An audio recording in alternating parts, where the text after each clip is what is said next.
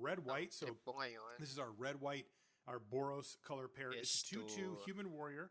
And it do says, I'm arena. actually going to read the rules text in reverse order Kaya because lang one of them is very mag-update. simple. Whenever Alpine Houndmaster attacks, it gets plus X Pero plus 0 until end of turn, where X I'll is the be number of other watching attacking creatures. So you've got a 2/2 for the 2 mana that can limited get its resources power set bumped up review pretty for significantly based on other creatures that are attacking. M21. So pretty solid, Commons and and it uncommons. shows what you want to be doing, which is attacking, which is pretty typical And for Boros.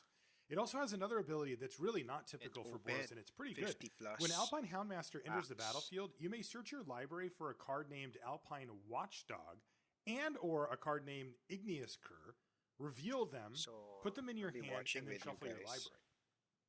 So before we get into this card, I do want to note that part of the reason we start like with the gold uncommons, like you said, is to see what the color pairs are doing, and I think that it's good to look at context when we kind of evaluate these cards. So I, I'm going to try a little bit harder to kind of keep that in mind, and especially I have the advantage now over Marshall.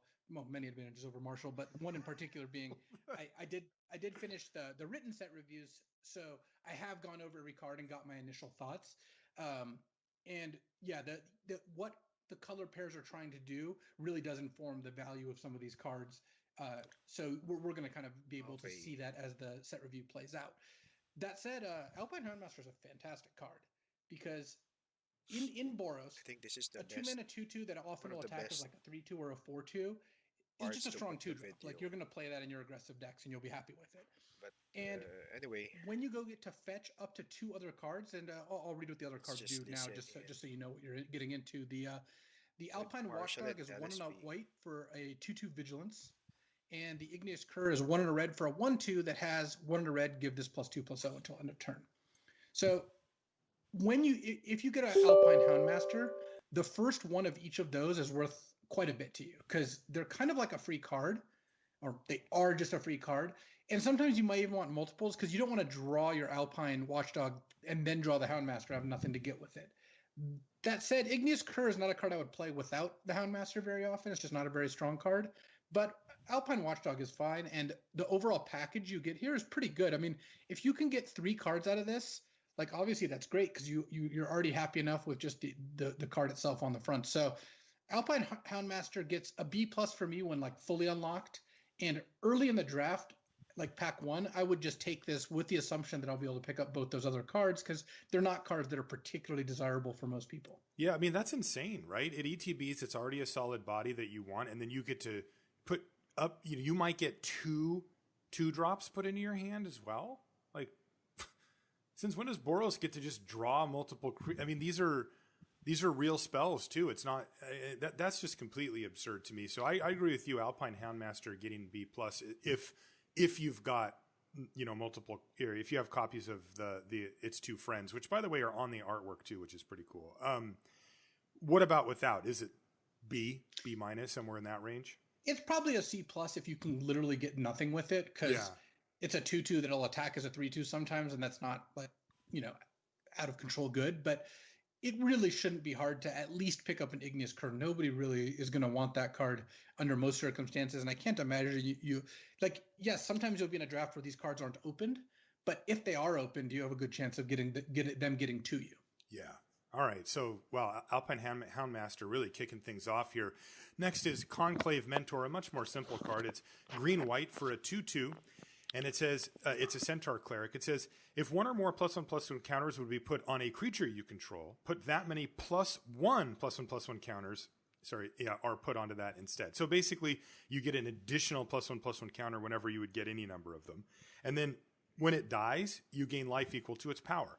So this is a kind of a classic signpost uncommon, right? It doesn't actually put counters on anything, but it certainly signifies that Selesnya in this set is about +1/+1 counters and kind of building those up. It also has a slight crossover with the life game theme, which you'll notice on a couple cards actually have exactly both counters and life gain on them, which is kind of funny. Oh, okay. The life game theme, of course, is white-black, but you're still going to kind of touch it with the white cards here. Conclave Mentor is by itself 2 mana 2/2 that when it dies you gain 2. All right, that's a card I would play, if I needed a 2-drop, not be super excited about. once you have any number of +1/+1 counter granting cards, of which there are many and they are good, this card just goes nuts. Like if you Conclave Mentor into something like Truffle Snout, which is the 3-mana 2/2 that enters with a +1/+1 counter or 4 life, and you play that curve, you end up with a 3-mana 4/4 on turn 3, and then all your other cards that give counters are going to be buffed later in the game. And there's a bunch of tricks that do that. The best white common gives 2 +1/+1 counters, and that's just an unbelievable curve. So I think Conclave Mentor is again a B+, but it can get as high as A- in the right deck. I would give it a B+ grade when I see it early. Historically, green-white is not a great color combination just because these are the two weakest removal colors. But I think there's enough support for +1/+1 counters in the set that I'd be willing to go in on early Conclave Mentor. Yeah, this is one of those rare cards that has a perfectly fine floor, but is also like build around level ceiling. You know, where if you go for it, it can be the linchpin of your deck. So B+ for Conclave Mentor. Next is Direfleet Warmonger, which is 1 black-red for a 3/3 Orc Pirate. 3/3 for 3, sure. At the beginning of combat on your turn, you can sacrifice another creature. If you do, Direfleet Warmonger gets +2/+2 trample until end of turn. This card's a beating. Like, yes. You play this, and then next turn, if you have something to sack, it attacks as a 5/5 trample. Yeah, it's insane. That's a lot of damage, and while of course red-black sack is the theme that this is promoting, you could just put this in any red-black aggressive deck, and I think be pretty happy with the results because a 3-mana 3/3 is just totally fine. And whenever you have something to toss to this, whether it's something that's locked down with like a Capture Sphere or a Face Fetters, or just some dork that's not doing much, it hits for a lot. And then in the sack deck, it's awesome because it's a 0-mana sacrifice outlet. So when you cast the Threaten in the set and you get to bash them and sack something, you don't need any additional mana to do that. Yeah. I would give Direfleet Warmonger a B+, just like we have the other two uncommons we've seen so far. Yeah, the one, I don't know if I'd call it a downside, but if you do steal your opponent's creature, this happens at the beginning of combat, so you're turning that creature into +2/+2 and trample, which is still what you want to be doing. But, you know, if it was a 6/6 trample or whatever, you know, maybe you wish you could have attacked with it, but whatever, it's a nitpick. B+ for Direfleet. I will note... Kanina, I will be... more tenuous, but there's enough token and sack support that this card is going to deliver. Yeah, for sure. Next is Experimental. I'll be opening these packs. Ooh, 50+ now. So I got the blue and red weird creature token, and yes, I got the creature type. Where X is the number of instant and sorcery cards in your graveyard. Stuff. All right, fair enough. Then you may return an instant or sorcery card from your graveyard to your hand, and then you exile Experimental. I'll open. It's best to open these first, so that if in any case that you get 4 ops of rare or mythic, Overload is just right you up get my alley. gems. I love this card. First of all, Ayun. you have just a couple You get spells. gems, A so 4-mana 2/2 that brings back bago an ka instant or sorcery is a card because you're getting at the very worst something like a back, a card draw spell. But imagine just casting a Scorching Dragonfire, casting an Opt, and then casting this and getting a 2/2 that gets a Scorching Dragonfire back. That's incredible. That's insane. Okay, You so don't actually need to go kanina, completely nuts to make this work, but I was, obviously it gets really disgusting when you make a 5/5 with this. play I can't testing really imagine the set, losing that game if it's reasonably close. and at I'm all. actually So, I actually have blue-white Experimental Overload at A- because with it's 5 such a wins and powerful 1 effect where it's loss. a 2-for-1 So it's card draw is it's gonna pretty be a good. spell, you know that, So and the upper limit on a this is draft very, very high. set is I think around, I'm going to give it I like think, a 1,500 B+, gems. probably. So- mainly just because of So bawi na. the setup cost. You know, you do have bawi to na. have a certain critical So, mass of both instants and kahit sorceries matalo in pa your ako deck dito, that you have okay to na lang. work towards. Pero And it's not like you just get to turn it's 4 gonna be and fire nice off to Experimental Overload, have and then you're just like, hey, I got a packs 5/5 and a thing. to, Look, yeah, 2 more you packs. need to work for this card. and If you do the work, you know, in the draft a lot and of the deck build, then gems. yeah, I agree with you. It totally performs. The main knock on on the cards like this free is that account, they don't affect the board. Like you get a bunch of value, but the this free does, account, and that just shores I'd up that like weakness to in it. have Listeners, quick you're gonna be draft taking this as a option. core day. Yeah, I probably will. The card's awesome. Look, I'll stand by my A- for Experimental na Overload, but I agree it's close M21 enough to a B+, that something in kasi that range is quick good. draft Next is is actually 1 black 750 white for a 1/4 gems or flying 500 gold lifelink lang. vampire noble at the beginning of your end step. Price If you gain 3 or structure more is life very this turn, each flat, opponent loses 3. but So Man, they did not hold back on these mura uncommons. lang kasi siya. So they're if very if appealing. you want to First of all, a 3-mana 1/4 flying lifelink, especially get in the more colors that care cards about that life gain, you would can be a get B. from So draft, adding that rider to it, So- the beginning of your end step. Oh, by the way, parang tons of cards trigger at the beginning minsan of lang your to. end step only in order to make it so defensive lifelink, for example, because this happens on a bunch of the life gain cards, doesn't I work. think Makes that's which I think is good. I think 38 that's minutes actually, na lang. pretty sweet So, design. But the sige. additional ability, which threatens to drain your opponent for 3, whereas you gain I'll, 3, or deal 3 to them, is really strong. So I would again give I'll just Indulgent Patrician a B+. open packs and study the I set like with you B+, guys. there's a lot of ways to gain First pack. bottom 1 life there, and if So some of the make it cards power here, a couple of higher or meron back ng with another lifelinker, hindi na siya yung you can first trigger ko. it consistently, the game can end really quickly. Kasi But even if you just get nag-blue an white engagement na ako trigger kanina with na it, draft you're with good. flyers. So B+ for Indulgent Patrician. Next is So, in yun Avenger. natin. This one's Ito, funny 'cause for it to did cast not may hold damage. back on what it's all about. It's 2 This can be quite green, good in red for a certain 4/3 situations. elemental So, druid. It taps to add green mana for each creature you control with power 4 or greater. no mystic is At least okay lang. This one is because a of itself. very And then good you can pay 7 in a red card and in have the it deal sense damage that it equal gives to you a its power choice. to target players or planeswalkers. So it's like the all base- about big mana, Parang ang 4 power, mahal all gruel stuff. ng basically. Oh yeah, and No. the baseline here is very good. Condition Of course, niya to 4-mana activate. 4/3 that taps for a mana is just good. parang okay Giving lang. you a mana sink in the late game is great. And then once this is tapping for multiple mana, This it's pretty one, easy for this just to go nuts. So Is yeah, late game malakas you get the kasi B+. These there are a cards lot do of very good job of spells, supporting I their think, teams, which I that- think is their role in the set. So I like them being that would give you So 3 there's life B+ for Leaf can and Avenger. want to Next card cast is to Lord return Scale Coatl. creatures Yes, from your I've graveyard loved or this hand card something. forever. And it's back. It's Something. 1 blue green for a 2/2 snake. I know you're not happy with that part, but So Whenever you 4 draw a 5 card, siya. put a +1/+1 counter on Then you it. could like So it's see like if you're rewarding you you for doing the thing you do want card to do. draw. I love that. pretty good. Yeah, I again have Lord Scale Coatl like a Cultivate. slight bit above. I don't know that This I is want to give it good. an A-, but it's close because I don't know think about if this. there's if this was a 3-mana 5/5 There's always a ramp with deck, but text, if we there's would give a it probably an A-, multicolor because deck, it's a hugely threatening thing. 3-color, It's not hard 4-color for deck, Lord Scale Coatl to be a 5/5 this on would be the very turn. useful. All you have to do is play So this, to look at the untap, game. and then you cast, one of the variety of card draw spells, like 7 to 5. Okay. That's right. So, I don't know if there's a. my heart is telling gonna me be to a give it good an deck A-, with but these my brain is creature telling me a types, B+. but It's somewhere in that range. Either way, Lord Scale whatever. Coatl is fantastic. Yeah, I Yeah, know. that's Range is it says draw a card, even if it's temporary. Like Okay. draw a card, discard a card. That A will trigger devotee. it as well. Awesome card. Well, It actually fits into a bunch of the archetypes here pretty well. essentially, Like maybe as a splash or something in the green-white deck or hirap naman ng 4-power deck. condition. that Kailangan may takes namatay, friends. tapos magbabayad ka pa ng Next is Obsessive Stitcher. This is 1 Draw blue black 2 for a cards. 0/3 Yep. human Parang wizard. malakas to. Tap, draw a card, Kasi discard a pwedeng- card. So we have a Merfolk Parang back malakas in the to. set, but it's Kasi you now could uncommon create a and token gold deck. and cost 3 mana.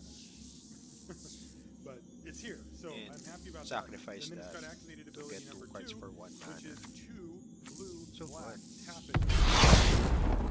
To return target creature think card from your that's nice. graveyard to the battlefield. Combo naman. here, naman. where you end up What is this? you Turn can over. loot, and then something massive into play. You eventually kind of get to cash this in, though the longer you wait, the more value you get off this. I actually think this is like a touch I don't know worse than a lot of these how it's cards. cost yung My pag-return inclination is target to give permanent Obsessive to your Stitcher a graveyard. B. Pero Very good card. You'd be happy to play pwede it. mo siyang i-set But up. it doesn't have the raw power Parang that may some of these creature ka cards pa have. rin. Where if your opponent doesn't deal with, What's this? Indulgent Patrician or Lord Scale Coatl, they probably die.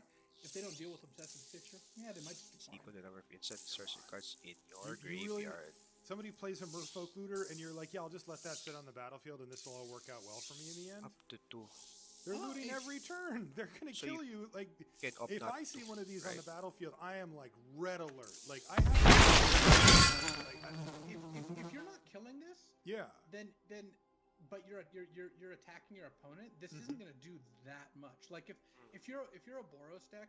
So They may play sweeper, this, just not that scared. Whereas if they play lower scale Quaddle, you're like, wow, I really have a clock on me, or I'm not going to be able but to if you're attack. a toolkit Look, deck, I'm not saying I won't kill this card with Scorching Dragonfire at the cast. Of course I will. Yeah. But this is like some of these other cards where. What am I moving here?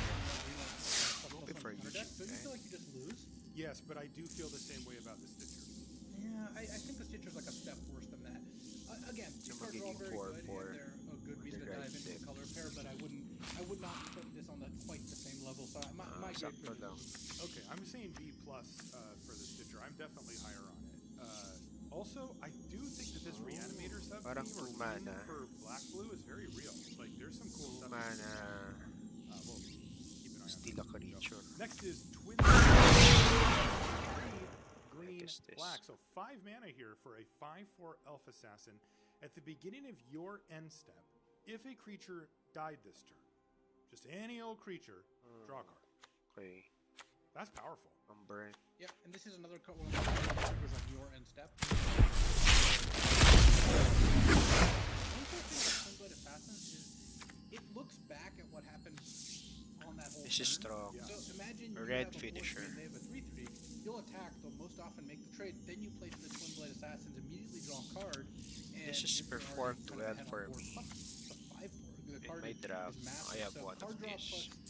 plus, having a Although high medyo board deadly siya dun sa makes me mga pretty Dean happy 1 to play this, and of course it's great with the rule codes. Yeah, it seems really good in the color pair. So yeah, I like B for Twin Blade Sacrifice. Assassins. It seems super solid card you want. Why every, would you like deck that you get like this? I will say that this one is not quite as much of a signpost. choice pa Right, it's like things dying. Okay, so maybe that's the Ito, sub-theme, sa but flying that's a deck, little pwede vague, naman. so we'll have to keep an eye on that one even more. Last card of the signpost uncommons is Watcher Sacrifice of another Spheres. creature. White blue for a 2/2 bird Ready. wizard. Creature spells with flying. You cast cost 1 less to cast Shuffle them your whenever another library. creature with You lose 3 flying life. enters the battlefield under your control. I don't know how Plus good that 1/+1 is. until end of turn. I'm not picking it up. They only put the card 3 separate times with, winged birds on the front and all this. It's like, this is the flying color pair. It's like, we get it. Yeah, Watcher of the Spheres is the kind of card where it requires a little bit more. The low end of this is a little lower than some of these other cards because they kind of do their own thing without a whole lot of support. Like I'm looking at the Quaddle, and Avenger, what have you. Watcher of the Spheres sometimes is just going to be a 2/2 flyer. Okay ba to? That's already really good. Yeah. And in the best case scenario, where you're like, play this next turn, play 4 mana. On turn 3, play a 4 mana flyer, attack for 3. Next turn, play 2 flyers, attack for 4. X is an Obviously, the great draws of Watcher of the Spheres are fantastic. So, I mean, I think we probably could have just given all these a B plus. I think I would give Watcher of the pwedeng Spheres maging a B plus malakas as well. Yeah, I'm in that same B plus range. In a way, build around them para a little bit, siyang and Okay, so we're gonna move to the colors now, and we're gonna start with blue. the this red, time, white just thing. to mix up which color we start on. Our Actually, first card out is Cancel. Cancel this can be a thing that's a standard issue cycling counter deck. spell. At this point, it's 1 blue for an instant. It's common, and it says counter target spell. That's it. You have to These type of cards, generally speaking, aren't all. But the last 2 sets have shown us that they've Wanna gone see up and up. cards. I think they're more open.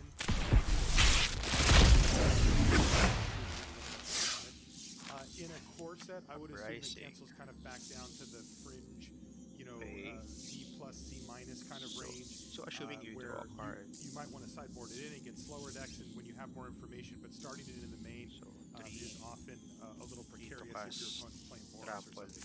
draw card. You won't want to have it.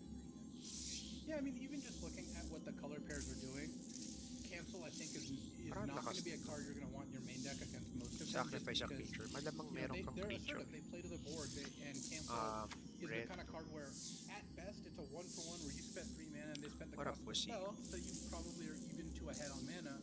But at worst, you leave up mana for Cancel, and they just pass the teka. instant up, and you just get completely demolished. So I tend to main deck these in sealed, sideboard them in draft. Though I would play Bakit this. ka I'd unavailable be more card? inclined to play this if I had cards like Capture Sphere or Frantic Inventory, good instants to play, where when you kasi half is of playing. Ah, hindi ko so nakita. for anything, you can use your mana still. Because that Ayun. really I would give them like a C minus, and I'm never like displeased if I have one. Short you'll sword, usually kadire. get them. Silent Yeah, dart. C minus. The main thing is if you haven't played a ton of Magic Pangit before, naman. To not target to creature play lang. a counter spell with a removal spell. The fact that you can't Smoke place on the Refi. battlefield Exile with target cancel is a creature. The major creature. downside. Next is Capture Sphere. This is 3 and a blue for an enchantment aura. It So has parang one flash, time na and it enchants isa a si creature, Lurus. and when Ay, it enters no, the not battlefield, you Lurus. tap that creature, and that With creature the red gets untapped during Planeswalker. its controller's untap step. This is just solid blue removal. This card has never been where you're like, yeah, This I'll one is take it. okay. Which is now what 3 sets in Feature the past and year and a discard. half or something. It really Right, has become discard. kind of the default blue removal, yeah. Yeah, Capture Sphere is fine. I would give it a C plus. Always put it in my deck, and you know, I'm never thrilled about it. You don't like. Do you feel like you're getting away with Choose something? a Yes. card. You do not with Capture Never, Sphere. You do with cards like, you know, Na parang Blood hindi Curdle or pang Scorching limited Dragon. Standard. 3 blue for an uncommon. ito. It's an enchant creature. It's an aura. You can't choose an Target untapped creature, creature as the Planeswalker. spell's target as you cast it. You control enchanted creatures, Three so they to kind of bury the cast lead there, right? these It's 3 blue. You control enchanted creature, but it does have It's a the restriction lore. that you can't choose an untapped creature as this Pero you spell's could target. as prowess. you cast it. Which is why is it? Yeah, you could worded like prowess. Well, Exacto. you can't steal a tap. Like You a can't be like creature. an enchant tapped creature because Sarap. then when the creature untaps, it would fall off. Oh, gotcha. Okay. So, I mean, again, this is the the wordy kind of stuff I tend not to like, but yes. Okay, it's to just cast fine. 3/3 Fuck that. or And you know what? A powered down Tapos mind to control gain is for still a like- mind control. These cards are always the best cards in Ah, limited, and devotee, parang Stronghold is Apoeta. too. I actually kind of like this. Yes, each this list card's a bomb. inside. Like, you know, spoiler alert, we're gonna give it an A You draw a minus. card except the first one you draw. It You does draw give the steps. opponent something to play around because, you know, you've played a lot of games against mind control, right? Where you're like, you're on turn 5, Draw you're 2 staring down the cards barrel of casting your like instead. 5 mana 5/4, and you're just like, you know what? If they mind control, Parang this, I malakas just yun can't if you win. build around. What do I do? You know, this is argument for best of 3 over best of 1, but it's a whole other can of worms. Okay. 9 You can lives, alter ito your na. deck quite a bit to take advantage of that, where you cast that 5/4 and If then they the- do whatever, and then on your 9 turn, lives is the maybe you don't attack, battlefield. you just cast another creature, and Kung you kind meron of yung suss parang out where they ipapalit have it. mo sa Maybe you start kalaban. attacking with like a 3/3, and at some point Pwede they'll rin. either bite the bullet and play it, or you'll decide they don't have it and start Uy, committing ang your lakas 5/4. naman nito. And you know that's interesting Ang lakas counterplay. I naman think nito. that giving counterplay against a busted card is generally good, but you know don't mistake this card for anything but awesome because it's still just such a beating when you take something. Yeah. So A minus for enthralling hold cards, great. Next Draw a is Frantic card. Inventory. You mentioned a minute ago. It's 1 and a blue. It's common.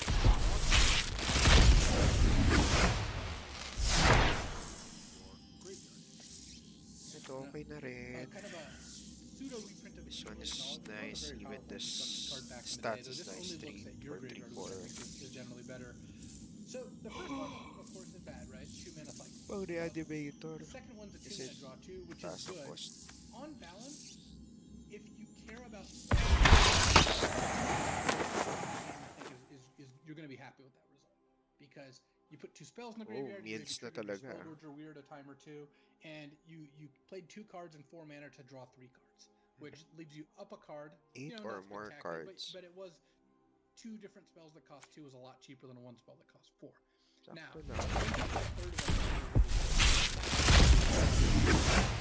so how many of these would you want? I would not play 1 unless I had a mega spells deck that really just needed anything that had the card type instant on it.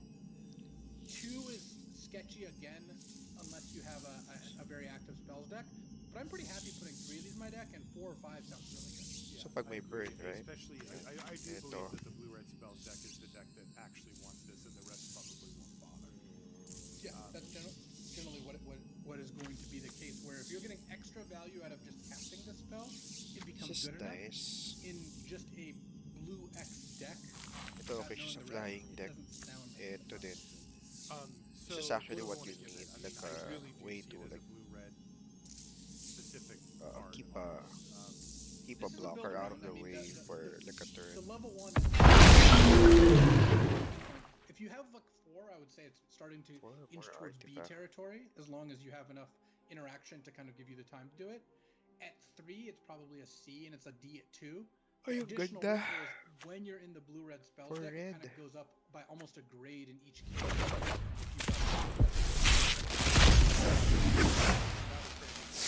Next is Frost Breath, which is 2 and a blue for an instant. It's common. Tap up to 2 target creatures. Those creatures don't untap during the controller's next untap step.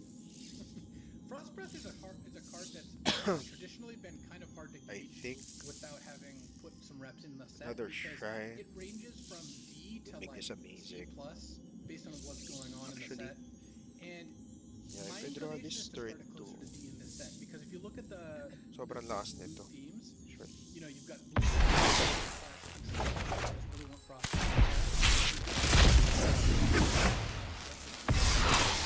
blue-green card draw, not loving Frost Breath in that deck, and blue-red spells where they kind of want cards that trade for something. Because you remember, Frost Breath puts you down a card. Yes. You're trading a card for like temporal board advantage, and the only color pair that I think wants that to start out with is probably blue-white, and even they're just in dire need of it. So I'm gonna give Frost Breath a D, but want to check back. This is like a remind me 1 week. You know, what does this look like in a week? Where are we taking Frost Breath? Agreed. D for Frost Breath. Next is Jeskai Elder, 1 and a blue for a 1/2 human monk with prowess as common. Pwede yun sa flying. By the way, I'll read it once. There's a few cards in the set which it is. Whenever you cast a non-creature spell, this creature gets +1/+1.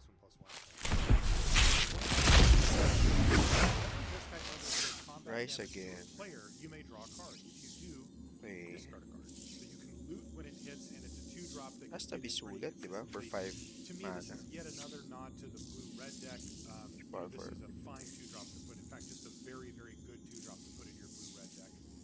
And I would be pretty excited about it. Is it fitting in anywhere else? Actually, that's a 5/3 clock. Like inroads into blue-black because it triggers your card draw stuff, and then of course blue-red because spells matter. So Jeskai Elder is a card that really is going to test your bluffing its skills. owner's hand. If you put this card in your deck, you need to attack into 2/2 sometimes when you don't have anything. Because look, when I'm playing blue-red or playing against blue-red, and I go like, they play Jeskai Elder, I play a 2-mana 2/2, and next turn they play a land and attack. So bounce, stop. You gotta have the storage. You don't have like an opt or a frantic inventory not to block to try and block there, because you get blown out if they do have them. So you really do need to put a little in your block.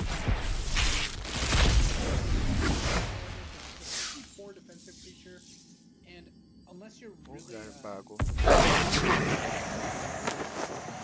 imposing, so I think Jeskai Elder's fine. I would give it a C, but it can move up to like a C+ if you've got enough spells to go with it. Yeah, I like C+ for Jeskai Elder. It's just pretty powerful.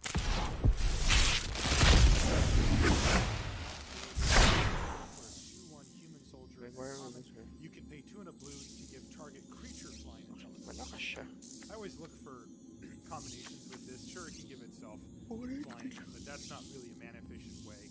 I always think of this as being like a late game finisher for blue-green, you know, give your lower scale Coatl flying and hit them for 6 or 7 in the late game, and a place to dump some mana to try to finish things off, rather than its primary mode being that. So I look at it as a 2-mana 2/1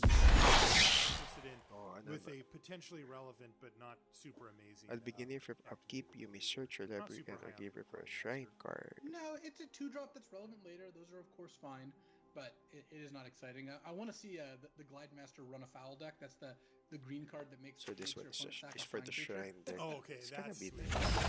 To the sky. I would give this like yeah, C- for Keen Glide Master for sure. What about Library Larcenist? What does that one do? It's 2 and a blue for a 1/2 Merfolk Rogue at common, and whenever it attacks, draw a card. So it's a cool card. Hitting.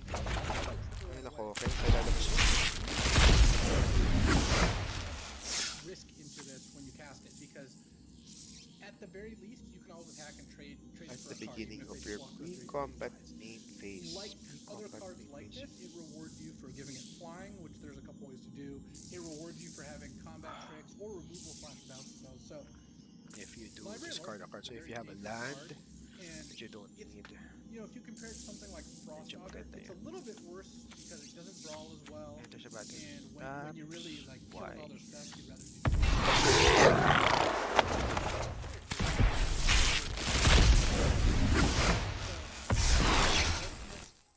looks pretty solid if you can back it This up. is nice. Is not, you know, particularly It's great nice, without very health. nice, By itself, actually. it's really not going to do much. Ito, But in the right deck, I think it can really deliver. I would give it a C minus. Yeah, I have it at Yeah, C's actually fine. With the but page it can counter run on away with base the game. because there's two things that I wanted to mention. One Scry is 1. that it is better With the than page Thieving Otter or that type of card by quite a bit, really. I mean, the ability to cash it in the event that you don't have a clean attack is really much better. And then Gets you also parang made up a new pangit card. yung We call it Frost. Actually, really. Frost Otter, whatever it does. Fair enough. Next is Lofty Denial. This is 1 and a blue for an instant common. It says counter target spell unless its controller Fear pays of 1. the Bitten. If you control a creature with flying, counter that Okay. spell unless its controller pays 4 instead.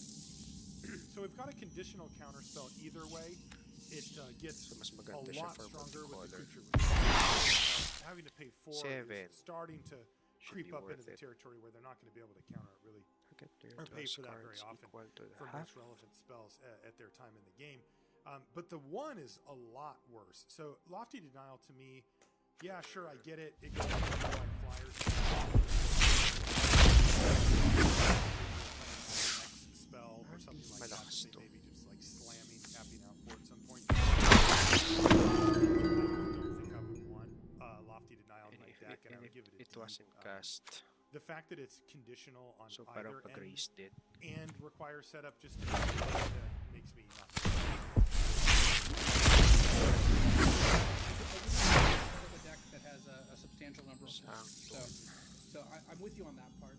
The part I like about this is in your opening hand, Force Spike, which is what this is, making them pay 1, is probably good enough on Sakto turn lang. 3. Your opponent's usually going to tap So out. nakakalil lang to kasi it And then doesn't if look you have like enough it. flyers, when you leave this up later, it has making them pay reach. 4 is also likely going to be good enough to be a hard counter until very late in the game. If can So adventure. in a deck that's like more, I'm pretty sure I'm just going to play Lofty Denial because imagine may you play fight. early, you counter a spell for 2 Well, mana, which is pwede great. din na ano. 2 mana counter spells tend to be pretty good.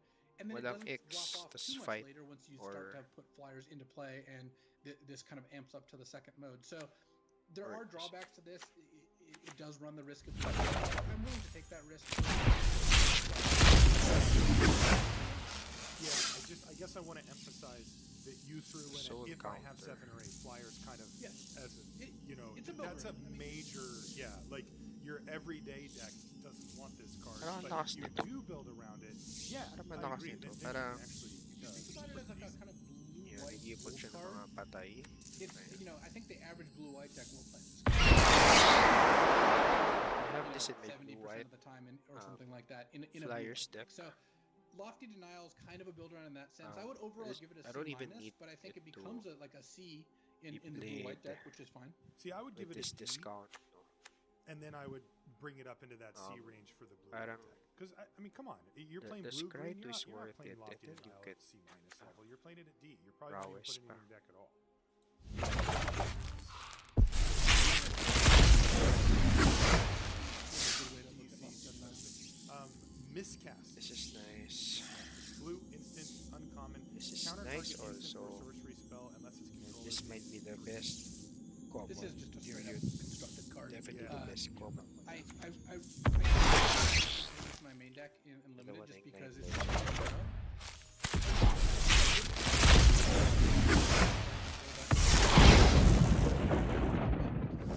mana spell or 4 mana spell. Awesome. Para It's malakas just sa draft, it's kind of grabe. like duress. You just don't tend to main deck duress.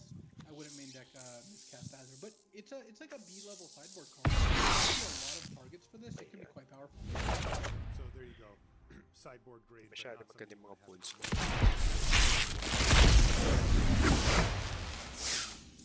You know what? I was really looking because I got the same feeling, but I do not believe it is unless it was in some big set. Medyo malakas Oh, yun. weird. prowess. Dalawa na rin to. This is going to be an absolute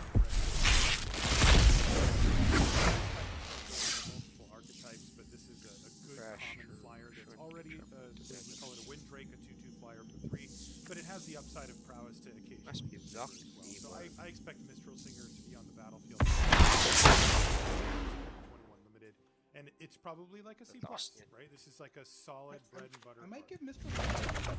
Oh, okay. Attack as a 3/3 or maybe 4/4 a lot of the time, and your opponent's not really going to be able to block it when you have a bunch of mana up. So, Even yun yung mga defensively, alaga like, niya. you know, the next card we're going to Yung mga review cards off, talagang these ganyan cards go really well together. So Ito I naman. like Mistral Singer quite a bit, and I would be happy to put it in any blue deck. So C plus B minus range. So very, very right on that fringe for Mistral Singer. Next is Opt. We mentioned it a few times. This one I know is a favorite. Blue for an instant. Nakatakbo nga yun. You know, I think we serve the listeners by talking about context, because Opt is in a lot of sets. This card's been reprinted, what, 7 times or something by now? And in most sets, it's just 1 mana, kind of deck smoothing. Makes your deck a little bit more consistent, can find you a land or a non-land, whatever you're looking for, right?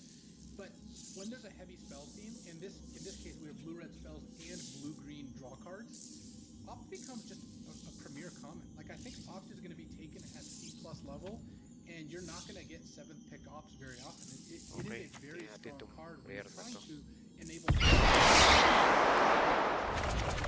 Pangit Yeah. naman. We all like Opt. It's a fine card. You can put it in your deck, but the rate at which you actually do so is usually DD plus range. It is not. It'll be firmly in the C camp here, I think. More.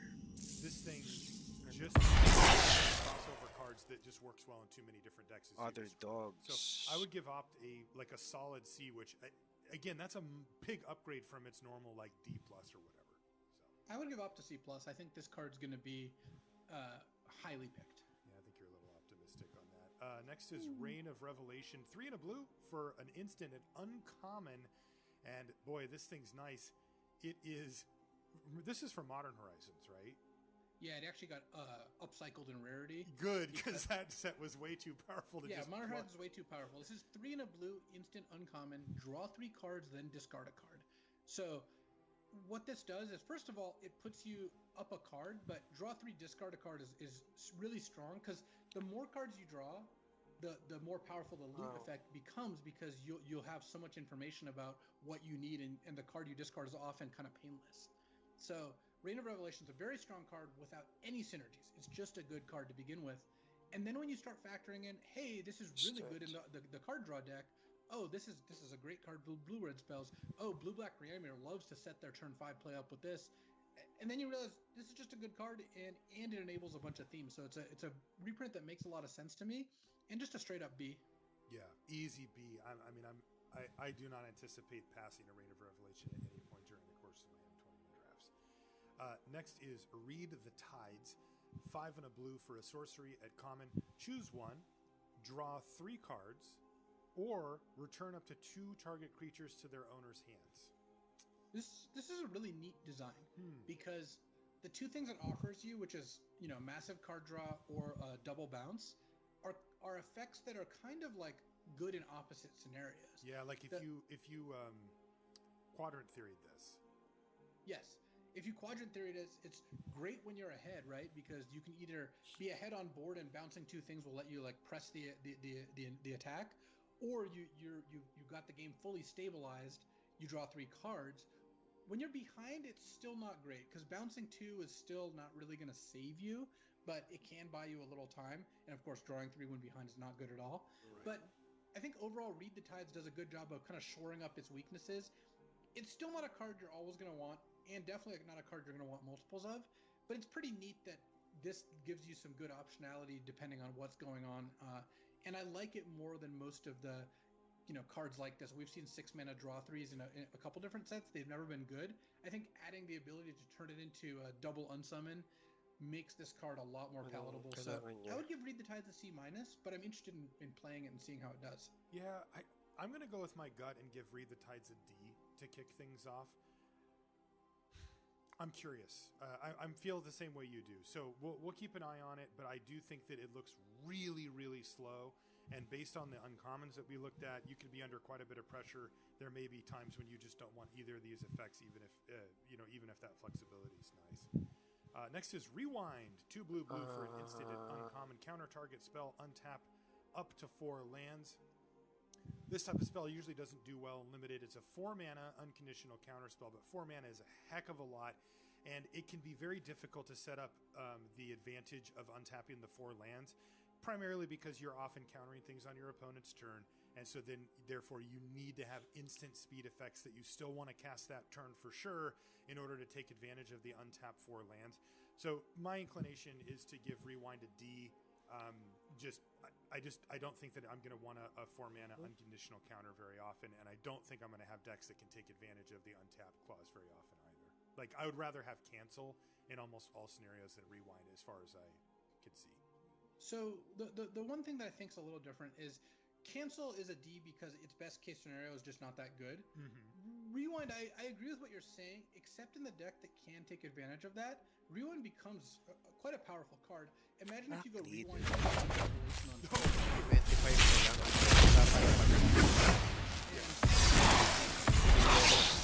creatures or ways to use it's a rare deck like 1 out of 10 blue decks where you're like, hey, well, at least dalawang mythic na yung nakuha ko. Really do need a way.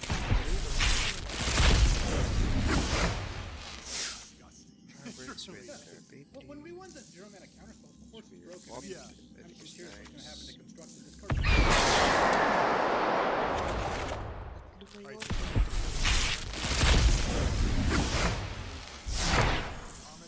It says, whenever you cast a non-creature spell, you may have Riddle Form become a 3/3 Sphinx creature with flying in addition to its other types until end of turn. Okay, Riddle Form, ano to? So Whenever you cast a you can non-creature wake it spell. up, if you will, by casting the non-creature spell. It also has an activated ability, and it's 2 and a blue, scry 1.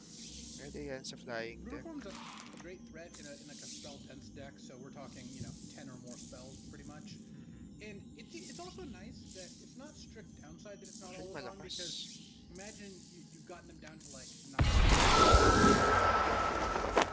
full cards in hand. 21 na lang. Sobrang ganda. That expensive creature removal. Yuck. Just sit there as an enchantment.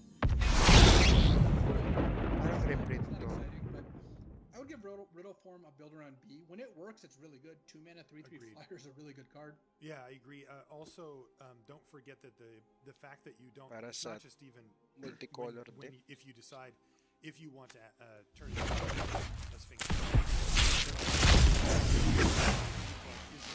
creature on your opponent's turn means that all sorceries can hit an enchantment randomly, and you can dictate that part too. So it actually becomes a very pesky threat if you can consistently turn it on.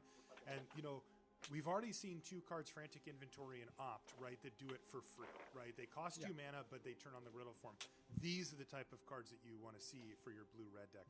So yeah, I like build around B for Riddle Form. Really, really good in that deck. Also, your opponent might just not attack you with a 2/2 and you have Riddle Form up, and even 1 mana if they're fearing Opt. So Yes. that you get a little extra mileage out of that one. Definitely. Our next card is one I think you might like. Roaming Ghostlight. Oh, is yes. 3 blue for a 3/2 spirit at common. It's important. It has flying, and when it enters the battlefield, return up to 1 target non-spirit creature to its owner's hand. Oh, I love it. Oh my God, that's good. A 3/2 flyer too. It's just wow. So, normally when we talk about 5-drops, we're like, 5-drops restrict what you can take later. You don't want too many of them. I'm going to take this card early, and I'm going to play as many as I get, because this is the kind of 5-drop that just firmly puts you ahead on board. You can be behind before you cast it, and you'll be ahead after you cast it. And imagine the draws where you have 2 of these, where you bounce their 4-drop, then bounce their 5-drop. It's Feels depressing like the game for is the just opponent. going to end. Yes. Oh, I'm in love. Roaming Ghostlight. The best part? It looks like a jellyfish. It really does, yes. It does. The fact that it bounces a non-spirit is going to be a bit of a gotcha. Like, it does prevent this from, bouncing each other or whatever. But I guarantee you, many people, their opponent's going to tap out for something. They're going to slam Roman Ghostlight, and their opponent's going to be like, my creature's a spirit.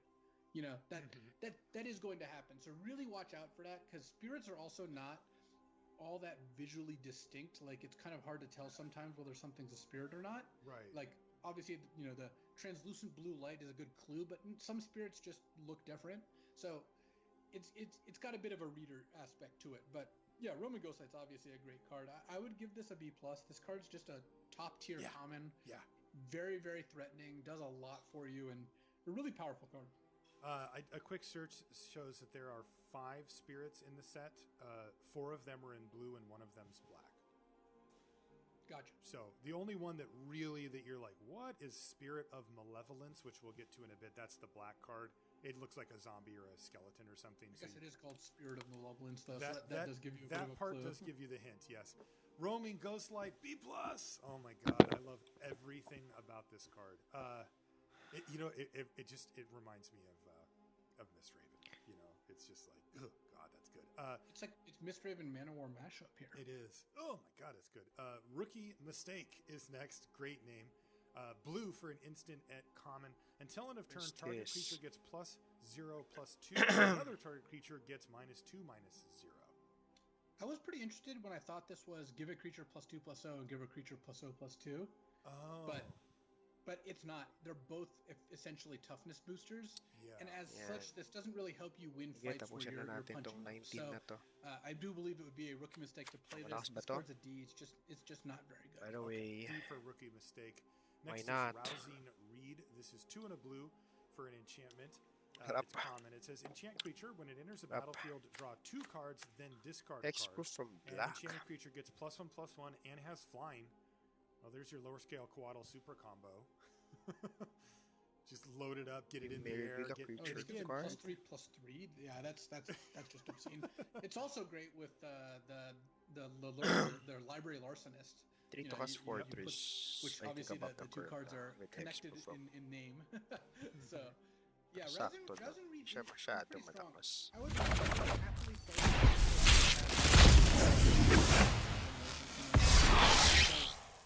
draw 2, discard a card for 3 mana is not out of the question as those terms are playable.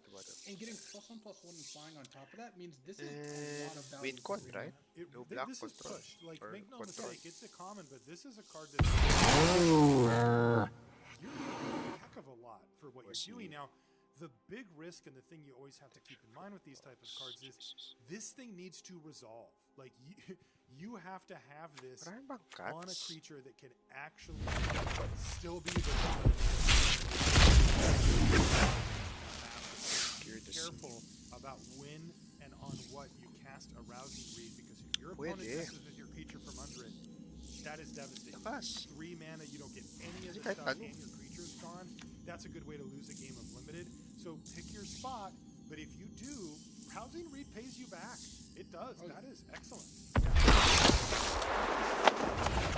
Because it just really helps with all the theme of that color pair as well. I would give Rousing Reed a C+. Enters the battlefield, Really straight not target asking artifact much or of you mage. while also comboing with a variety of cards. Agreed. C+ for Rousing. Without wisdom is the path Got there. So Eugene. 3 and a blue for a legendary enchantment shrine at uncommon. Right. Not And there's 1 bad. standard uncommon for each card. Legendary.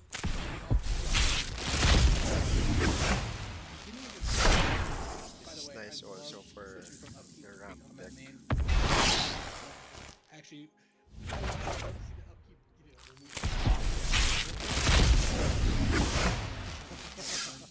doesn't sound like something you should buy. Combat main phase, you may draw Protection X from cards where X is the number of color. shrines you control. If you do, discard a card. So Pwedeng by saan itself, niya, so pwedeng much like pretty much all 4 the to shrines, cast it's a 4 or little on the 5 weak with your side. decks. A 4-mana enchantment that lets you That's- loot every turn. That's Yeah, the floor. not where you want to be. But once you have 2 shrines in play, this is draw 2, discard a card. Because the card draw goes up, the discard does not. This card's really, really good. So this is one of the way I kind of see the shrines is there's payoff shrines, there's enabler shrines. This is one of the payoff shrines where as long as you have 2 shrines, this is really good. And you can also turn it off when you want. Skyway. Yeah. we'll get to the enabler shrines as we go through the like 3 payoff shrines. In there.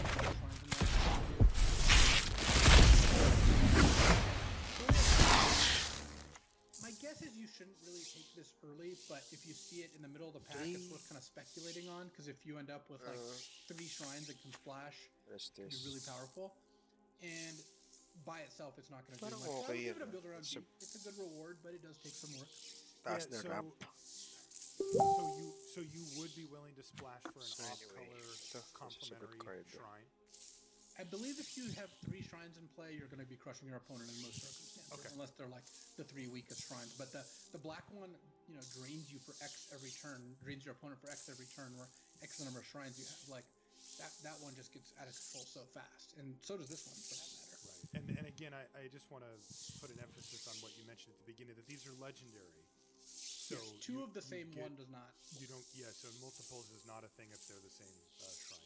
Yeah. And by the way, we're really starting to see the sort of foreshadowing for future sets here, aren't we? With the roaming Ghostlight and the Sanctum of Calm Waters. That's what it seems like. Yeah. So yeah, I would give Sanctum of Calm Waters a build around B, and be looking for more shrines to combine with it. Okay. Shipwreck Dowser is next. This is 3 blue for a 3/3 Merfolk Wizard. This is uncommon. It's got prowess, and when it enters the battlefield, return target instant or sorcery card from your graveyard to your hand. Dang. Yeah, there's another, is it Chronarch or Scriven or whatever you want to call it? Because this, alongside the blue-red uncommon, gives you multiple ways to return instants or sorceries from your graveyard. This one's really good too. This one's a little less good. 5 mana for a 3/3 is, even though it has prowess, I think is on balance a little worse than 4 mana for an XX, but this is still very good. I would give Shipwreck Dowser a B. Same, maybe even a B+. So I mean, this is one of the better ones. We've had right? 3 That's what this blue-red does. for, what, a 2? This is... Power creep, baby!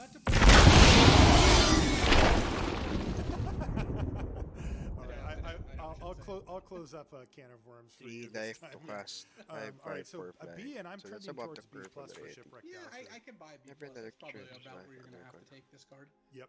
Next is Spined Megalodon. Nice. Oh, look at that shark. 5 Shark is back. with hexproof. Oh no, 7 mana, 5/7 hexproof, Louise. Calm yourself. When Spined Megalodon attacks, scry 1. Oh my god! This is one of the most I've ever seen. When it attacks you, scry 1? Like minimal everything. I actually think This card one is a pushes fine you to finisher black-white, because right? Oh, I know you do. One of the drawbacks of 7 mana So, cards is you tap out when for them and your your opponent's like, creatures gain life, alright, bounce you just that, alright, attack. kill that, and you just lose. Kahit Because you wala spent 7 mana, mag-connect. they spent like 2 mana to answer it. They This steal is all of their hexproof. damage You can to play this and the know knife into not the much creature can that's go wrong. blocking them. It's a good reanimation. Kind of cheat it out.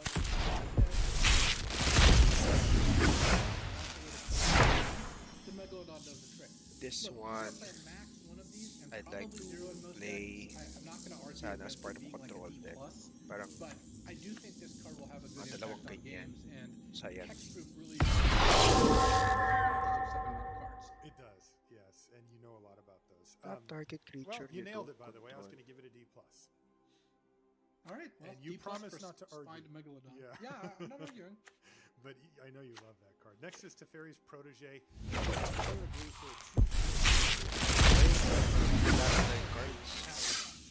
loot. That's draw card. You'll see these around all over the place in this set, I'm assuming. There's kind of a pseudo cycle of 3 mana 2/3s with activated abilities, and it's kind of a sweet spot because look, a 3 mana 2/3 is below. One more tasty mythic card, so this one pushes you to give it a blue little white. activated ability to kind of pull its weight in the middle to late game. Yeah, this is I'm some kind good of into finisher. it. This is a 3 mana that does affect the board.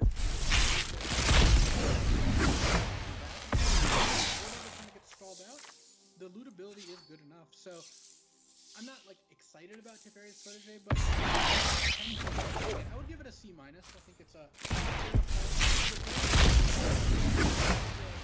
In some games, this card will perform very well. When you get to activate it 3 or 4 times over the course of a long game, it's a powerful. C-, but Yeah, I had it C. see Last for five, Teferi's sana may protege. mythic. Really well, as well as the blue repeatable ways to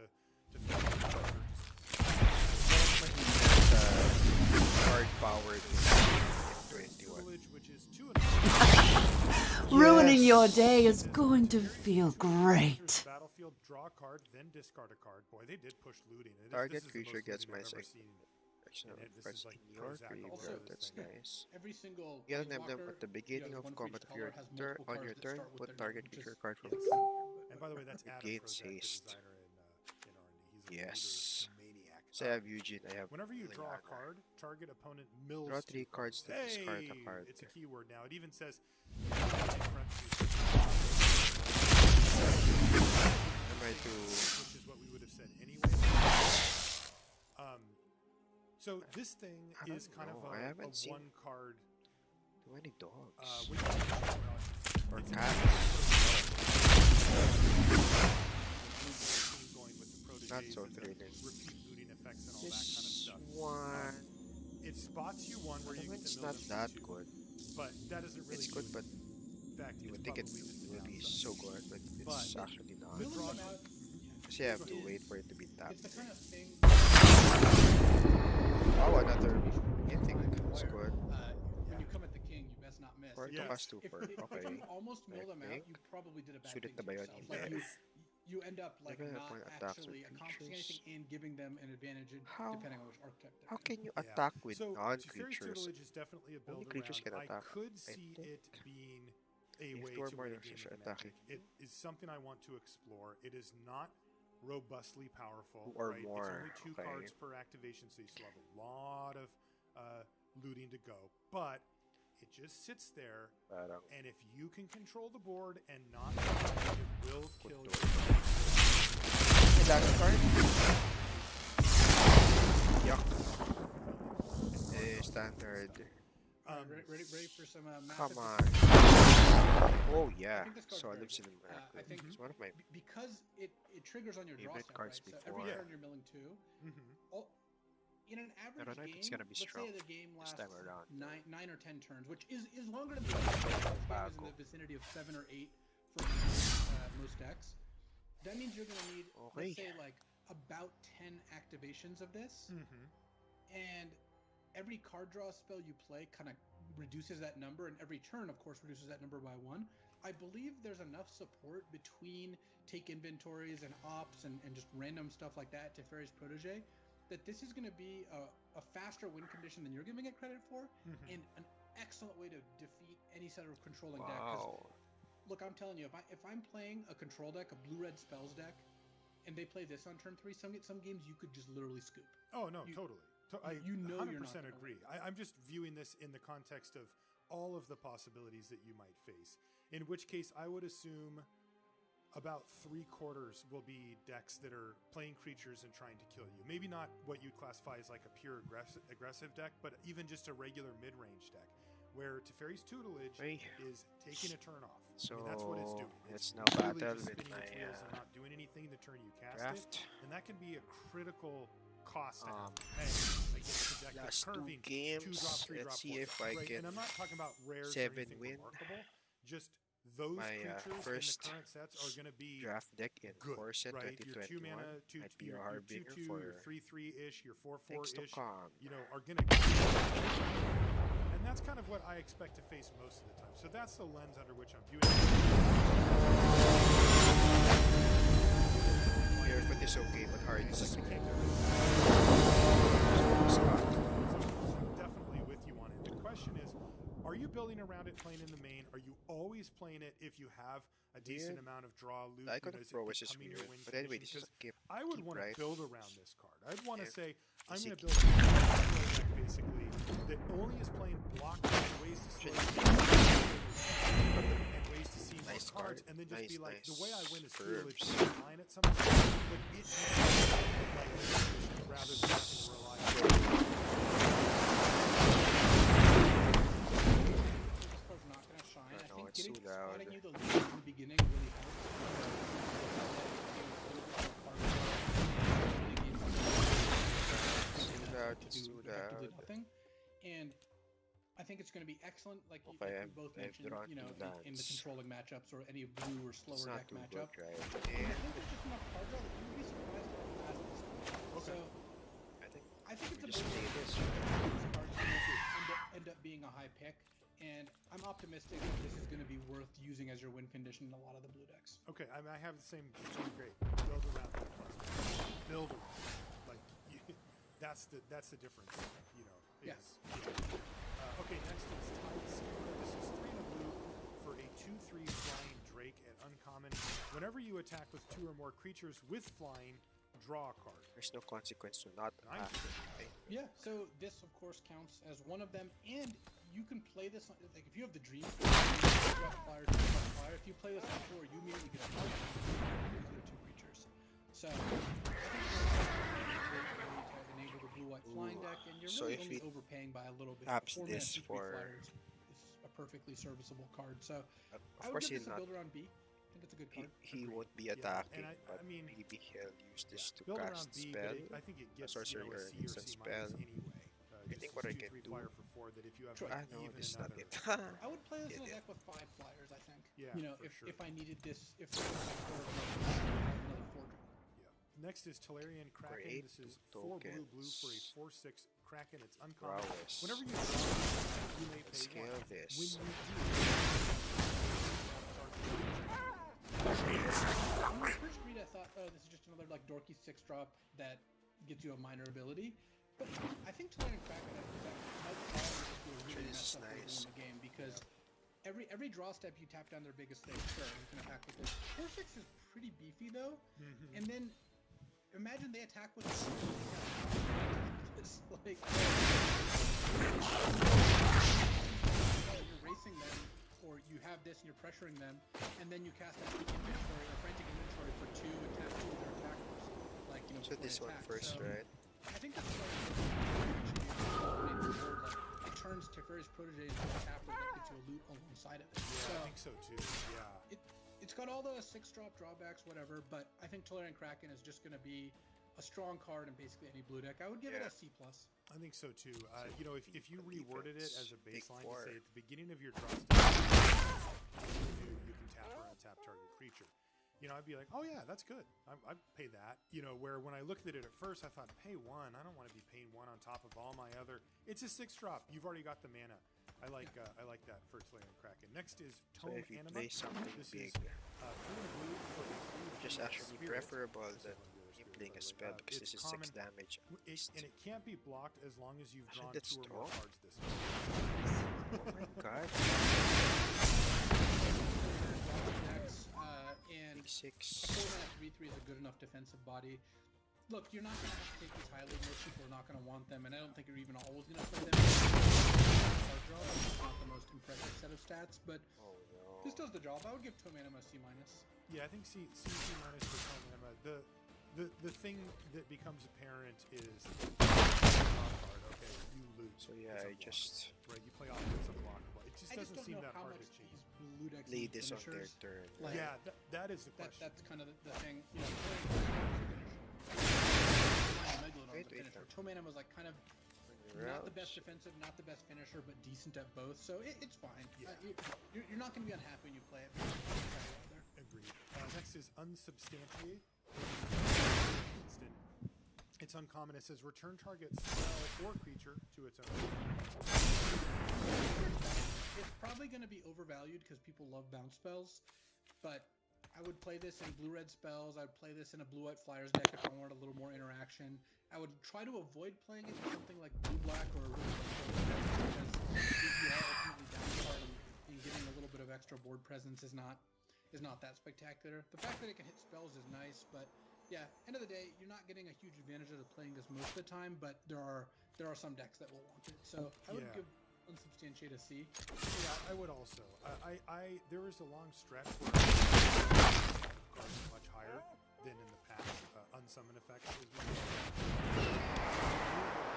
again, and they've started to. You know, there was a really long stretch of years where your common removal cost 5 or 6. Then they were just touching below 5 mana or whatever, and so I love creatures for 1 or 2 mana, even if it was just a bounce effect. Now, though, the removal seems to have started to shift back down and be more efficient even at the common level, and that means that that these bounce spells go down in value accordingly. So, C for unsubstantiate. Next is Vidalian Arcanist. This is 1 and a blue for a Merfolk Wizard. It's common. It taps to add colorless, and you can spend this. Oh, sorry, it's a 1/3. I should have mentioned. So 1 and a blue for a 1/3. It taps to add colorless. Spend this mana only to cast an instant or sorcery spell. Yeah, I like Vidalian Arcanist. This is good in Dominaria in the blue-red spell set specifically. Okay. And it's nice that it's a mana kind of accelerant. Most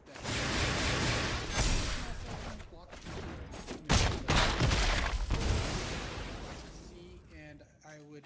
It's not quite a builder ring, but so we're talking 7-8 spells, something like that. Yeah, blue-red mainly. Next is Waker about flying. Waves. Ooh, it's a whale. It's Fine. 5 blue for an uncommon 7/7 whale. And it says, creatures your opponents control get -1/-0. Was that Meekstone? Is that what that was? No, that was Weakstone. Weakstone. Meekstone was the mana one, right? Meekstone's the your opponent creatures with power 3 or greater don't untap. Oh my god, I'm so confused. All right. Activated ability on Waker of Waves. 1 and a blue. Yeah. Discard Waker of Waves. Wala, diba? That's good already. Look at the top 2 cards of your library. Put one of them into your hand and the other into your graveyard. All right, red alert. We have a big-time reanimation target. Reanimation target because it, of course, can dump itself in the graveyard. But it's also just, like, this is, we like Greater Sandworm. This is much better than Greater Sandworm. This is a Greater Sandworm that the cycling ability gives you card selection. It's actually, like, more like closer to a spell than just straight up cycling, because you get to best of 2. -0. Oh no, I think I lose. It is better than you think. Every time the card shows up, or the text shows up, which shows up every, probably every 5 or 6 sets, something like that, is just brutal and limited. It just makes it so your 3/3s lose to their 3/3s, and all of a sudden your 4/4s can't get past their 2/4s, and blanks all your 1/1s. So Waker of Waves seems excellent, even not counting the reanimation stuff, and even better once you do. I would give Waker of Waves a B. You just get to cycle it for extra value when you don't need it, and when you cast it, it's very good. Yeah, I actually am tempted to go even to B+. This is an I'd be into excellent, that. excellent late game finisher. You can play on 2 mana with cards. I'll just lose here. Yeah, I'm B+ on Waker of Waves. Especially ones that are really good early and really good late. Next is Wall of Runes. 1, It's 2, blue 3, for an 4, 5, 0/4 6. wall. It's common. It has Defender, of course, and when it enters the battlefield, you scry 1. Generally speaking, this card has not been up to If snuff. this as is a any finisher. level spell or I think it whatever, was in War of the Spark or something. I kinda War lose, of the right? Spark. I don't expect it to be so. I'll just give it an F. Yeah, I was gonna say, just GG. give Wall of Runes. So F for Wall of Runes. Last blue card is Shelly. Wishcoin Crab. 3 and a blue for a 2/5 crab at common. This is the type of card that you can play in a blue-white Flyers deck if you need some way to gum up the ground. A 2/5 actually does a good job of blocking in that way. Or in any other really defensive deck, you could put one Witchcoin Crab in and not, cry yourself to sleep about it. But it's not a good card. The Witchcoin Crab is kind of a classic D. It's a type of card that if it makes it into your deck, you're like, sure, it has power and toughness. Fine, but you're never really happy. It's a D that plays as a D+. There you go. It's an ambitious D. Okay, that's going to do it for blue. Blue has a heck of a lot going on. I'm always super stoked to draft blue, but even more so in this set. Oh yeah, I mean, everything come on. says They draw a card. made the themes card draw, spells, and there's a common Manowar flyer. Yeah, You're gonna have a real tough sell here. Yeah. Limited resources approved color, blue. All right, let's move on to black. Our first black card is Alchemist's Gift. This is black for an instant. Target creature, it's common. Target creature gets +1/+1 and gains your choice of Death Touch or Lifelink until end of turn. Those are two good choices. Yeah, because if you don't need Death Touch to win the fight, you can gain your 3 or 4 life, and that's always great. if you do need Death Touch to win the fight, that means you get to trade a 1/1 or a 2/2 for like a 5/5. And then at only 1 mana, you're gonna get a card out of this most of the time. Sometimes you have to 2-for-1 yourself. The 1/1 versus 5/5 example, you are down a card there. But most of the time, I think this is gonna perform well. It's still a combat trick. You still don't need to prioritize these most of the time. But I like Alchemist Gift at C, and then in the life gain deck, I can move it up to C plus because the lifelink part might get you a whole extra card depending on what enablers you have in play. Yeah, these two choices are what you want out of a combat trick, especially in black. So C-ish for Alchemist Gift. Next is Archfiend's Vessel. This is black for a 1/1 human cleric at uncommon with lifelink. So 1 mana, 1/1 lifelinker. When Archfiend's Vessel enters the battlefield, if it entered from your graveyard or you cast it from your graveyard, exile it. If you do, create a 5/5 black demon creature token. The quick draft is this looks like a very powerful constructed card. I'm sure in older formats you can do some real nonsense with it, but it's going to be pretty hard to make this work in limited. Like casting a reanimation spell on this is just reanimating a 5/5 flying, which is good, but you know you took the risk of playing a 1 mana 1/1 lifelink, which is kind of mediocre. And you had to get this into your graveyard. But Ikoria. There's some exiling as well that can happen. But for the most part, I think Archfiend's Vessel is a build around D. So, I just don't see it coming together most of the time. Yeah, I was going to say build around C. I mean, that is powerful. It's easy to get into the yard because you just block with this stupid thing. But boy, the cost that you take on when you don't draw your reanimate spell is very high. You're just playing basically a blank. So build around D or C for Archfiend's Vessel. Next is Bad Deal. 4 black for a sorcery at uncommon. You draw 2 cards, and each opponent draws 2 cards. Each player loses 3 life. That is each gold requirement. Oh, discards 2 cards. All right. You draw 2 cards, and each opponent discards 2 cards. Each player loses 2 life. I mean, this is a 4-for-1. Yeah, that's actually a good deal. What are they talking about? The net is pretty strong. It's a lot of mana. Each player losing 2 life is on balance worse for you because you're casting a 6 mana draw spell. Those are not the decks that want to nug your opponent for 2 and definitely don't want to take 2 damage. But I really like this against any kind of slow deck or as the top end in an aggro deck where you don't care about the life loss.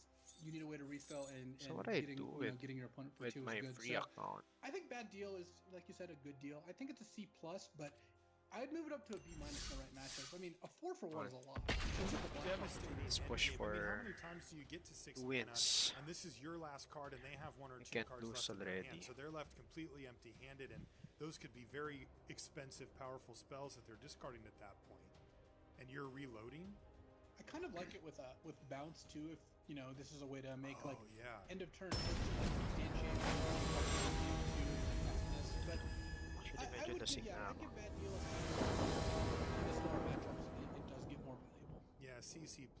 You do run the risk of having your opponent have no cards, in which case it's just draw 2, you lose 2 life for 6, which is really bad. Maybe it is a bad deal.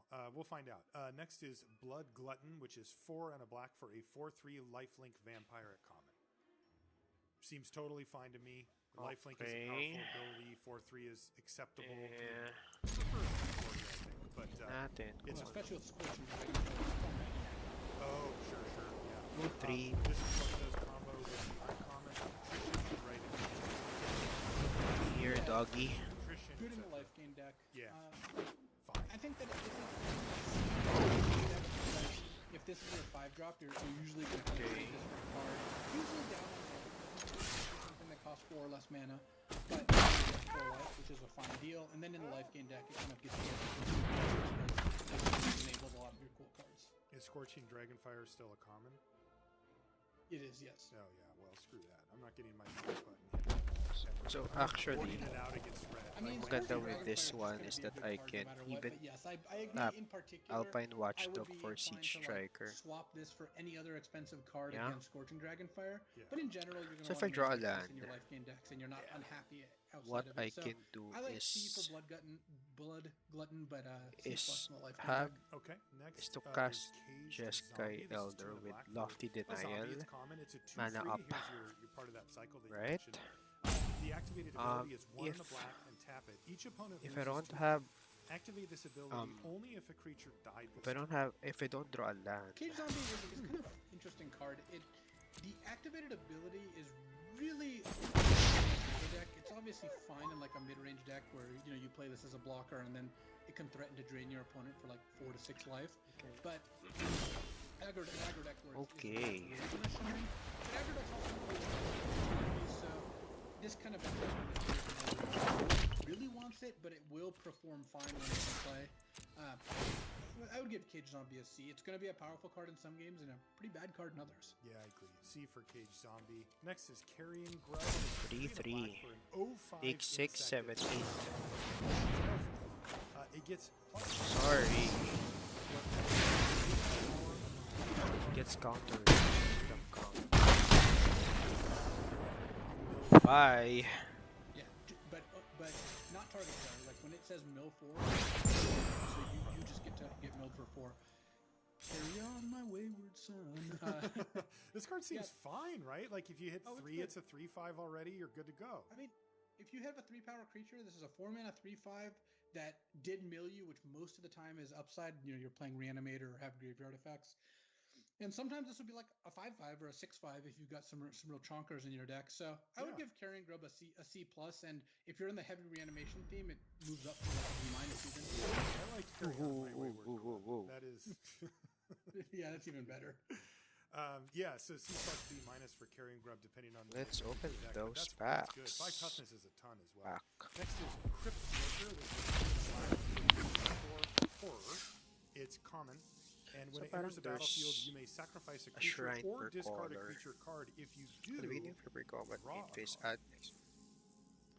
So this is clearly like a card where it supports the animation theme by letting you discard a creature, and the token red black sack sort of theme by letting you sack a creature. 3 tokens, 2, 3 haste. That on top of a 4-mana 3/4 is a Another playable target card. It's not creature, great, but it does enable your 2. themes, and a 4-mana 3/4 that lets you kind of cycle away a card, whether it's a bad creature in play or in your hand.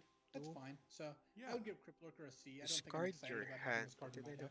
Yeah, I would give it a C+. The synergy's there. Like the green-black deck cares about things dying and enables that as well. Right. So, sure. And 3/4 for 4 is decent.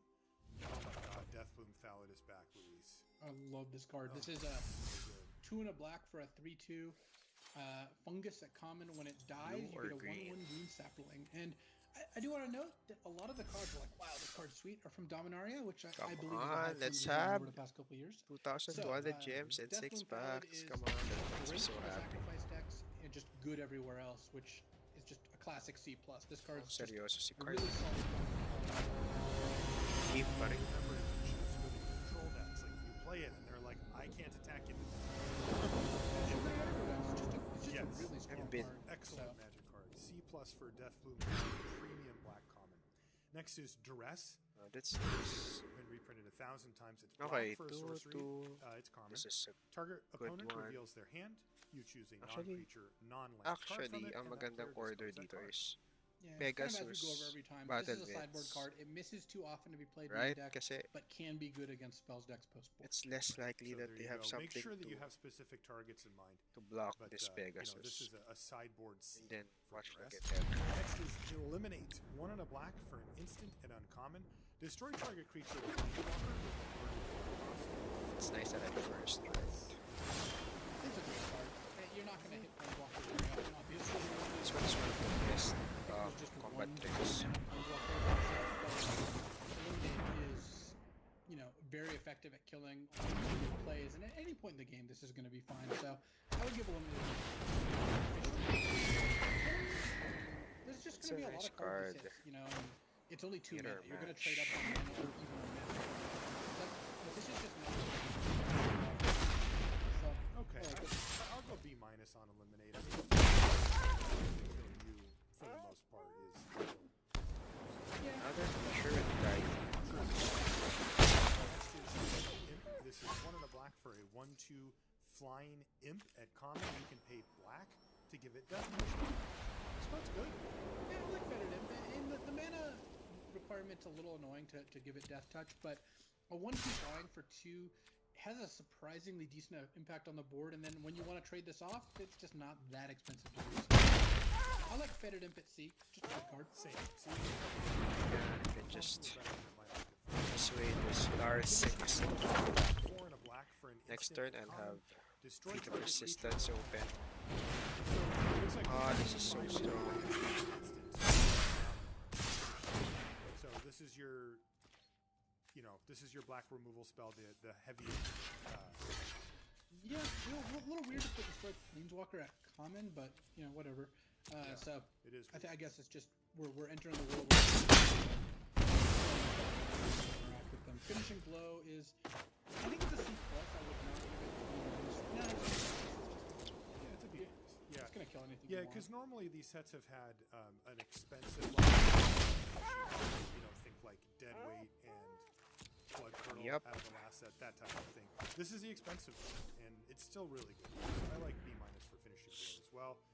Gloom Sower is next. This is 5 black for an 8/6 4. It's common, and whenever Gloom Sower becomes locked, that creature's controller loses 2 life and you gain 2 life. So this is clearly a reanimator plant where Right. You're not gonna put this in your deck if all you can do is hardcast it most of the time because it's a pretty poor finisher. It gets killed by finishing blow. It gets bounced. It gets face fetters. It doesn't have an effect immediately. But if you can consistently get this out on turn 5, with Rise Again or something like that, then you are I would say Game Shark is not even a prize target, but it's a way to get a little bit of extra juice if you have good ways of discarding it. Agreed. Because if you're just casting this card really doesn't really fine, but it's like it has for 7.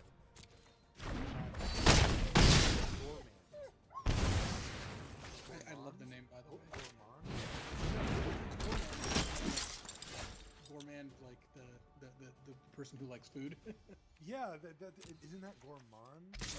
I thought it was Gourmand, but Okay. I guess I don't know. Anyway, it's 4 black for 8, 5/5. Come on. With flying and training. He has to enters the battlefield. Each opponent sacrifices not a attack creature. with So, this. if you've been listening to the show Because for a if long he time, you are does, thinking it to means yourself, he has something. what is the catch here? I'm not getting a Right. 6/6 flying trampling, Yes. edict on a stick here, and there is an additional catch. As an additional cost to cast this spell, sacrifice a creature? Sure, I'm paying that for this. This is a bomb. Yeah, Gourmand is great. It's you're obviously going to be able to make the sacrifice cost, kind of lessened because you'll have cards like Death's Forthality in your deck or other ways to make tokens. And a 6-mana 5/5 flying trample is just such a huge threat. Devastating. Why did they attack? They have 2 creatures. Kill your other creature. Oh, gross. And it's just like the game is just over. So I would give Gourmand a B+. I really like the card. I'm not hoping it does have some risks to it, but I think Gourmand's a solid Yeah, B+. I'll just... I'm really tempted to go A-, Louise. Like, if it just said, when it ETBs, both players sacrifice a creature. That would be much better, honestly. But that is what happens if you have something you can sacrifice. 5/5 flying trample for 6 and uncommon. Alright, fine. I'll go B+ as well. That is a real cost. There will be boards where it's really painful to cast this thing, but yeah, a lot of power for an uncommon. Speaking of a lot of power, the dead weight version side of the scale here for the black removal know, spells. like, It's magiging 5 with a Grasp siya. of Darkness, one of the best versions of this that they have ever printed. It's a reprint a few times now. What do I need? Target gets -4/-4. Concordia Pegasus. This card is awesome. This is serious at common. Clearly the best black common. Yeah. Grasp of Darkness is 2 mana to kill anything that costs up to 5 or even 6 mana. So Right, and even can combine to kill one of these whales game. or sowers or whatever in combat too, by shrinking it down. Grasp of Darkness is definitely in the A range. I would just give it an A. I'm not that high on it. I would give Grasp of Darkness a B+. No, come on. I think this is comparable to like a lot of the gold uncommons. Like I don't think it's much better than them. So it's a very powerful and efficient card. And look, you're going to almost always take this card, but B pluses are really good. So, all right. Well, I'm going to go A minus. I'll give Grasp a B plus, but again, we're pretty close on this. Yeah, I mean, if you're killing a 4 or 5 mana creature consistently with this card, and you're getting that huge mana bump, geez, what more do we want from our Let's removal get spell? our 5 packs.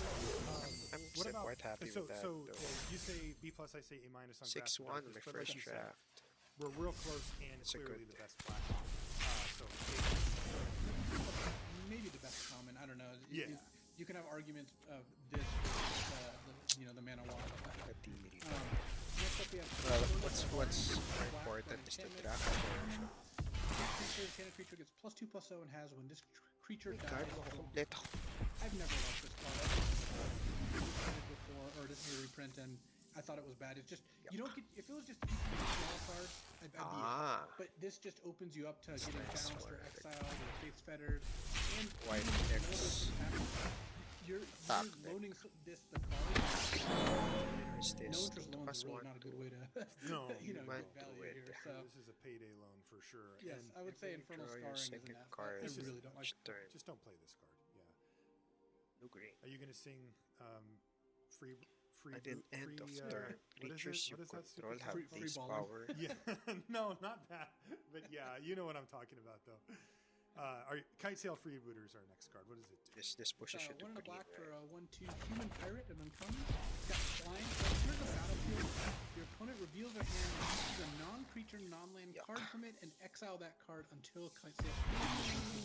So you play this, you tuck one of their non-creature, non-lands under this, and then What? until this dies or gets bounced or exiled, that card remains under the Kite Sail Freebooter. This is So a good let's card. do It's sealed, not right? a permanent answer, but it can Let's just use our really token. annoy the opponent and take their stuff for a while.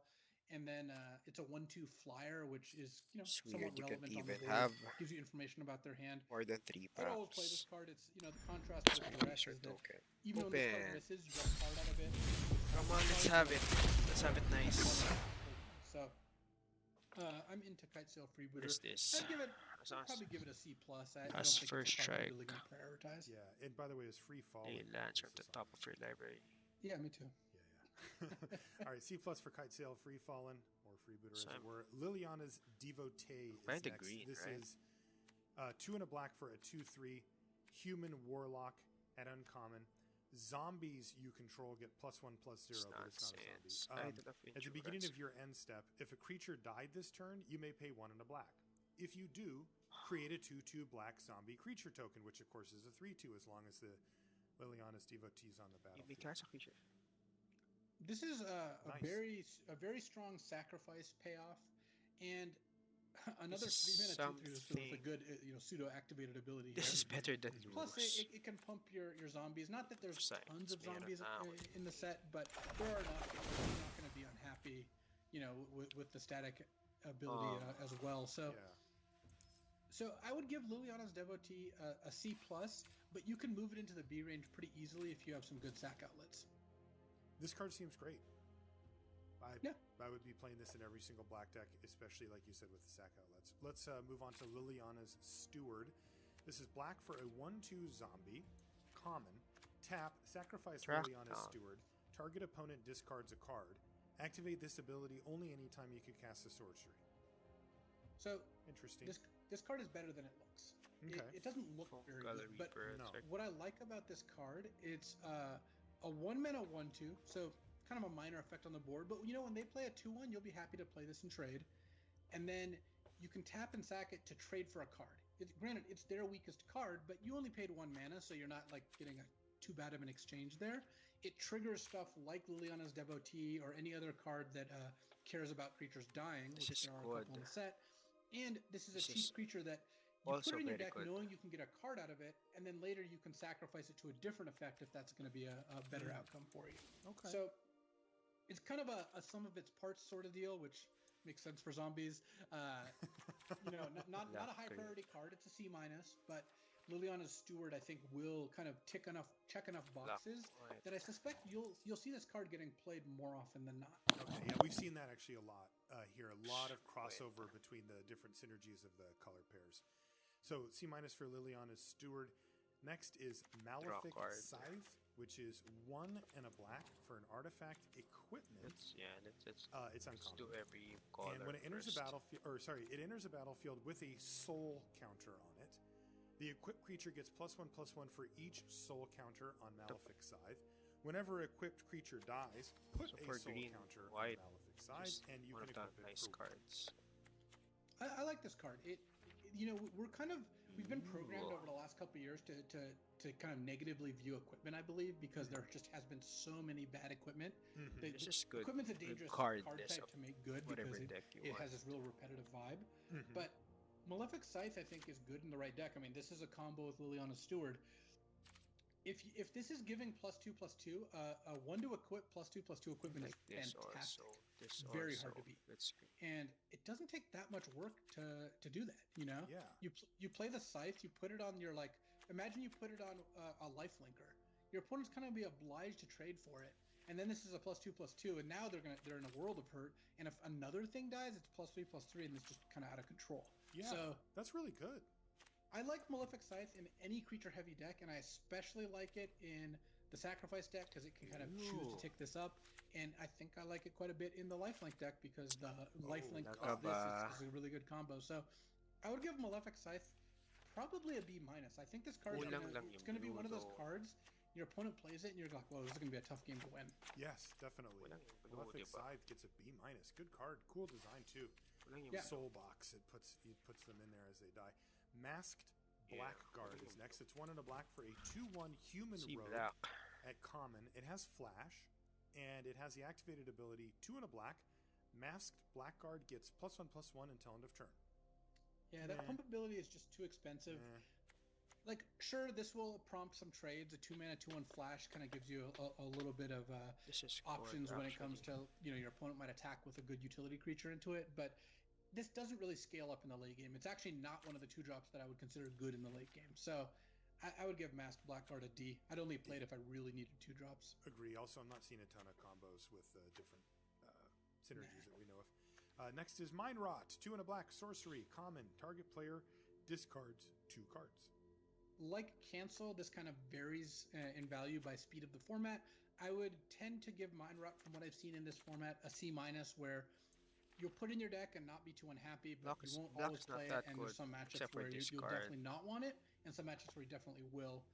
I would slightly lean towards playing it versus not, but only very slightly, which makes it, it's around 50-50 to get cut, which sounds like a C- to me. It does to me too. And be very aware that if you do start it, there's going to be matchups where you really don't want it. This one and if you didn't start it, there could be matchups where you do. So this one's going to be going back and forth in best of 3s quite a bit. But if you're playing best of 1s on Arena or whatever, I agree with Luis. Next is Pestilent Haze. This is 1 black for a sorcery at uncommon. Choose 1. All creatures get -2/-2 until end of turn. Or remove 2 loyalty counters from each planeswalker. So I like the little Planeswalker Rider for constructed. Yeah. It's not really going to happen now, but 3 mana for all creatures get -2/-2 until end of turn is very good. You know this is coming, so you get to attack your 2/2 into their 3/3 or 4/4. 1, 2, 3, 4. Or hold off on playing a 2/2. If you know you're going to cast this next turn.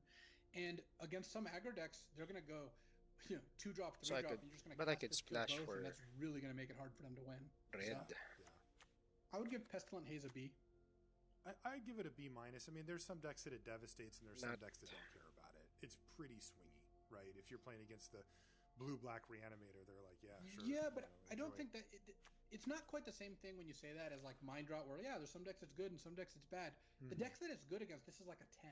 It's true. It's a devastating. If you have this in your opening hand, they have a really hard time winning. And the decks where it's bad against, maybe it's a weak card and at worst a blank, but you can still sometimes get value out of it. But it's not like a 1 versus a 10. It's like, it's not like a Mind Rot is like a 4 versus a 6. Yeah. That's not a 10 versus a 1 is a really good card because 10s are just really good cards. So I like Pestilence Haze. I would give it you're a B. right. Against red, white, or whatever, it's just devastating. Next is Rise Again. 4 and a black for a sorcery at common. Return target creature card from your graveyard to the battlefield. So there it is. There's our common reanimation payoff. It's really simple. It's 5 mana, so it's kind of expensive. It's only your graveyard, not theirs. There you go. So if you're playing the Reanimator deck, you should be playing this for sure. This is one of the payoffs for it, to be able to get back some of these big creatures that we've been talking about. If you're not, I would lean away from it. This generally is too conditional to be effective, where it needs to be in your graveyard. If you're getting back a 3-drop with your Rise Again, you are not doing it. you are not getting ahead by playing that type of game. And it's conditional. I mean, there are times when you just don't have a target or have a decent target in your yard, and that really hurts on your 5-mana spells. So Rise Again to me is you want it in the Reanimator deck that has the looting, that can get these cards into the graveyard and actually make it happen. And outside of that, I wouldn't play it.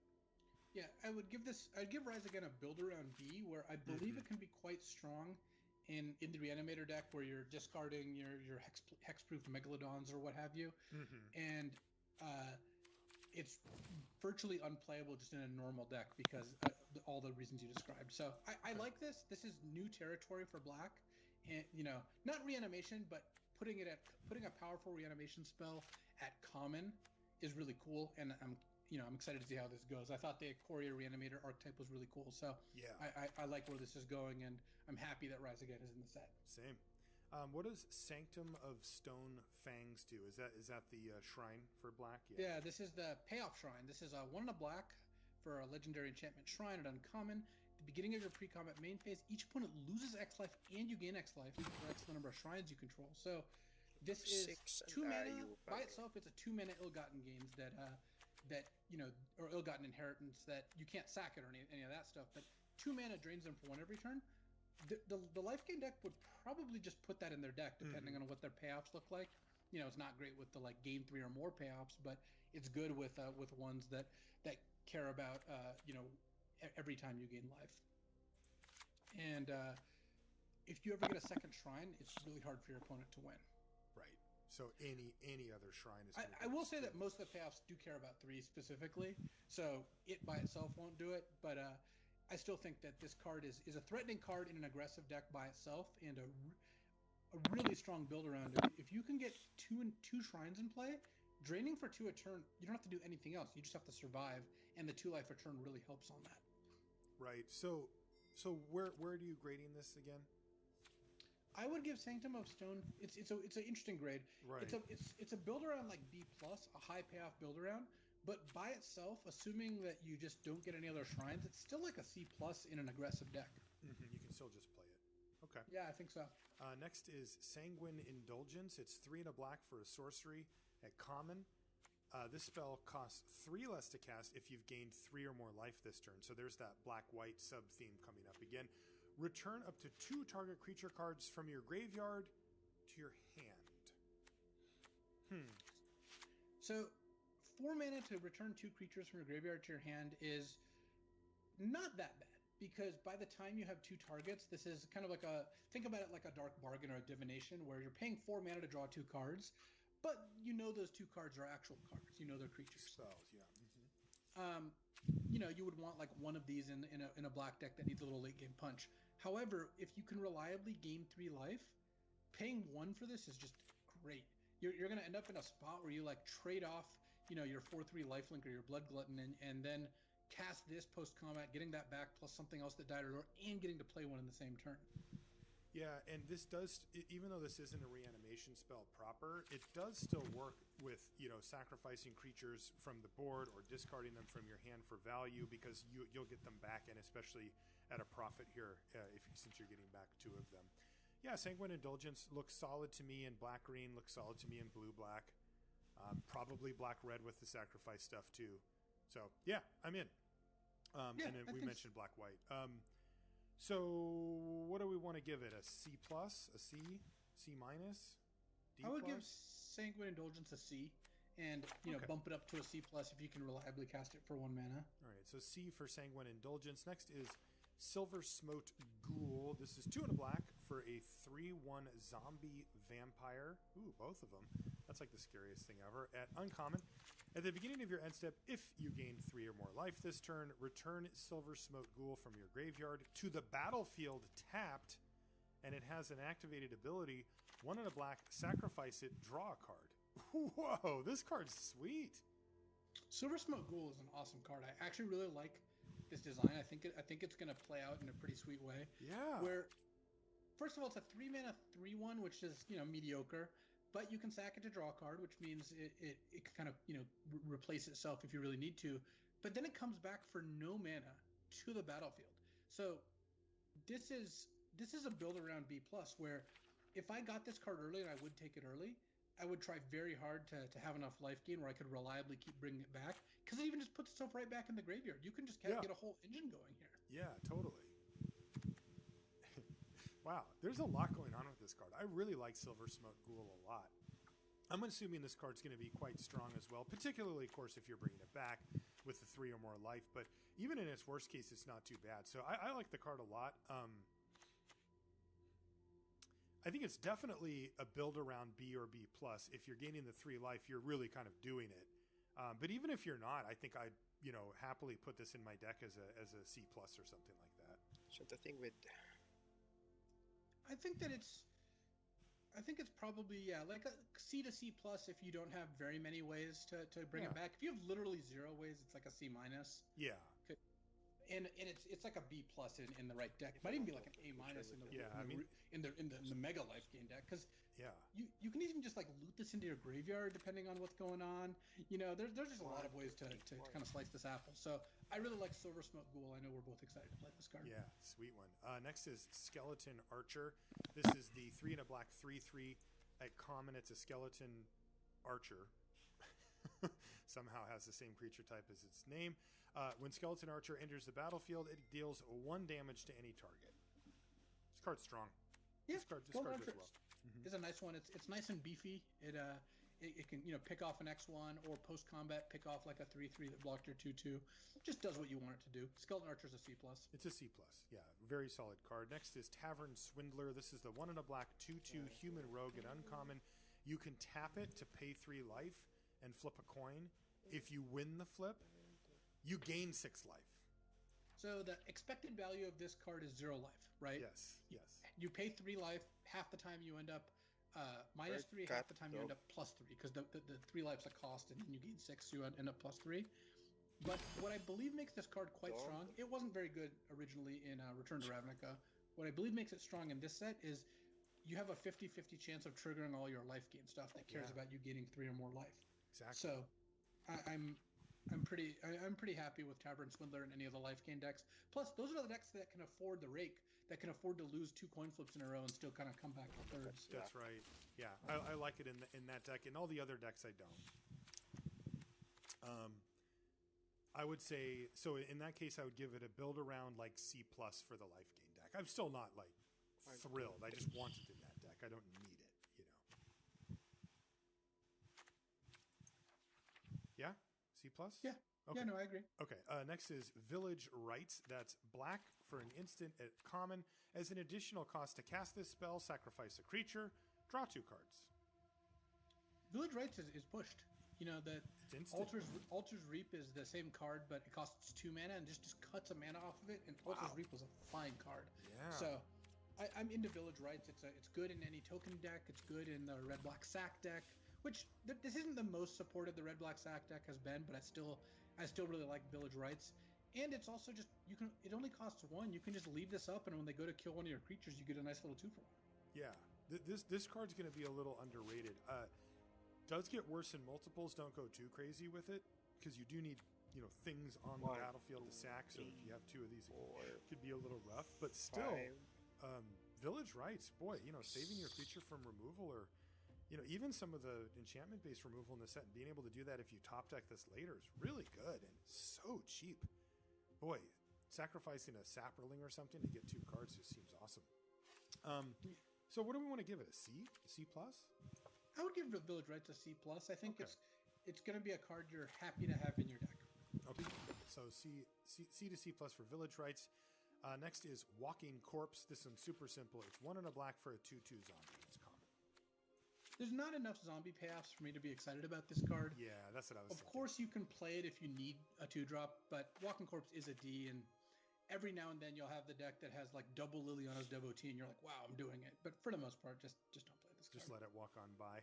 D for Walking Corpse. Next and last black card is Witch's Cauldron. This is black for an artifact. It's uncommon. You can, and it has activated ability. You can pay 1 and a black and tap it to sacrifice a creature. You gain 1 life and draw a card. This card, so compare this to like Weaponize the Monsters, which ended up being a fantastic card, by the way. That card really jumped up in my pick orders in Ikoria. You can only use it once a turn. Obviously, that's worse. But gaining a life and draw a card, I mean, this gets you your card back, gains you a little bit of life. Imagine chumping with tokens and sacking them. Like, all of that is very strong. So I like Witch's Cauldron. I think that you're going to be happy with it in any deck that can generate kind of cheap amounts of creatures, or cheap creatures and tokens, that sort of thing. It's a build around. It's like a build around, probably B-. Yeah, B-. You must have expendable creatures, though, and a lot of them. So keep that in mind if you're going to play a Witch's Cauldron, because once you start sacrificing your 4-drop to it, you're losing. You are falling behind pretty quickly. All right, that's it for black. Boy, the removal did look really strong in black. Let's see how red holds up. That's our next color here. Battle Rattle Shaman is our first card. It's 3 and a red for a 2/2 Goblin Shaman at uncommon, and at the beginning of combat on your turn, you may have target creature get +2/+0 until end of turn. This card's actually quite strong. It looks bad as a 2/2 for 4, but it plays bigger, and remember, it triggers the first turn that it comes into play because it targets something else as well, or it depends, and you can start piling on extra damage pretty quickly with the Battle Rattle Shaman. It's actually pretty strong. 1, 2, 3, 4, This 5, card is 6. definitely stronger than it looks, which, you know, we have the cheat code. We were around in Rise of the Eldrazi when we got to play with this card. And when it was a common? Yes. It's been reprinted since. Yeah, I mean, imagine you play this when you have a 2/2 and they have a 3/3. You then make your other 2/2 a 4/2 attack. They can either trade down or take 4. And then next turn, you're kind of presenting them with the same thing again. Yes. It works really good with, like, you know, really well Death Spore Thallid and the like. You know, the fact that it triggers immediately is really nice. So Battle Rattle gets a C+ from me. Yeah, I'm going to go B- on Battle Rattle Shaman. I'm in on that guy. That card's just really strong to me. Next is Bolt Hound. This is 2 and a red for a 2/2 Elemental Dog at uncommon. It's got haste, and whenever it attacks, other creatures you control get +1/+0 until end of turn. Hey, I like Bolt Hound. That's a lot to like there. Yeah, good dog. It's not hard for Bolt Hound to effectively be a 3 or 4 power haste when you get to, you know, when you get to play this, and then you have 2 other creatures out, and a 3-mana 2/2 haste is already like kind of decent. So I think Bolt Hound does a lot. Plus, your opponent doesn't know it's coming. So, you know, you cast a couple creatures, your opponent taps out for something, you're like, Bolt Hound attack with everything, and they might be forced into some pretty bad blocks. Yeah, it's a lot of extra damage out of nowhere, for sure. Yeah. My guess is Bolt Hound's going to be a B-. I like B- for Bolt Hound, but just be aware, you want to be an aggressive deck. You want to be a deck that's putting a lot of creatures into play and curving out. You can't just put this in your blue-red spells deck and expect it to be good. It will not be. Next is Bone Pit Brute. This is 4 red for a 4/5 Cyclops at common. It has Menace, and when Bone Pit Brute enters the battlefield, target creature gets +4/+0 until end of turn. It's kind of like Battle Rattle Shaman a little bit. Yeah, this card's fine. It's you know, it's going to give, if you have good evasive creatures, it can effectively have haste where you play this and you get an extra 4 damage in, and then a 4/5 Menace is good. But at 6 mana, I'm really not like that excited about playing it, and I think a lot of red decks are just going to pass on it. I would give Bone Pit Brute a D. Yeah, D for Bone Pit Brute. I would give the flavor text an A. I know you're going to give it an F because it's too obvious for you, right? Because you're a flavor text snob. Yeah, I think that, you know, I think Welcome to the Club is actually fine. I it passed the test. Oh, wow. Look at you. You're loosening up. I believe my main objections are when it's like just copying something from popular culture but not really doing much. Like, I think Bolt Hound, its spark is worse than its bite. That's clever. I like it. Good flavor text, you know? Okay. I'll figure you out one day. Next is Burn Bright, 2 and a red for an instant. It's common. Creatures you control get +2/+0 until end of turn. I need a lot of tokens to make me want to Burn Bright. There aren't enough tokens in the set for this card to be good. I think it's rarely going to be. I would give Burn Bright a D. Yeah, D for Burn Bright, or build around something. It's honestly probably closer to an F. Like, you're rarely going to put this card in your deck. Yeah, so only do it when you know for sure that that's the type of card that you want. I like the next one. What is Chandra's Magmut. is 1 red for a 2/2 elemental dog at common, and it has tap. Chandra's Magma deals 1 damage to target player or planeswalker. Nice. So I really like that this is a 2-mana 2/2. It can attack and block just like the best of them. And then at any point where combat's not looking good, just start pinging your opponent. 1 a turn guaranteed is good for an aggressive deck, especially since when you play this on turn 2, you maybe get 1 or 2 hits in and then start pinging. That's a lot of damage for your 2-mana card. Mm-hmm. It grows with the game nicely too, right? A lot of times you draw your 2-mana 2/2 late in the game and you're like, well, that doesn't do anything. At least this does something. It puts a clock on your opponent of some sort. Yeah. I like Chandra's Magmut at C. Maybe it's a C+. I think it's a C+ because there's a couple other cards that care about non-combat damage that you deal. Okay. And this enables those cards nicely. Okay. So C+ for Chandra's Magmut. What about Chandra's Pyreling? Well, this is one of those cards. It's 1 red for a 1/3 elemental lizard at uncommon. It says whenever a source you control deals non-combat damage to an opponent, there we go. Chandra's Pyreling gets +1/+0 and gains double strike until end of turn. Whoa! So if you have a Magmut out, this is a 2-mana 2/3 double strike, which is really good. That's like a 2-mana 4/3. And then if you have multiple ways to kind of deal damage, this card can really scale up quickly in how much damage it deals. Yeah, that's very, very powerful. Now, what do you think about it if you don't have very many ways to do non-combat damage to an opponent? Well, a 2-mana 1/3 is not good enough, even with the threat of activation. At some point, your opponent's going to just block it, and you're going to be like, yeah, I didn't have anything. Right. The other thing is, if you shock your opponent to get this going, you didn't really get a huge advantage most of the time because you did have to spend a card on it. So I really would prefer cards like Chandra's Magmut. I would give Chandra's Pyreling a build around B- because it's not a mega payoff, but it is a good card if you can actively do it. Yeah, and like you said, you want cards like Magma. You want repeatable, repeatable versions that don't take cards out of your hand. Next is Crash Through. This is red for a sorcery at common. Creatures you control gain trample until end of turn. Okay, sure. But key here is draw a card. So this is yet another way to fill your graveyard with instants and sorceries, to trigger prowess, to do all of those things. Crash Through looks like a throwaway, but it's not. This is the type of card that goes in actually multiple archetypes, but specifically the blue-red deck really wants cards like Crash Through. Yeah, this is a card that we actively sought out if you're playing a spells deck and largely ignored if you're not. I guess the red-green big creatures deck could this card, we've seen this card before and it wasn't really used that way. It was almost exclusively used to power up spells decks. Yep, so put it into that deck, and if you do, it'll be a C-, D+. Look, it's not the linchpin of the deck, but it's a bread and butter thing that you actually need to keep going through your library. Yeah. Next is Destructive Tampering. This is 2 and a red for sorcery at common. Choose 1, destroy target artifact, or creatures without flying can't block this turn. 2 completely different things. Yeah, this is I get what they're going for of hey, look, this has a little flexibility, so maybe you'd play it in best of 1, but you will not. The 2 modes here are both actually really weak. I think this is like a sideboard D where I don't want either of these modes. This card's effectively an F. I suspect you will just not put this card in your deck basically ever. Right, agreed. Next is Furious Rise, a build around. So this is 2 and a red for an enchantment at uncommon. At the beginning of your end step, if you control a creature with power 4 or greater, exile the top card of your library. You may play that card until you exile another card with Furious Rise. So this is, what was this in 2 sets ago? This was in Theros. Theros, yeah.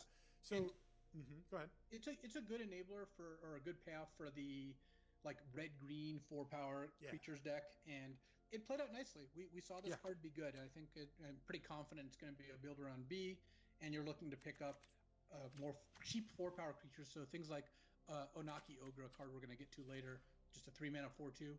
That's the kind of card that goes from unplayable to solid when you have Furious Rise in your deck. Yeah, and I think you're right. It's a green-red card almost exclusively, so that's where you want it, but you do want it in there.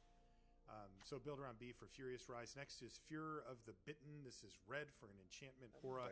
It's common. It enchants a creature, and the creature gets +2/+2 and attacks each combat if able. Very all in. And doesn't have a big payoff. No. Giving a creature +2/+2 is not like this isn't like Spectral Flight, right? It gives a creature +2/+2 in flying, where if they don't answer it, they're dead. Right. Here, like maybe they take 4 twice and then kill it, and can do it pretty easily by just putting ground creatures in the way. So Yeah. Furor of the Bitten is it's an F. I really don't think you should be putting this card in your decks. F for Furor. Next is Goblin Arsonist. It's red for a 1/1 Goblin Shaman at common, and when it dies, you may have it deal 1 damage to any target. This card plays much better than it looks. It is quite strong. It first of all, by itself, it just trades for a 2/2, right? So if you're an aggressive deck and they're forced to block it, it trades for a 2/2. If you're the defensive deck, and you need early defenders, this can do the same. It's great with sacrifice effects. It can even trigger the non-combat damage minor sub-theme. And overall, Goblin Arsonist really delivers for the cost of just 1 mana. So, I'm not going to say it's great. I'm going to give it a C, but this might look like an unplayable. It is definitely not. No, it's a C. Goblin Arsonist overperforms in many scenarios. Give it Death Touch or whatever. It's nice. Goblin Wizardry is next. It's 3 and a red for an instant at common. Create 2 1/1 red Goblin Wizard creature tokens with prowess. Ooh. Yeah. So one thing that's cute about this too is the decks that want 1/1 prowess creatures are also decks that really like the fact that this is a spell that makes creatures, so it adds to your spell count while also giving you board presence. Plus, if this was 4 mana instant make 2 2/2s, you'd be like, that's pretty good. And if it was make 2 3/3s, you'd be like, this is insane. This is like somewhat close to that, mostly on the aggressive side because prowess plays better on offense than defense most of the time. But either way, like this gives you a lot of action, and I think Goblin Wizardry is going to be a card Blue-Red's often interested in. I would give it a C+.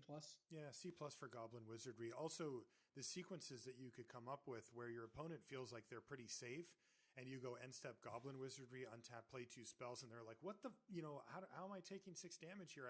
The board was clear when I said go. That's pretty powerful. Next is Havoc Jester, 4 and a red for a creature devil. This is uncommon. It's a 5/5 for 5. Wow. Whenever you sacrifice a permanent, Havoc Jester deals 1 damage to any target. Wow. That's good. This is a real big Mayhem Devil. Yeah, it's a really big Mayhem Devil, and it's huge. 5/5 for 5 with upside. Very strong. Yeah, for limited, it might actually be better just because a 5 mana 5/5 is better than a 3 mana 3/3. Yeah. And yeah, Havoc Jester is great. You don't need anything to make this card good. Red decks are just happy playing 5 mana 5/5s in general. That stat is just like right over the line. Mm-hmm. And then if you have sack effects, this can really get out of control. So I would give Havoc Jester probably a B-. Yeah, B-. I'll just say B. Can we just say B for Havoc Jester? We can give it a B. 5/5 for 5 with upside.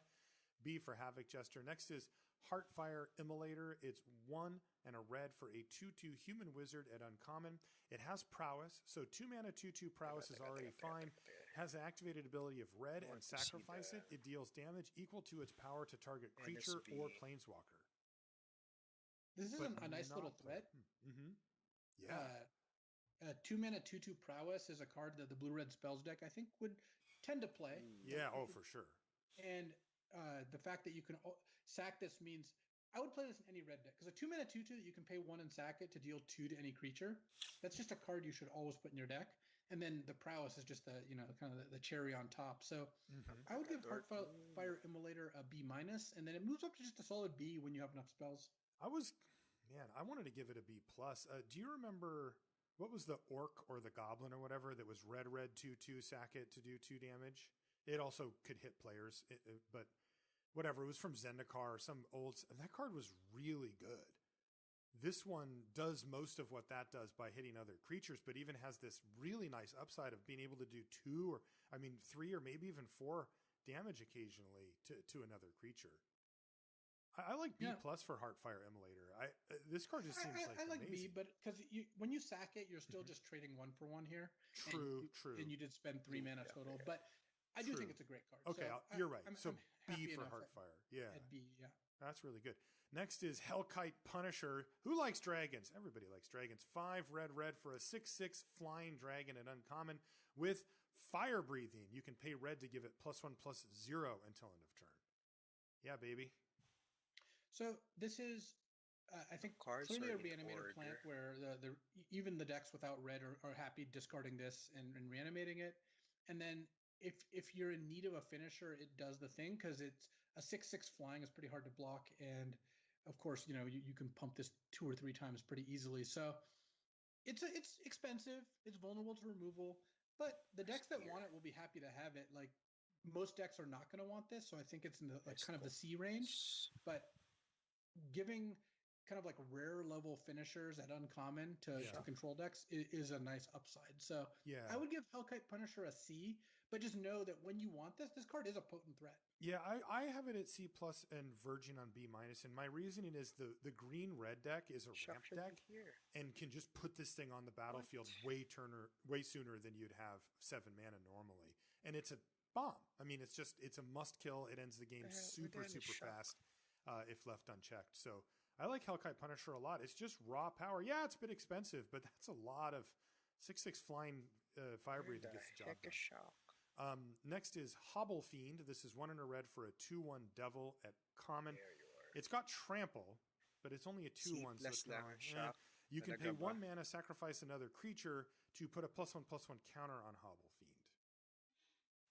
I like Hobble Fiend a lot because threat of activation is pretty real, right? You attack with your 2/1, and they're deciding whether to block with like their 2/2, and it's like, well, maybe making you sack 2 creatures isn't bad, but then you realize this is counters, and you'll end up with a 4/3 trample at the end of it, which will maybe present the same kind of threat the next turn. Plus, a 2-mana 2/1 trample is already, a passable card, and the activated ability gives it a lot of extra juice. I would not play this outside of a deck that has some good fodder, so mostly red-black, maybe red-white sometimes. But it's going to be good in those decks. Yeah, no, you're right. And it's a common as well, so you're going to have this thing around on the battlefield pretty often. So I like C for Hobble Fiend. It looks decent to me. Yeah, I like C for Hobble Fiend as well. Igneous Cur is the card that we talked about at the onset of this review. It's the elemental dog that you can search up with that uncommon. It's a 1 and a red for a 1/2 at common, and it has 1 and a red activated ability. Igneous Cur gets +2/+0 until end of turn. This card is not good unless you have the Alpine Huntmaster, because what's going to happen is you're going to play this, they're going to block with like a 2/2, and you're going to have to spend 2 mana to trade your 2-drop for their 2-drop. Not a good deal. And when you have 6 mana out, they'll just still block it later. You're rarely going to get the like huge payoff from this, but picking it up for free is good. So this is kind of effectively like an F, but it's worth putting in your deck if you do have the way to search it out for free. I mean, F's a little strong, right? I just don't think this card's good. Like you can just pump it twice late in the game and it hits for 5. Okay, D is probably right. Like Almighty Brushwag is going, what the heck, dude? This is like similar to that. This is probably better in some ways. Yeah, so D-ish for Cur unless you can search it up. Next is Kinetic Augur, which is 3 and a red for a star 4 human shaman at uncommon with trample. The power to that star is equal to the number of instant and sorcery cards in your graveyard, and when it enters the battlefield, you discard up to 2 cards, then draw that many cards. Woo! There's a lot to like there. Yeah, I mean, this kind of reminds me of the Carrion Grub, where it's this like 0/4, but it enables itself and kind of boosts its power by letting you dump cards into your graveyard.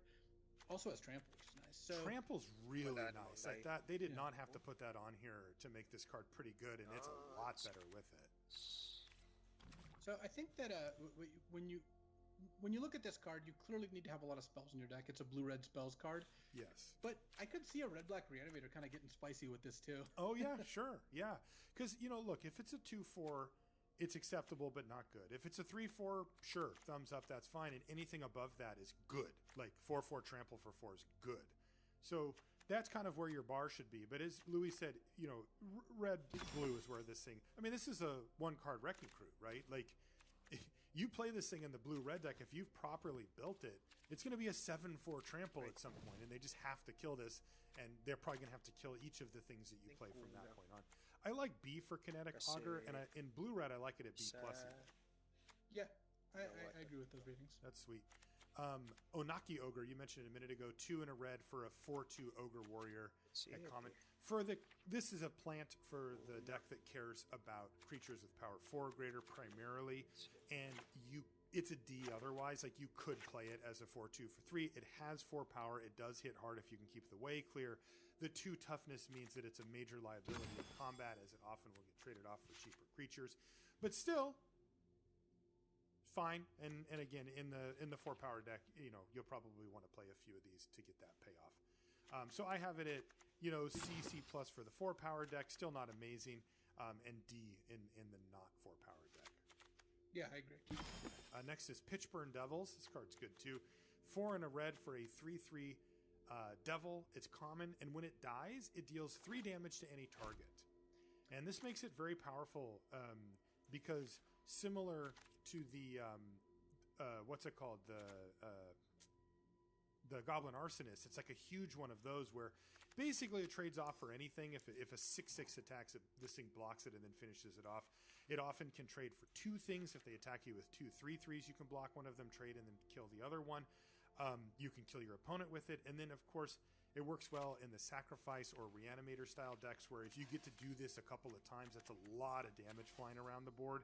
And it makes attacking really difficult for your opponent too, because of the threat of it killing 1 or 2 things, or trading off for one of your creatures and then doing 3 to you, that kind of stuff. So Pitchburn Devils is really annoying to play against, and pretty darn strong too. This card is much better than you might think. Again, it's a lot of numbers. It's a lot of stats plus damage, where it can take out bigger things. It can always be a 2-for-1. It's pretty hard for your opponent to really interact with this without you getting the better end of the exchange, though Scorching Dragonfire certainly does the trick.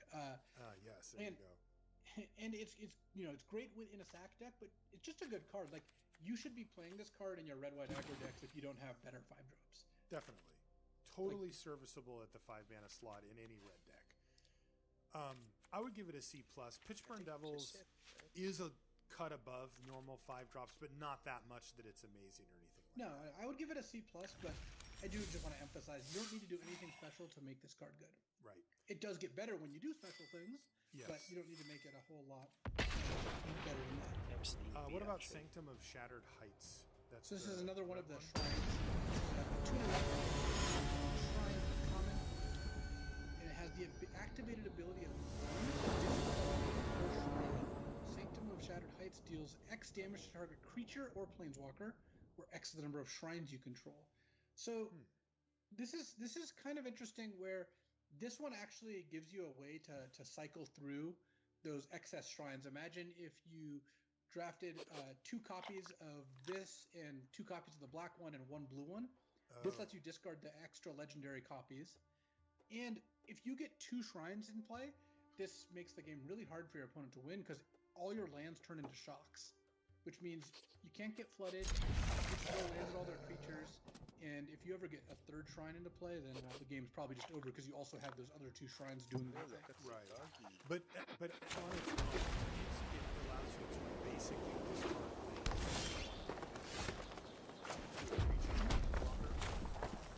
Yep, and that's not good. This is another one. This one really rewards you for getting a 2nd shrine, and by itself is not quite there. The last one was those are both shrines that don't do that much, but make the red and black and blue shrines. Sounds about right for how the colors are. But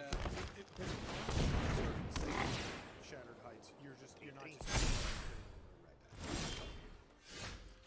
I would give Sanctum of Shattered Heights a builder on B. It is very strong if you successfully build around it, but by itself it does not do anything. Okay. Next is the card we've mentioned a bunch of times. Wow, does it look good in this set. I mean, it's amazing anyway, but particularly here, Scorching Dragonfire, 1 and a red. It does 3 damage to if that creature planeswalker would die this turn, exile it instead. And boy, man, you mentioned Pitchburn Devils and stuff. Blood Glutton. The Glutton, the Deathloom Thallid, like so many cards they don't want to the efficient red removal spell here anyway. So Scorching Dragonfire to me is premium. You're often going to be able to pay 2 to kill something that costs 3 or sometimes 4. Definitely, I would say B+ for Scorching Dragonfire for Yeah, I would give Scorching Dragonfire a B plus. Again, not quite. I'm not quite ready to give you just decent or good removal spells A level grades, but this is a card you're just never really gonna have. So I like B plus for Scorching Dragonfire. Now that interestingly is not true of our next card, which is Shock, which is red instant common, does 2 damage to any target. And it's funny because this is one of the things that you learn when you first really starting to get into limited is there's these big gaps, right? The difference between Scorch and Dragonfire and Shock might not seem that big to you if you just read them and you're like, yeah, whatever, it's close enough. It's not. the difference between 2 damage to 3 damage is massive, even though you can and you can do it to any target. Scorching Dragonfire is a B+, and Shock to me is like a C. It's like a card I probably like the first one of most of the time. And the second one drops off pretty sharply, where I'll take my 3rd Scorching Dragonfire over my first Shock. I'll take my 5th Scorching Dragonfire over my 5th Shock. There's not a realistic number of Dragonfire where you would start to switch that pick. Right. That said, I think you're going to play 2 Shocks when you get 2 Shocks. And maybe you'll cycle if you're playing best of 3, but you're going to play 2 Shocks. Are you? I don't know. I worry, like the 3rd one is awful. But the 3rd one's a lot worse, but like there's enough X2.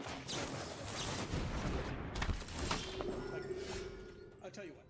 Here's the challenge. In the first 2 weeks, if you show me a deck where you cut Shock and I agree that's right, to you. Okay. Yeah, I mean, I haven't played the format, so you could absolutely. I mean, there could be a world where I want 3 Shocks because the only thing I care about is getting my own. I haven't played the format either. I just believe that this side of the debate is right. All right, tough guy. So what do we give Shock? C plus? I'd give it a C plus. Like it's a good card. The diminishing returns are very real, but you're still unlikely. It doesn't happen very often. Unfortunately, Shock is right next to Scorching Dragonfire on the list here too. It's like I'm sorry. It's actually sandwiched between other removal spells because our next card is Soul Seer, which is it's an uncommon. 2 red. It's an instant uncommon. Deals 5 damage to target creature or planeswalker, and that permanent loses indestructible until end of turn. So wow, that's really good. Although kills anything. It is uncommon. And of course, 3 damage, 3 mana for 5 damage. I believe this is better than Scorching Dragonfire, but this is getting closer to where you might pick one over the other depending on how many you had. That said, this is uncommon. It's not going to come up very often. So, yeah, Soul Seer. I would give it a B plus as well. I'm still not quite at the A range. It's effectively 3 mana kill a creature. Yeah, and I like B plus. Next is Spellgorger Weird. So here's a good common payoff, particularly for the blue-red deck. It's 2 red, 2 weird. Again, it's common. And whenever we cast a creature spell, it gets a +1/+1 counter. It's got super prowess. Yeah, this was a great card in the blue-red spell deck in War of the Spell, and I have high hopes for it here. This just grows really quickly. It gets 1 counter to 3 mana, 3 creature implied upside. Yes. That's great. That's and once it has a second one, it's just out of control here. Yeah, so I think Spellgorger Weird is going to be build around B- or maybe B for the Spellgorger Weird, and then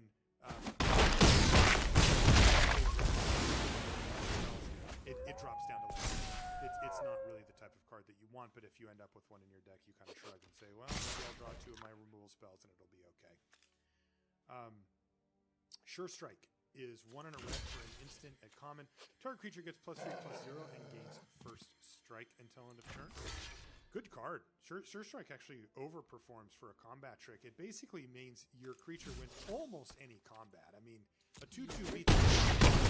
Right, what I was going to say. Yeah, so it upgrades your creature so you can situations where you get extra damage in, which is 10% of the time or something. It's still 3 extra damage, and that can add up quite a bit. So to me, Sure Strike, basically just says your creature wins combat, and that's really what I want out of a combat trick anyway. You can use it defensively, and it still does work. Good card. I mean, to me, Sure Strike's a C. I would give Sure Strike a C- just because it's still a combat trick, and not every deck wants them. I think that you're going to cut this from a decent amount of your red decks. Like, you're not playing blue-red spells. You're going to play it in red-white most of the time. I don't think you're going to play it in black-red all that often. I think I'm playing it in blue-red spells. I don't think that's going to be the case most of the time. What about the thieving thing? It's good. It's good with the library. I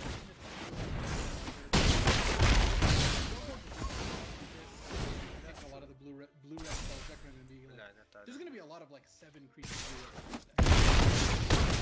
That's for sure. So, I think just kind of how combat tricks work. This isn't. I firmly believe this isn't our like bias against combat tricks. People I think overstate that a bit. It's just that for a combat trick to be a card you want in your deck, you need a lot of creatures. You need to have not used it up your non-creature spots with removal, because those are just better than combat tricks almost always.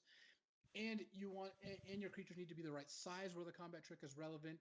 You need to be generally aggressive to really want those. Control decks don't want them. So it's a lot of things have to go that direction, and they don't tend to be part of any synergy package where you can have a 15 creature black red sack deck that just needs all of its spots to be witches' ovens and villagers' sacrifices, and doesn't really have room for Sure Strike. That's right. So C minus range for Sure Strike. Next is Thrill of Possibility. Another great payoff for this blue-red deck. Man, this thing has a lot of tools. This is 1 and a red for an instant. It's common. As an additional cost to cast this spell, discard a card, draw 2 cards. Loads up your graveyard, gets you churning through that library, puts another instant or sorcery in your yard. Like black-red Reanimator. Yeah, I mean, to me, again, having 1 copy of Thrill of Possibility in those type of decks is going to be so much better than having 0. The second one starts to get a fair bit. I mean, it's less of a priority. But yeah, Thrill of Possibility in those decks, I think you want one. I do. I think it's a good card in a right? deck. As you mentioned, there's some other applications for it, but it does go down significantly. I think if you're not caring about having the stuff in your graveyard, you can still play one just because as flood protection or whatever, but it's not amazing. I would give Thrill of Possibility a C. I mean, I'm not super stoked about it, but it does seem to fit into some of the archetypes pretty well. Yeah, Thrill of Possibility is a C, and you're going to kind of prioritize it in blue-red spells and not quite as much in the other red decks. Right. Next is Trader's Greed. We mentioned this one. This is the threaten effect for the set. It's an uncommon, though. So it's 3 and a red for a sorcery. Gain control of target creature until end of turn. Untap it. It gains haste until end of turn. Add 2 mana of any one color. So rebate. This is pretty cool. It's kind of like a 2 mana threaten as long as you can use the mana, but it's obviously worse because you have to pay the 4 up front. But this definitely sets up spend 4, threaten your thing, use the 2 mana floating to cast another creature, or maybe like use the Witch's Cauldron to sacrifice the creature right away. You lose the attack, but you still kind of get to do the whole thing. And there's a lot of sack outlets and not a lot of Trader's Greed type things. Mm-hmm. So I suspect this will be a kind of high pick if you're in the black-red archetype, because there's just not very many replacements for it. Yeah, I think this is just better than Threaten in these decks, because you never play Threaten on turn 3 ever, ever. Oh yeah. And if you can use the mana, then it's just way better. Yeah, and in the turns where you're going to plan on playing 2 spells, this is obviously much better than Threaten, because you just get to play the second spell there. Yeah. Anyway, I would not play this in almost any of my decks outside of the black-red sacrifice deck or a very, very aggressive red deck that was low on removal. But in the black-red deck, it's like a B. I mean, this is the type of card that if you set up your sacrifice plus your Trader's Greed, it's amazing. I mean, you steal their creature and kill it, and usually you get some value for that too. It's not just a removal spell in those situations. So there you go. Another red removal spell. This is Turn to Slag. This is 3 red for a sorcery at common. Turn to Slag deals 5 damage to target creature. Destroy all equipment attached to that creature. So 5 mana sorcery speed, a little clunkier, not quite as good as what we've been seeing from the more efficient side of things, but it does get the job done. It kills most things in the set. Yeah, this is the kind of removal spell that you're not going to really turn down, but you're not going to be excited about the first and don't really want the second. I will say that when you get to nuke and equipment with this, it's insane. It is insane, yes. I would say C+ on Turn to Slag. I mean, I think it's better than just random C-level creature or something, but it's not in the B range for me. No, I think I would give Turn to Slag a C. Really? I think it's better than that. I mean, you're taking this over random 5-drop red card, right? Especially. Yeah, but between Scorching Dragonfire, Shock, and and a So I bunch of think other that's just solid red prowess. That has creatures. prowess, right? Like I think Turn to Slag is somewhere in the like top just- 5 red commons, but it's not in like the top 3 or 4. Like Pitchburn Devils is better. Yeah, agreed. I would rather have a Pitchburn Devils. Like that card comes with an Shock, advantage, right? you know. Yeah. Okay, C to C plus for Turn to Slag. Turret Ogre is 3 in a red for a 4/3 Ogre Warrior at common. It's got reach. Don't forget, it has reach. It's red and it has reach. You'll forget that once and then you'll remember. When it enters the battlefield, if you control another creature with power 4 or greater, it does 2 damage to each opponent. Sure. So this was in War of the Spark 2, and I'm pretty sure at least. It was, yeah. And it looked like it was going to be solid, and it wasn't really good. This, of course, is I assume a much lower power level format than War of the Spark. That was a pretty wild format. So I think Turret Ogre is going to be good. It's going to be in the C range. I would just give it a C, and sometimes it'll overperform. Plus, Blue White Flyers looks a lot better in this format than the last time we saw this. So a 4/3 reach seems like it will mess up that deck pretty nicely. Yeah. C for Turret Ogre. Next is Unleash Fury. This is 1 in a red for an instant. It is uncommon. Black white. And it says double the power of target creature until end of turn. Yeah, this is not a good card. I mean, compare this with Raking Claws, right? Which gives double strike and cycled. Doubling a creature's power is worse than double strike in general, and it doesn't have the option to cycle. This card looks like an F to me. I really don't see why you'd end up playing it. Is it uncommon so you wouldn't end up with 3 of them and go double or something? I suspect it is more for like, you know, constructed applications, not like high level constructed as much as like people like cards like this. Yeah. So doubling's cool. Doubling is cool. So I don't get it. I'm not impressed with this card in limited, but I think it's serving some purposes in the set. F for Unleash Fury. Just keep that on the leash. Volcanic Geyser is our last red card. It is really good. It's red X for an instant at uncommon, and it does X damage to any target. Now, from an efficiency standpoint, it does suffer, right? In order just to get to the 3 damage that you'd like, you're going to pay 5 mana to get at instant speed, and that stinks.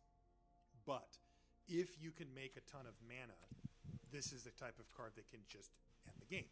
It can hit your opponent and just, you take 5, it's over. Or kill something, at an inefficient rate. But the flexibility, if you've got the mana ramp behind it, is very good. The inefficiency part is a real problem. I mean, it just is. Like, you would much rather have Scorching Dragonfire over a Volcanic Geyser in many decks because of that inherent mana disadvantage, how clunky the card is. Yeah, I think that Volcanic Geyser is kind of a relic of the past where, or at least people's perceptions of it. Limited formats used to be all about these like blaze effects where games would routinely get to you having 10 lands in play and you top deck it and win.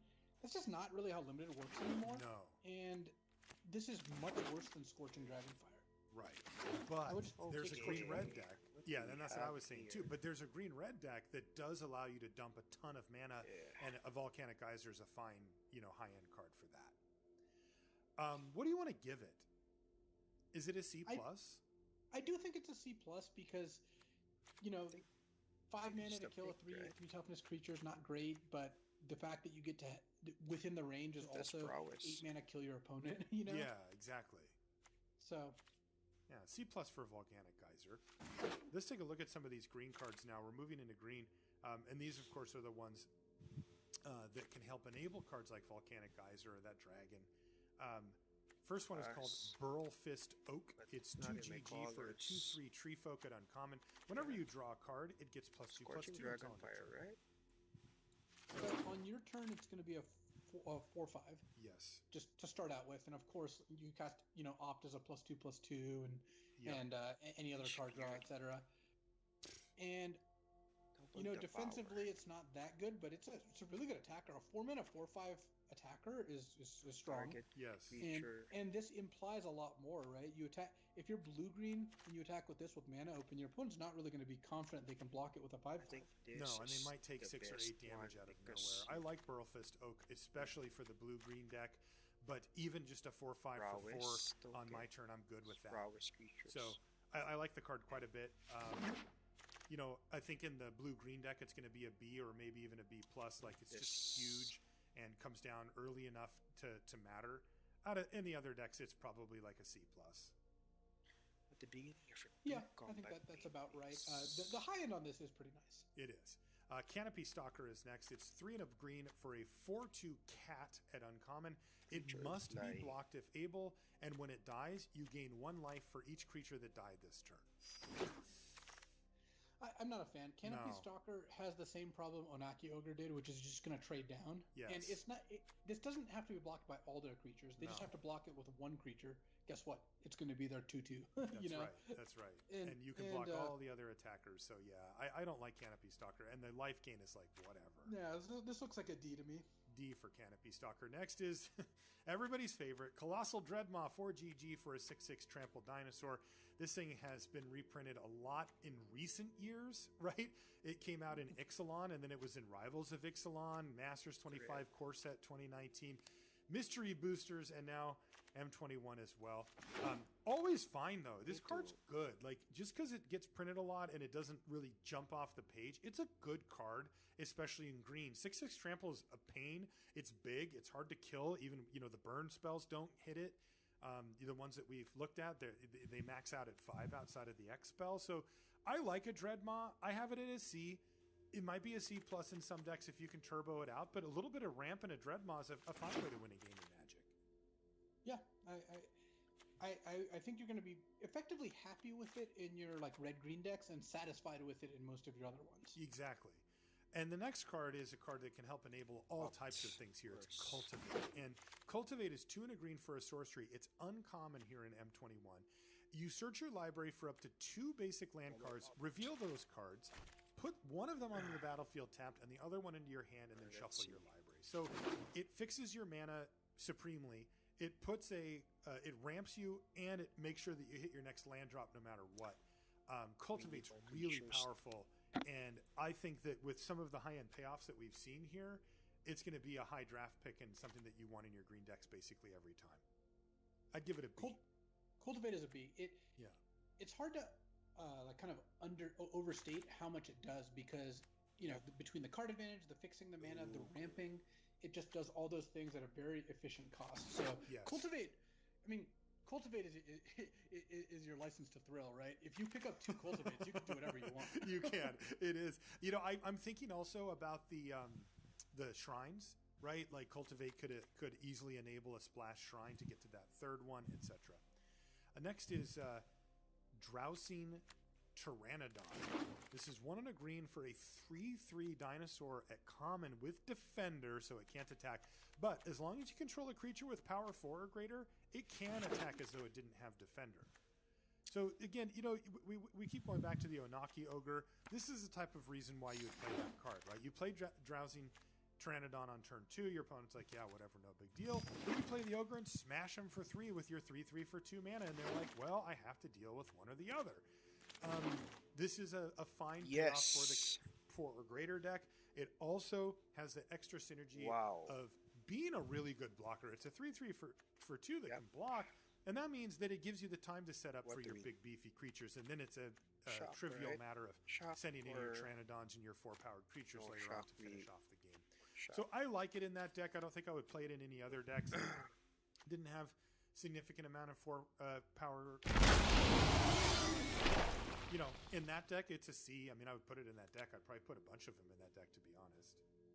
I think that Drowsing Pteranodon is going to be a sought-after card because, like you said, it's a good defender, can attack when you need it to attack in the 4-power deck. And there's just not that many good green 2-drops. So having something to do on turn 2, plus, I mean, the defender part is pretty strong. Imagine you're playing red-white aggro and they play this on turn 2. It's kind of Scorching Dragonfire or bust, right? Yeah, for sure. Ooh. So C, but make sure you have the 4 power. I would give it a C+. I think that's about the level you're going to have to take it in order to get it. Okay, fair enough. What about Fierce Empath? Isn't this like a really old card?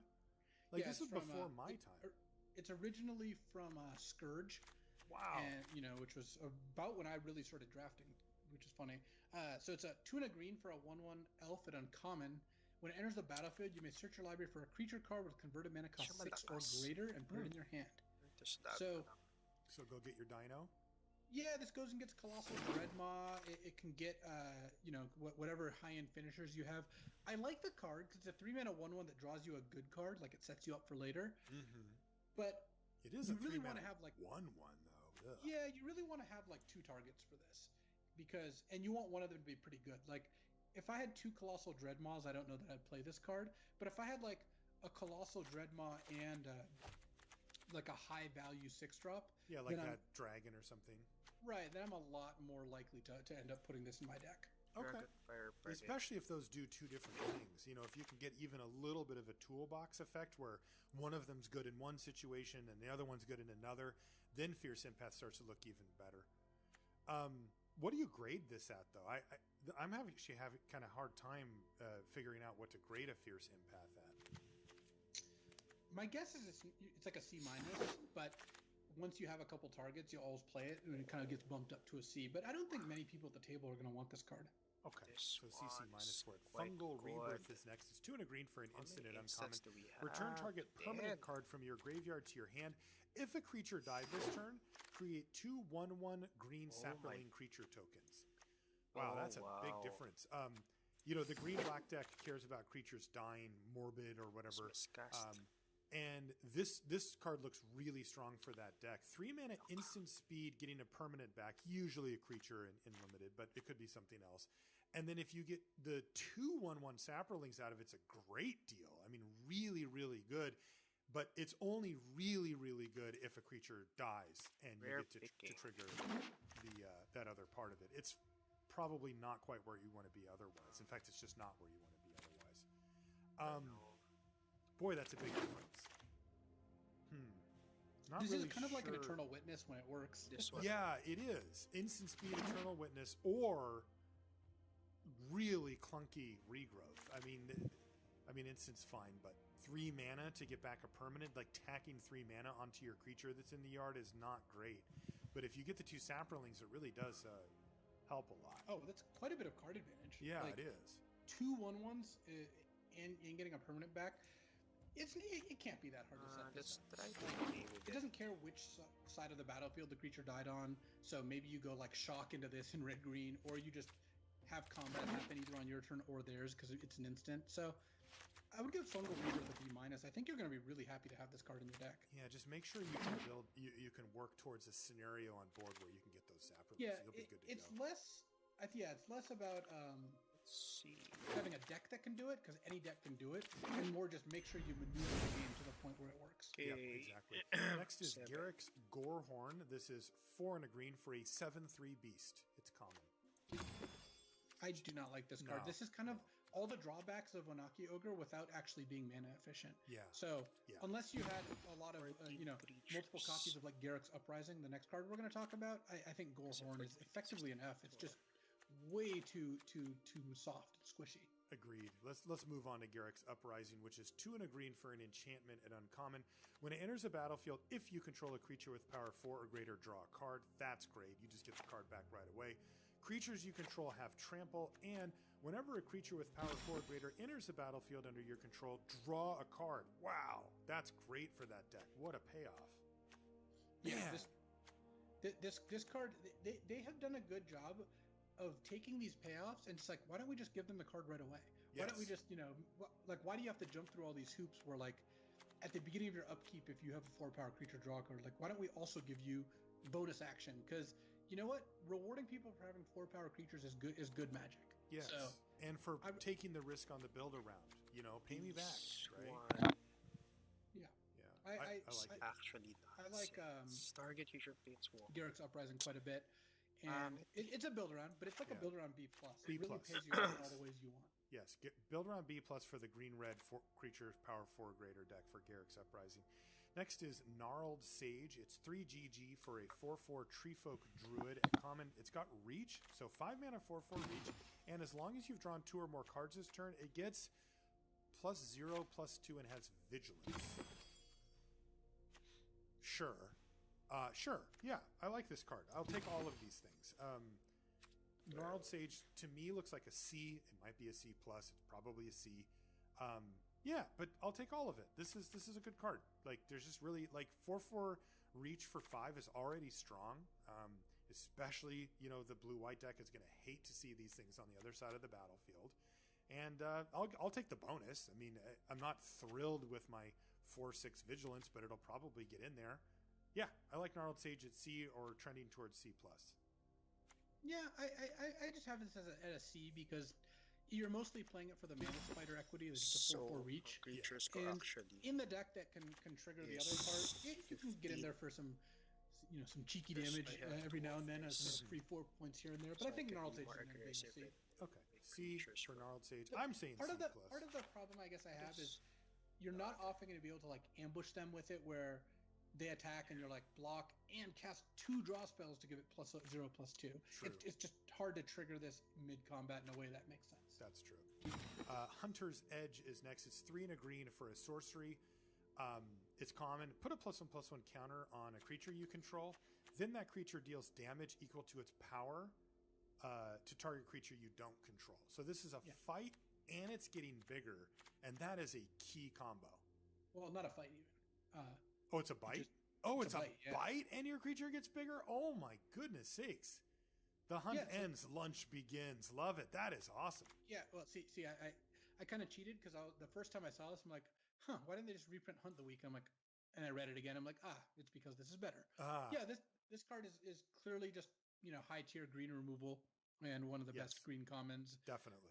I would give Hunter's Edge a C+ because it's still a 4-mana sorcery speed way to do it. That is vulnerable to them playing a removal spell on your creature, but it's pretty low risk outside of that. Wow, and these cards feel like such a blowout when your opponent like kills their thing and then has a great attack with their now bigger creature. Also, don't forget green-white has a +1/+1 counter sub-theme, and this plays into that as well. So great card, Hunter's Edge. We're going to be seeing that a lot. Speaking of the sub-theme, Invigorating Surge is our next card. It's 2 and a green for an instant at uncommon. It says put a +1/+1 counter on target creature you control, then double the number of +1/+1 counters on that creature. So on a creature with 0 counters, this is 2 and a green, put 2 +1/+1 counters on the creature. And of course, for every counter they already had, you're getting a bonus counter. I think the baseline of 3 mana to give a creature permanent +2/+2 at instant speed is good enough. Acceptable. You're going to play this card if you want a combat trick, with all the caveats that come with that. And then in the counter deck, this card can do some kind of gross things. I mean, if this is 3 mana, put 4 +1/+1 counters on a creature. If you it's going to do a lot. A card. Yeah, for sure. Boy, this thing could really go off with that green-white deck. So where do you want to put it? I mean, it's a C. It's just a C still. Yeah. I mean, there are some matchups where this card's just going to end the game on turn 3. You play your 2-drop, you attack, they block, and you're just like, bam, kill your creature. Now I have a 4/4, and they're just like, wow, I can't win. Yeah. But most of the time, this is just going to be a good combat trick, and the high end is high, but the average case is not insane. Okay. Next is Life Goes On. Green for an instant at common. You gain 4 life.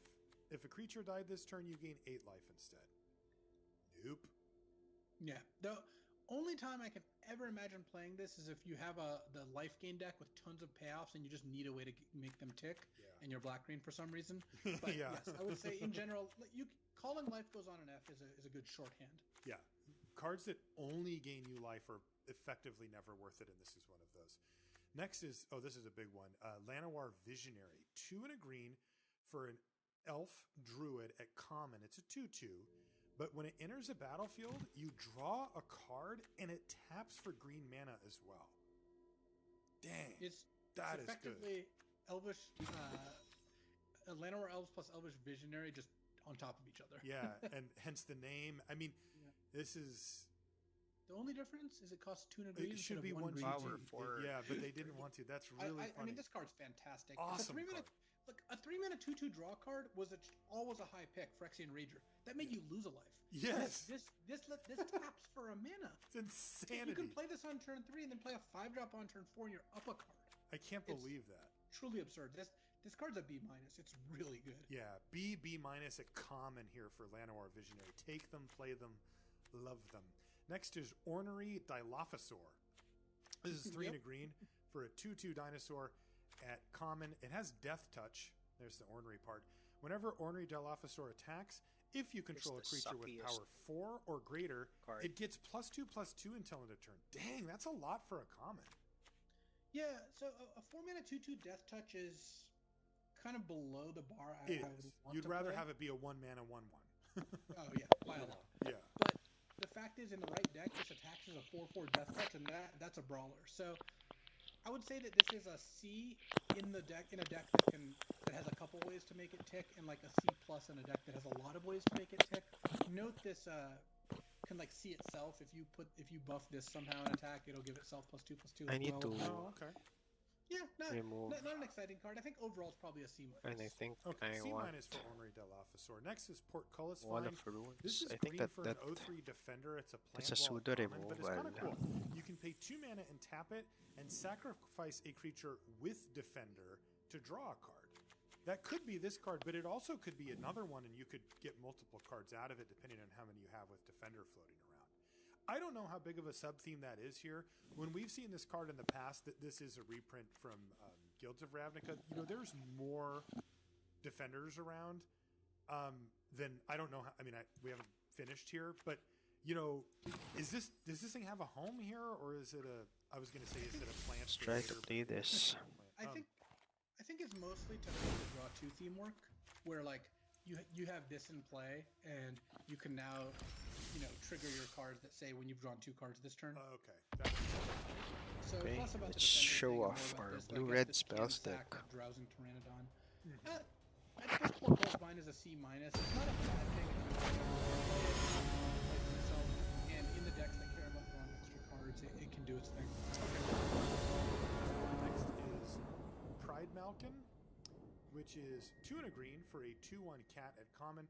When Pride Malkin enters the battlefield, ano put ba a to? +1/+1 counter on target creature you control. Okay. Each creature you control with a +1/+1 counter This on it one, has you trample. I think So this could be a you use 3/2 this trampler as just late if as there's you nothing can. else going on. Yeah, and then distribute the counter somewhere else if you want it. I think that's just okay. It helps the +1/+1 counter theme by not only generating a counter, but giving potentially multiple other creatures trample. Kind of get bumped up a little. Yeah, the green that one.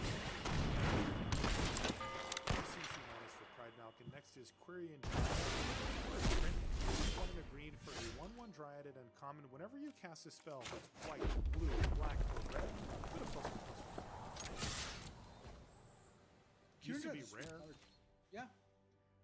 I won a Japanese foil one of these in a vintage tournament many years ago. So in Limited, we're playing primarily 2 colors, particularly in Core Set Limited. So it's in many ways says whenever you cast a card that costs not green, your other Just trigger off gold cards. True. But my point is that it triggers off of your deck, roughly speaking. Yeah, I mean that's a good shorthand. Of course, if you have one of these, Sana maybe wala if you siyang pick up land. 2, you could just buy it. So what am I? I'm hoping to cast 2 Or of my other cards.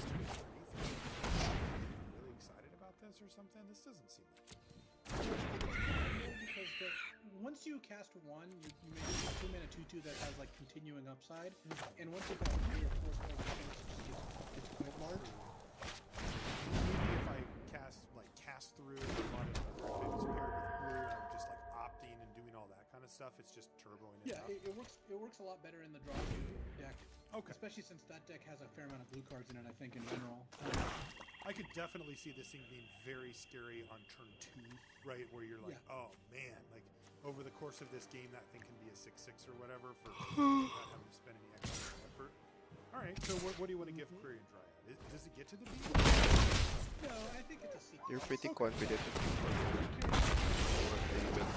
It's going to be good in some decks, but I think that for the most part, it's not a card I'm really going to like. I'm not going to snap this up 3rd pick. I'm just going to take it late and kind of see how the draft develops. Okay, C+ for Quirion Dryad. Next is Ranger's Dial. Green for an instant. Target creature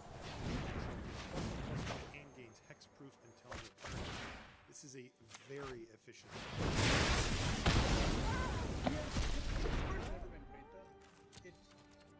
This is a card 2, 3, 4, 5. Having sideboards because against Oh, 11. mana kill spells on your stuff, this card is fantastic. Yes. When you play against white green, this card just looks pretty good. Yes, it's pretty white. There's a lot that you don't. So you figure kind of in the best of one era, it's going to lose a lot. Yeah, I think Rainer's Guile is probably you know what, C minus or sideboard, depending on what kind of how you want to view it. Okay, C minus D plus, but then it can go up a lot if your opponent's playing a lot of turn to 6, 7. Next is Return to Nature, 1 and a green instant at common. Choose one, destroy an artifact, enchantment, or exile a card from the graveyard. This is very, very much a sideboard card, and we'll give it a sideboard grade here. Yep. You'll know when you. Next is Run Afoul, this is green for an instant at common. Target opponent sacrifices a creature with flying. So once again, we have another sideboard card here. Again, you'll know when you want it against the flying deck or whatever. So, and you mentioned that little combo as well, which is kind of cool, but primarily just a sideboard card for Run Afoul.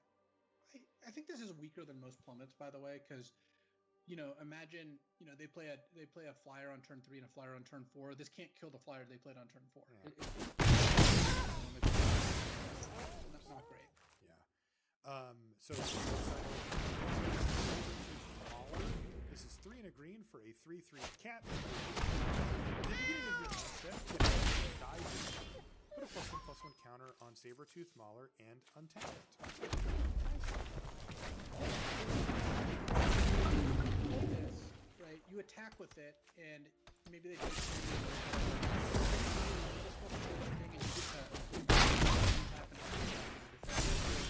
you get to grow this while also kind of defending yourself.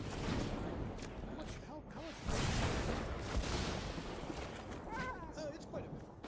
Because removal spells is not hugely different because you can just choose to use those on your turn. Same with like sacrifice effects. But what it means is your opponent won't be giving you any gifts in One, for your 2, 4/4 until their turn. And 3, maybe 4. you can pressure them and force them to do it, but It's they get time a little bit more wiggle to room. draw the I weird. still think Sabertooth Mauler is pretty good. I like it the most in Not decks that just have a good amount dance. of removal. Though it's actually I'm not really. Like, I'm leaning towards D plus C minus range for it. I think Like, you can't block and sack. I think it's For a better opportune time. I think it's probably a C because just one trigger and you get. So a I'm leaving 4/4 the that island. maybe effectively Sort have of a vigilance, and decoy. then from then on it gets better. Maybe I'm just. But I don't know how I'm not really hard. I think it's that just will affect a my fine playable. Okay, I'll go. flying. I'm kind of Your thinking in opponent. terms of I want to go.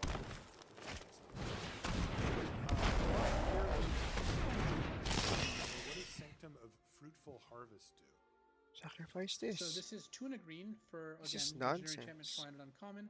The beginning of your pre-combat main phase, add X mana of any one Well, I color or would. X number of shrines you control. So again, this is one that's pretty weak on its own, where Yeah, that's by itself it's a 3 mana rock, right? Adds 1 mana per turn. And then even with a second shrine, yeah, that's fine. What you're excited about is whatever the second shrine is doing. Yeah. Like that's the payoff. So this is a builder but the difference is if I had the black shrine, I would take this shrine. I wouldn't take this shrine first and hope to get more shrines. Right. Okay. I mean, obviously, you take it like 8th pick or something if there's nothing else. But the Sanctum of Fruitful Harvest is a build around like kind of B minus, I guess is a good way to express it. Where I would pick this up second if I had any of the Grixis. Really, the most important thing is that it says Shrine on it. Next is Setessan Training, 1 and a green for an enchantment or a common. Enchants a creature you control. When it enters the battlefield, you draw a card, and the creature gets +1/+0 and has trample. A little bit of a bummer that it doesn't work with the +1/+1 counter theme, but this card is solid. I mean, we just had it in Theros, and it's fine. It goes well with what smaller. You put it on your Quarian Dryad, whatever, and it slams pretty good at no real cost as long as you can make sure that it resolves on the creature. Yeah, it works C. nicely with the draw 2 theme. You know? There you go. Okay, I got there. That's what it's for. It's for the draw 2 deck. Okay. I like C for Setessan Training. Yeah, as well as making your 3-power creature into a 4-power creature for Furious Rise, that sort of thing. Yeah, Sure, I like C for Setessan Training. And, When? it's a solid card. Okay, It's a fun one. Next is Skyway Sniper. This is green for a 1/2 common. It has reach, and you can pay 2 and a green to have it do 1 damage. Is the flying deck really busted or something? There's a Yes. lot of anti-flying cards. We're about to get to another one next. Yes, this flying deck looks super strong, but I don't know if Skyway Sniper's the way that I want to. Like the 1/2 reach does. I mean, a 2/2 flyer attacks through it, and if I have to pay 6 mana to do 2 damage to a flyer, is that even? There's a sideboard D where you mostly won't be putting this into your deck, and I really only like it if they have a high number of 1 toughness flyers, because this is good against 1. Very good against this. It's not good against 2 toughness flyers. But I'll it doesn't block do anything against this. 3 toughness flyers. Yeah. I guess Okay. it can block and shoot. Yes. Is Didn't think I sideboard would D, win that which one. brings us to Snare Spinner, which is 1 and a green for a 1/3 reach at common spider. I know whenever it blocks a creature with flying, it gets +2/+0 until end of turn. This is a main deckable card, but not an exciting one, and a good sideboard card. So Yes. where this is going to land is like main deck C- sideboard B. Yep, exactly. That's what I was thinking too. Next, our old boy Thrashy Bee is back. Thrashing Brontodon 1 GG for a 3/4 dino at uncommon. You can pay 1 and sacrifice it to destroy target artifact or enchantment. I love this card. I love the artwork on this card. I love everything about this card. I think I have a lot It of wins. usually plays out in the B range. Kasi hindi Though, kasama at yung... least from what we've seen so far, we haven't got to the artifacts yet. There's quite a few build-around enchantments, and then there's some removal. So I would assume that the FEV stays in that range. It's a B, maybe even a B plus. Ay, nako. I think it's probably a B plus. You know, when you sack it, you don't really feel like you got a great deal, but it's a 3-mana 3/4 with upside. That's just great. Right, and the ability to kill a key enchantment or artifact is really that is hard to come by. So I like Thrashing Brontodon at B plus. Next is Titanic Growth. This is 1 and a green for an instant at common. Target creature gets +4/+4. Yeah, this Not is so a much. D plus level trick. It just doesn't do enough. No. You know, it's too much stuff. You're often going to be like over on the stats. Like you don't need the whole +4/+4. It's a 2-mana trick. It's not giving any ability. So I just think Yeah, I'm going to try that. Titanic Growth. Next is Track Down. This is 1 and green for a sorcery at common. Scry 3. Then reveal the top card of the library. If it's a creature, Nothing. Draw that card. Is that basically what that means? Yeah, and so it's got a couple interesting things. One is you need your 3rd land, or you see a good creature, whatever, you just put that one on top. You draw it. Where it gets a little What is that? Convoke? a 2-mana 2/2 and 2 lands, and you don't need lands. Ah, You don't really want the 2/2, but if you put it on top, you can get 3. Because if you don't, you just don't get to draw the card, right? Yeah, though, if you put them all on bottom and your top card is then like another land, you'll really wish you would put them all on the bottom. Oh, because you reveal the unknown card then? Oh, man. Yeah, so it kind of depends on your deck composition. Obviously, if you have a deck with 18 creatures, you can just put everything on the bottom if you don't like it, because you're likely to hit a creature or a land. But if you have like a 12 creature deck where this is still a playable card, because it's kind of like a ponder, you know, at that point you're faced with a slightly harder decision. And of course, if you need something specific, maybe you just have to bin them all. But I would it becomes like a C plus So I'm if you trying have a really to... creature So heavy deck. the but reason then why it's just almost always scry 3 draw. I chose to which is pretty cast sweet for 2 mana. Turret Ogre That's versus really interesting Goblin situation that you're Wizardry. gonna find yourself in. It or also even is Heartfire anticipate where this draws a is card. that So this works with all I your kinda want this to brawl with the Gnarled So Sage. what grade is it? A C minus? I mean, is this a good card draw spell? I mean, it's not. Yeah. It's filtering or whatever. kind Come of on. probably a C. For track down. Next is Truffle Okay. Snout. Come on, give it to me. Yeah, good one. That was a really good one. Truffle Snout's 2 and a green, 2/2. It's a boar at common. And when it enters the battlefield, choose one. Put a ++1 counter on ye old Truffle Snout, or gain 4 life. So this is another one. In the counter deck, it's a 3 mana 3/3 that has a counter on it, so you get additional benefit. And in the life gain deck, because of all your life gain stuff, if you end up like green black life gain, the Truffle Snout can kind of get it going. Plus, sometimes you'll play this in God. sometimes Oh wow. So many creatures. anything, outstanding, but I think Truffle Snout's a nice little role player. Yeah, it's a good card. It is. C for Truffle Snout. Next is Warden of the Woods, 4 GG. For an uncommon tree folk, it's a 5/7. Your favorite, Vigilance. And whenever Warden of the Woods target with a spell or ability it controls, you may draw 2 cards.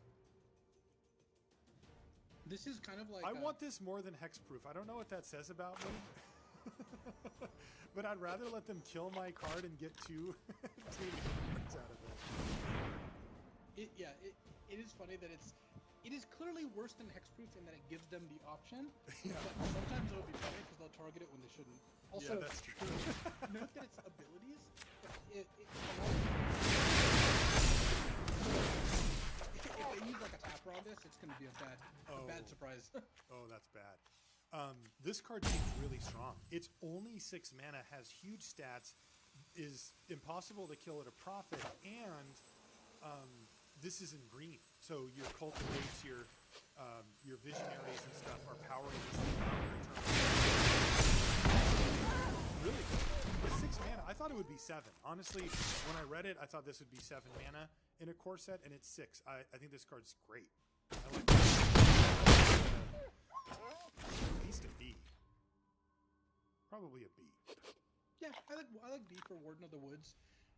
Awesome. I mean, card. there are going to be some games where you play this, they bite the bullet, kill you, still behind on board. So, Oh my god.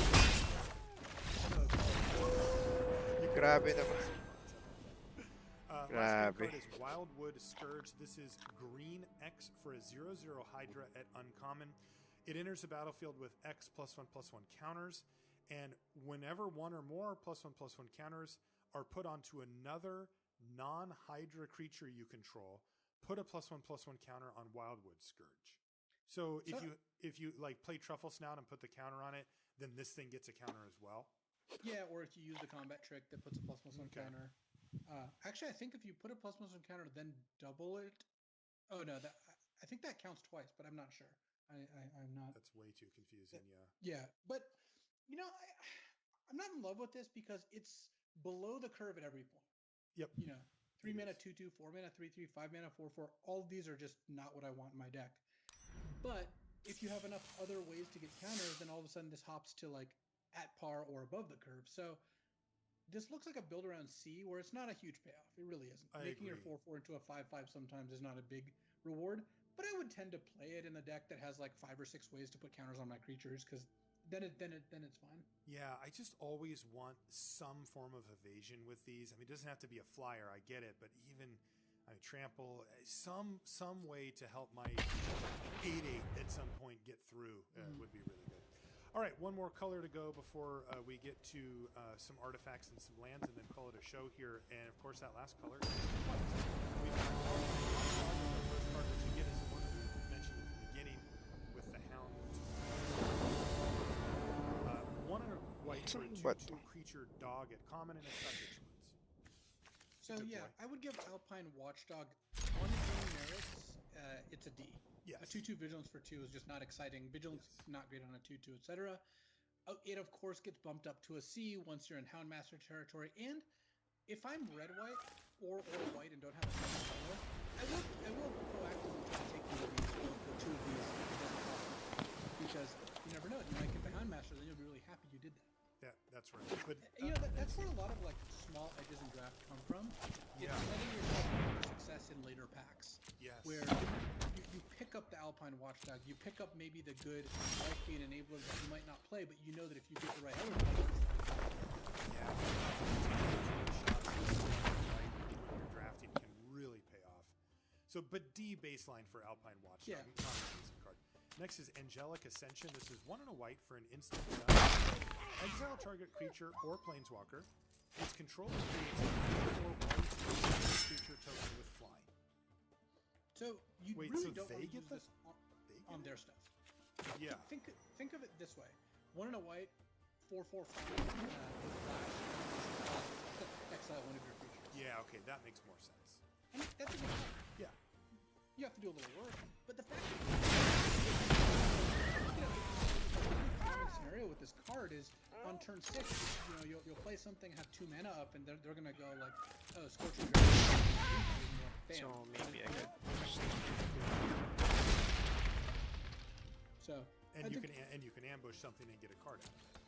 Yeah, you could also do that. You get a card out of it if you respond to removal spells. So, you get a card out of it if you ambush That makes something. this vulnerable to shock. Sometimes you pass this end of their turn and attack them when they're at 4, and they didn't know that you But it effectively had a flash doesn't for matter anyway.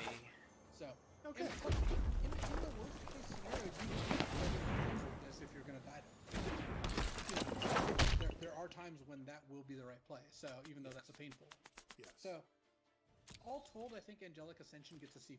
I do think this is going to be a fairly strong card. I like it. I Lots want of flexibility there. Cool kasama card, ng too. Elder. This is one of those cards that really rewards you for knowing what's going on and timing things right. Anointed Chorister? I think it's chorister, like as in Chorister? like a chorus, but I Nothing. think it's they're singing. All right, Chorister. Anointed Chorister is white, 1/1 human cleric at common with lifelink, and the activated ability 4 and a white. Anointed Chorister gets +3/+3 and Yeah, I'm not really into that though. I think this card's very good. What?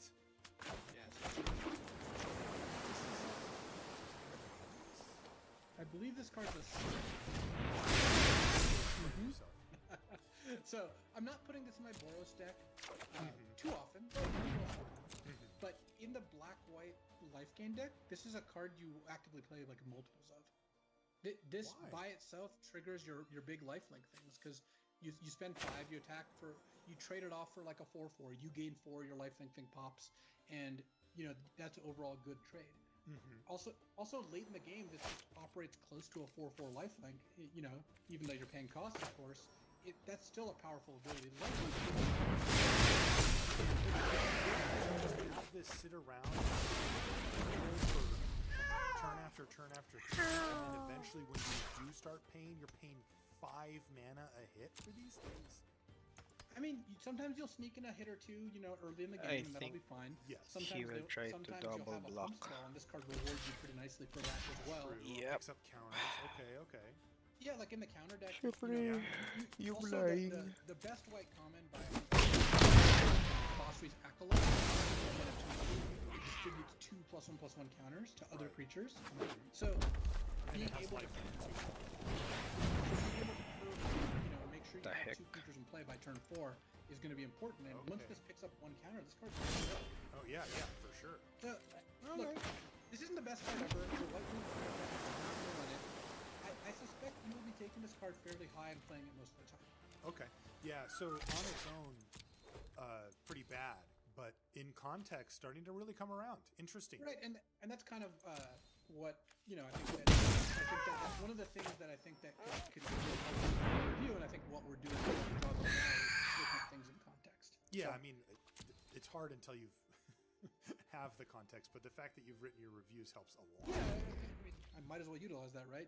Leverage is I leverage. love it. So, Love it. Okay, so you say C for the I would Chorister. give Anointed Chorister a C, but it's going to be a card you'll actively want in the life gain deck and the Right.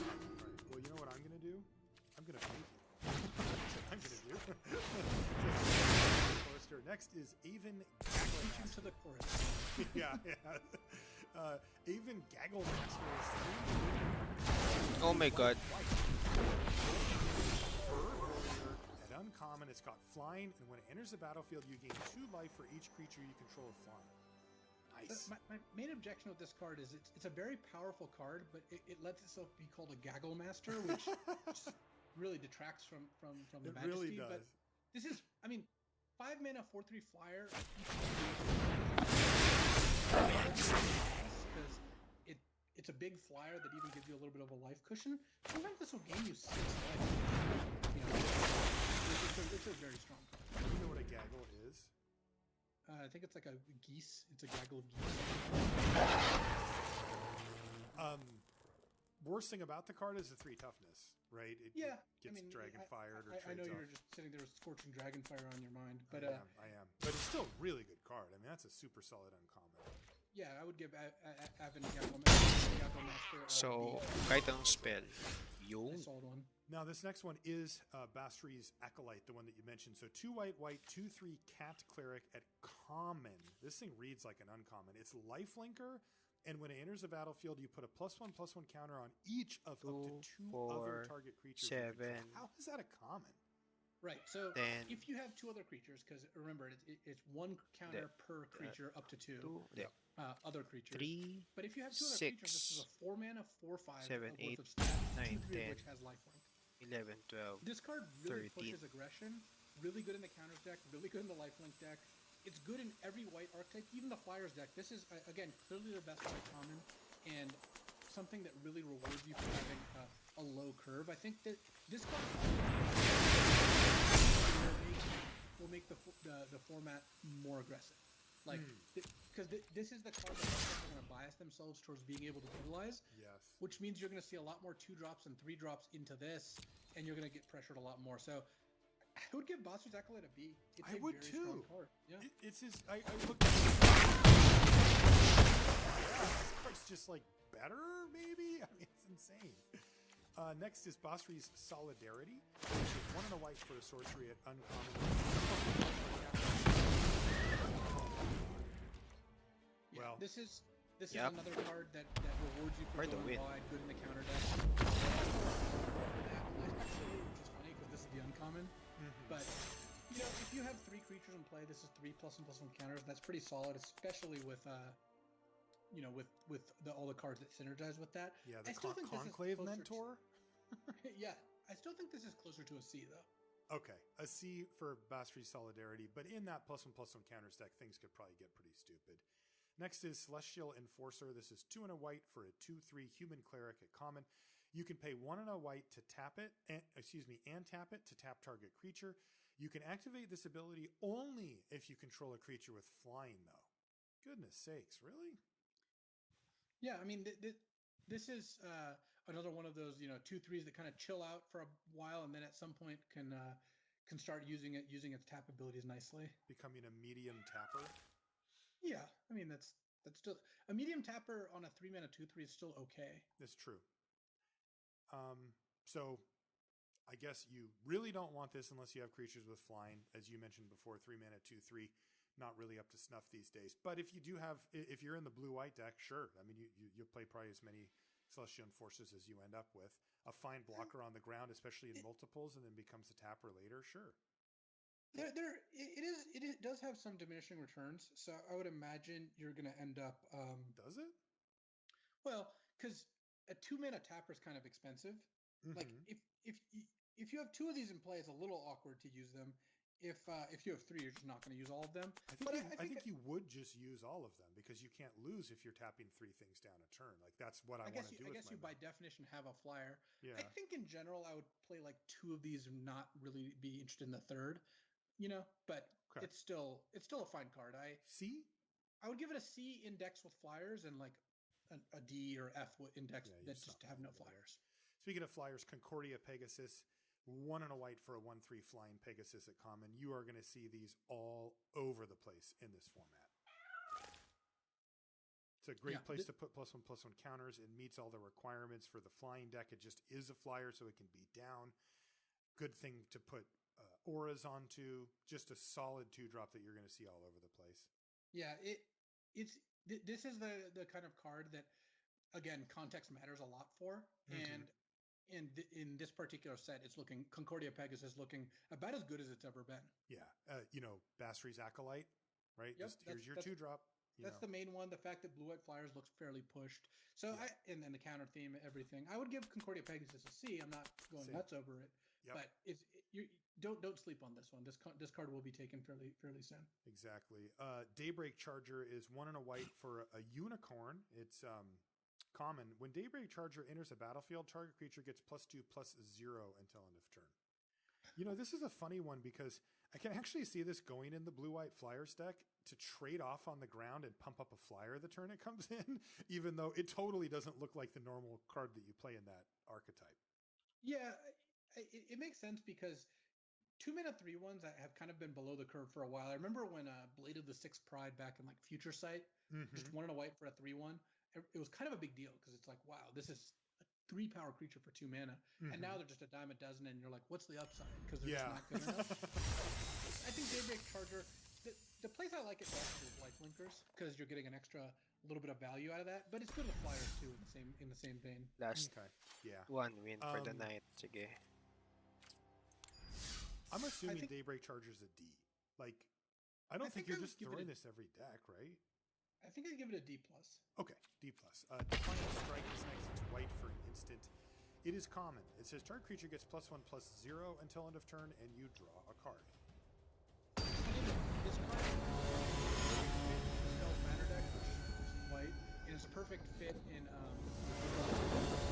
not white, but it's also just a good card in any deck that has a lot of creatures. It's kind of like the white deck, where if you have room, you're not going to be best happy card. about this.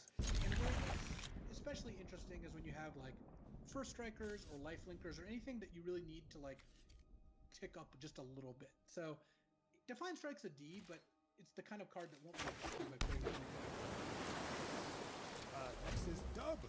It's 2 and white for an aura at common. It enchants a creature, and the creature gets +2/+2, has First Strike, and is a knight in addition to its other types. Yeah, this card is very bad. I would encourage to get destroyed by bouncer removal, and there's not very many cards that really reward you. I know it feels good to throw this on a flyer and feel like you're just crushing your opponent, but you're really just sweetening the pot because they wanted to kill your flyer anyway. And sure, sometimes you'll get them if they don't have removal, but the fact is you probably would have won that game anyway. So yeah, Dub, I'm out on it. I would give it D- or something. I don't think it's an F or anything, but it's like maybe you put it on your that's a combo worth going for. But or if you're playing best of 3 and you put this on your 3/3 out of the board against like a red-green deck that maybe doesn't have too many ways to do it. Yes, Turn to Slag does work there. But anyways, Dub I think is closer to an F than anything else. I'll give it a D- for charity's sake. Okay. Next is Face Fetters. Wow, Face Fetters, extremely powerful card that hasn't been. It's been printed in some of the whatever Eternal sets or whatever, the Master sets and stuff. But this card's permanent.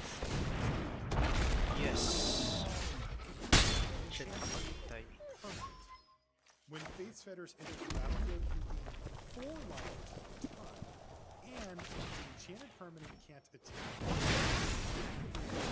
Can't be activated unless they're mana abilities. It shuts down anything. Yeah, Faith Fetters is very, very strong. It might be the best of the kind of like Oblivion Ring style cards, even though this doesn't actually exile, but it does make it pretty useless. Yeah. Note you could put this on a Planeswalker. You can put this on a equipment. You can put this on a land. It can still tap for mana, but if you this is I guess sorry, they couldn't use the ability that gives ++1 counters. Yep. Obviously, it shuts down creatures nicely. Face Fetters is a really good card. I would give this an A- just because the 4 life is huge. It means that it's not quite like a 2-for-1, but it means that you got to kill one of their things and gain kind of a combat step's worth of life. Plus, it's great. If you came up to me and said, I played Face Fetters and I lost the next turn, I wouldn't believe it. So, A- for Face Fetters. Awesome. Next is Falconer Adept. This is 3 and a white for a 2/3 human soldier at uncommon, also our preview card. Whenever Falconer Adept attacks, Create a 1, 2, 1/1 3, white 4. bird creature token with flying that's tapped and attacking. So this is kind of like, you know, the library larcenist, where it immediately pays you off when it attacks, and your whole goal is to protect it with combat tricks or bounce their stuff or do good stuff. But the difference is I think that getting a white or a 1/1 flyer tapped and attacking every turn might be better than drawing a card. Oh, okay. Just because of the immense pressure it's putting up? Yeah, kind of think Goblin Rabble Master, where the fact that if you play this on 4, right? Let's say your creature's traded up until then. They play a creature, you're like, Face Fetters attack you for 4. That actually puts you further ahead than having extra cards in your hand. Though, if the game then goes longer, you'd rather have cards. It threatens to end the game really quickly. And the fact that it's flying means it's not the sort of situation where, you know, sometimes you put a 1/1 attacker into play and they just all get to block with a 2/2 immediately. Yeah, this is going to end the game pretty quickly. So Falconer Adept really wants ways to protect it or give it flying and just get it through a few times. But even getting to attack with it once is already, like, if it lives, you're already feeling like you're in a really good position to win the game. I would give Falconer Adept a pretty high grade. I think I would give it a B-. I do worry that at 4 mana with 3 toughness, it may only be able to attack once cleanly. Which great in that scenario, like if it's not trading and just making the 1/1. The upside's obviously insane though. Do you like B or B- for I would give it a B. Okay.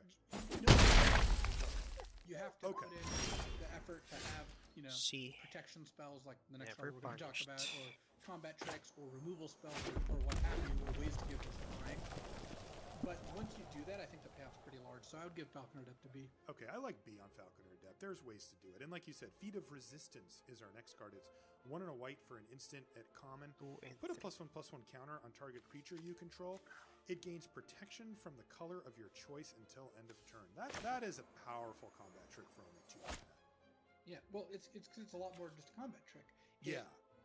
It protects your creature in combat, but it also stops a removal spell, can knock off something like Face Fetters even when you draw it later, and can make when your creature's unblockable. If they only have green creatures, you can just play this, give pro green, and attack past all their creatures.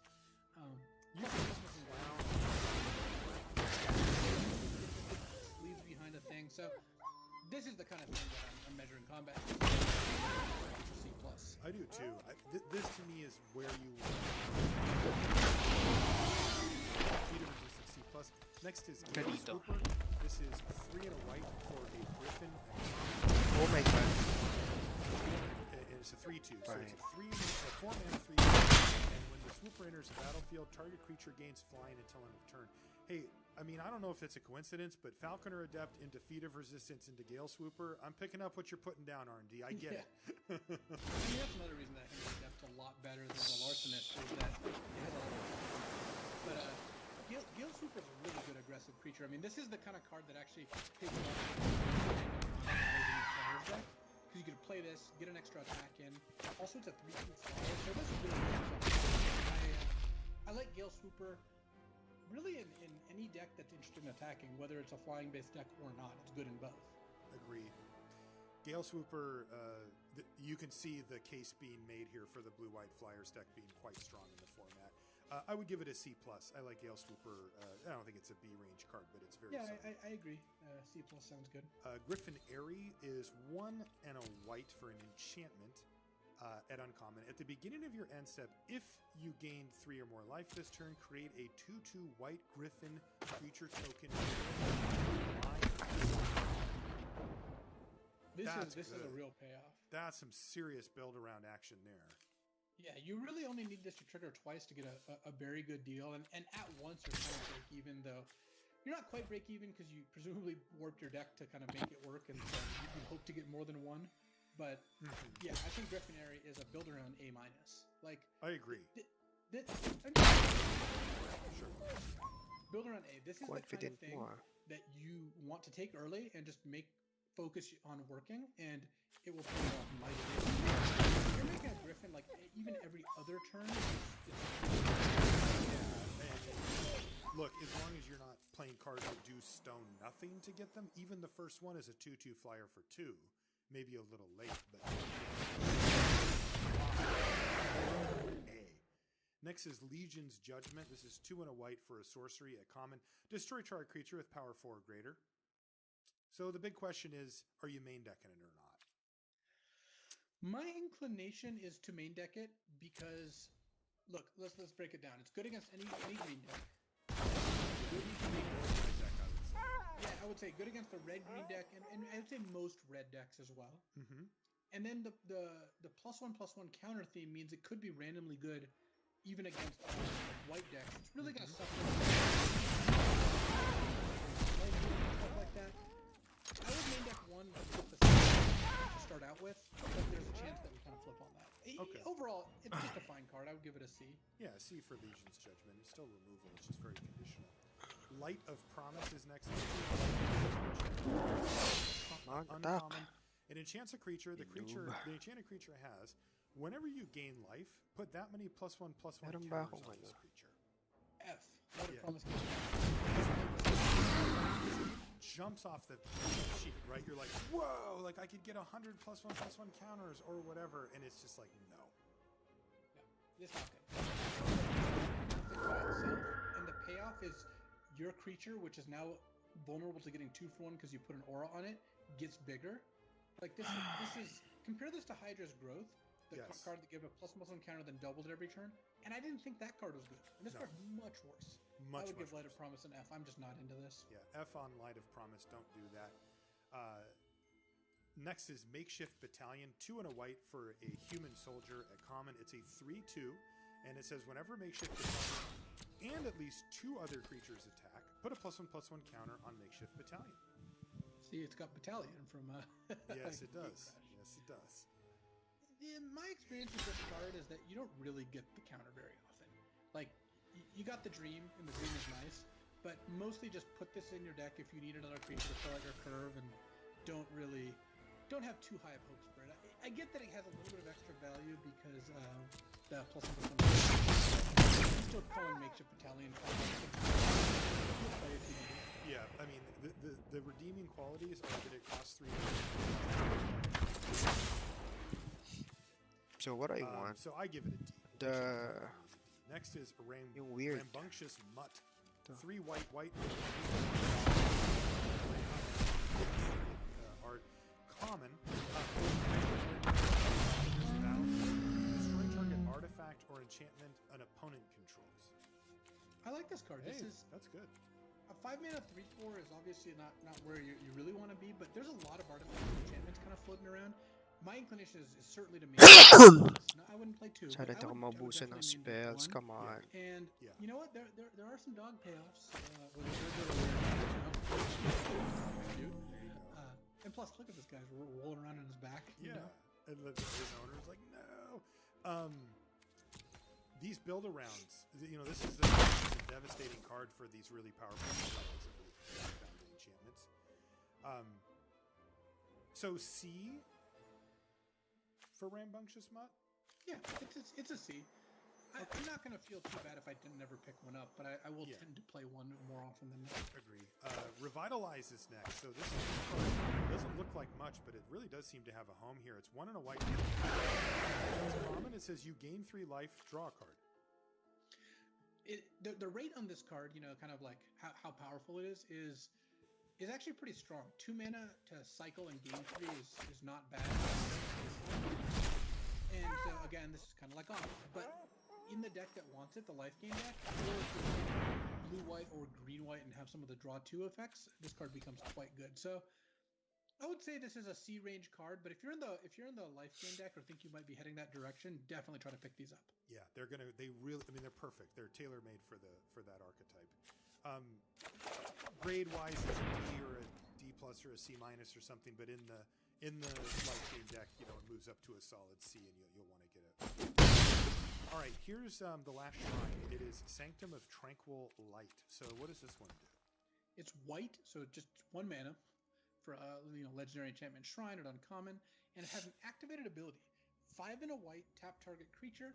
This ability costs 1 less to activate for each shrine Very tight you control. game. So again, this counts itself. Actually. So by itself, it's a 1 mana enchantment that lets you spend 5 mana to tap a creature.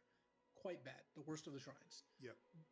What this does is it bumps all your other shrines up by 1 and makes them more powerful. And then this is 3 mana to tap a creature. That's pretty good. Mm-hmm. Like you especially since presumably you have these shrines giving you an advantage every turn. Once you have 3 shrines in play, you probably don't have to cast another spell the rest of the game, and you'll be in pretty good shape. And you just tap 2 creatures a turn, and you win the game. Yeah, especially if one of them is the black shrine. So right. This like the green shrine is a build around B-, where I would take it in order to make my other shrines better, but not because it itself is doing something good. Yep, agreed. Enabler shrine, if you will.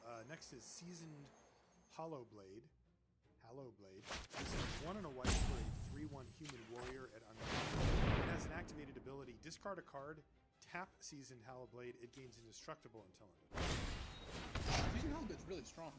This is obviously kind of a throwback to Adanto Vanguard. Right.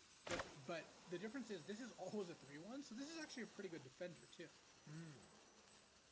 If you have this back on defense, they can't attack you with a 3/3, or otherwise they're trading their 3/3 for a card out of your hand.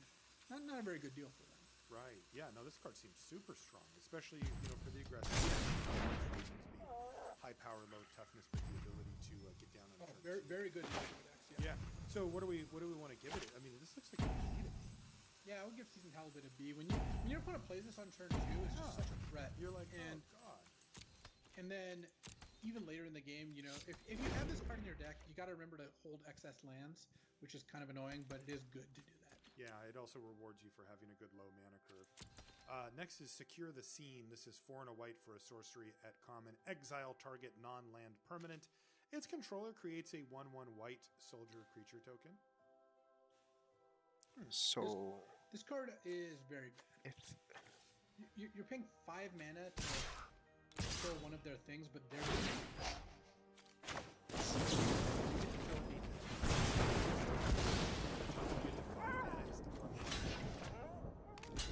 deal.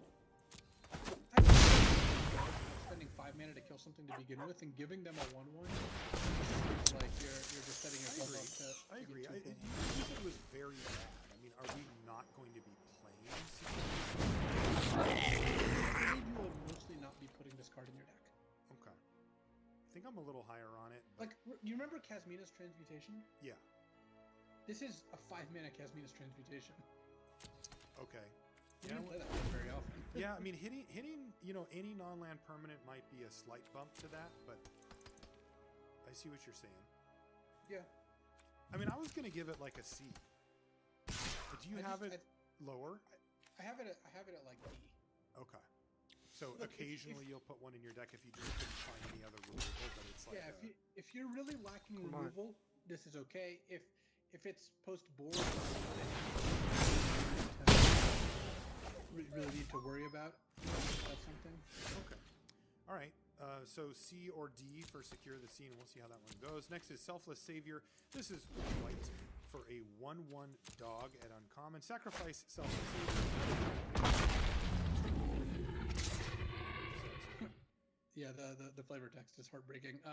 This is a very good card because what you're doing is you're spending 1 mana up front to then for 0 mana protect one of your creatures from combat, come on, or 3 spell, whatever.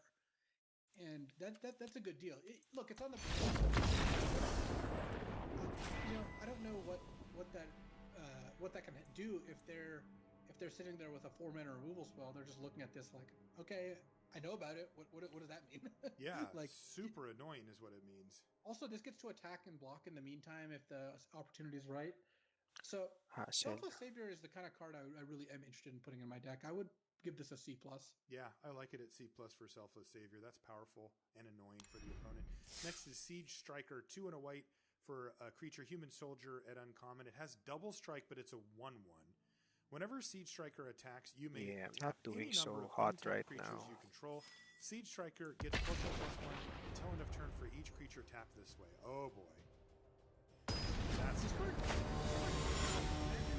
tap 2 creatures, you attack with a 3/3 double striker, your opponent's going to damage. Or throw a chump blocker or like a double blocker to lose both your creatures. Yep, I like this. Every creature you tap definitely deals +2/+2. And that didn't cost you any mana, so you have extra mana available for tricks. Or removal and stuff. Yeah, this card's scary. Yeah, Siege Striker is really good. The biggest downside is this can like kind of kill you out completely, where you're kind of like alpha striking, but one bouncer removal spell knocks off the whole combat.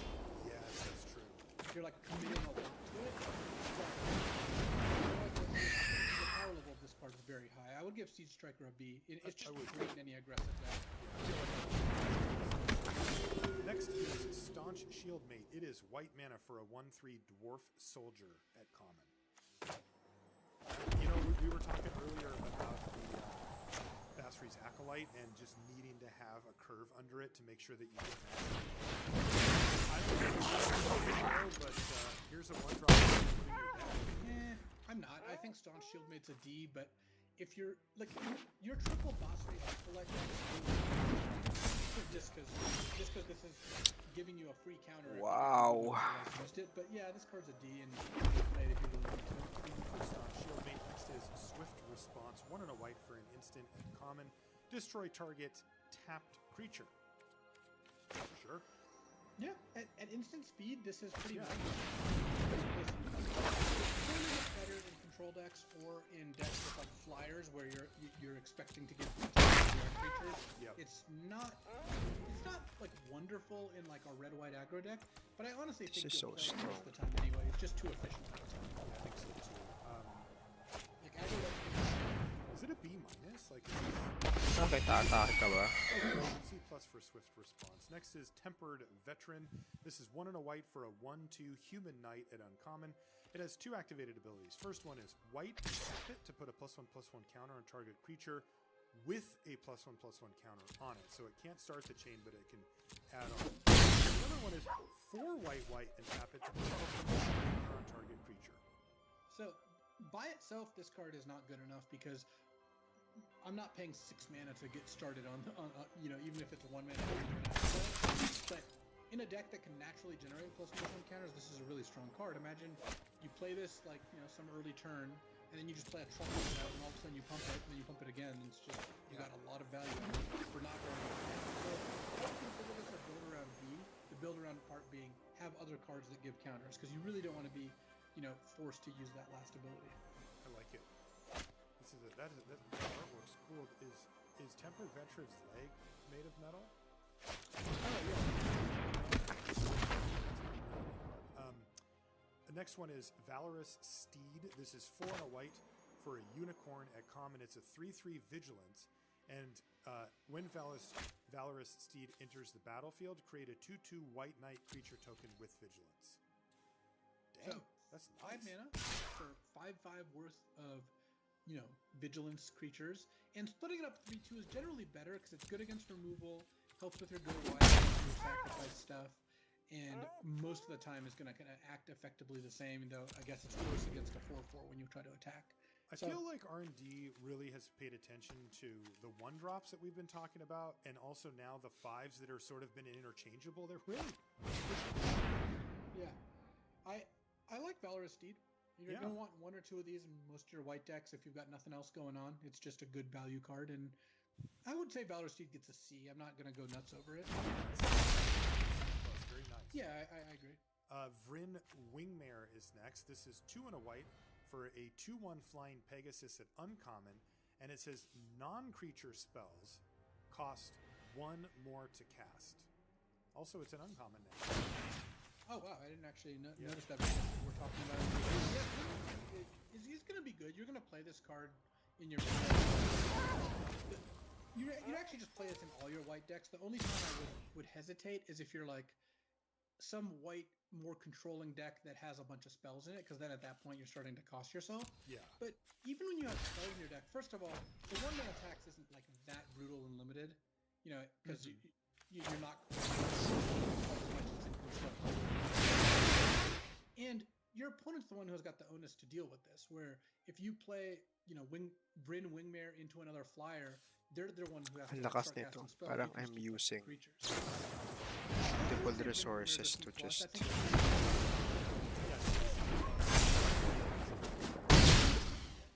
Next is Warded and last white card is Warded Battlements. This is 2 and a white for a 0/3 wall at common. It's got Defender, but attacking creatures you control get +1/+0. 7.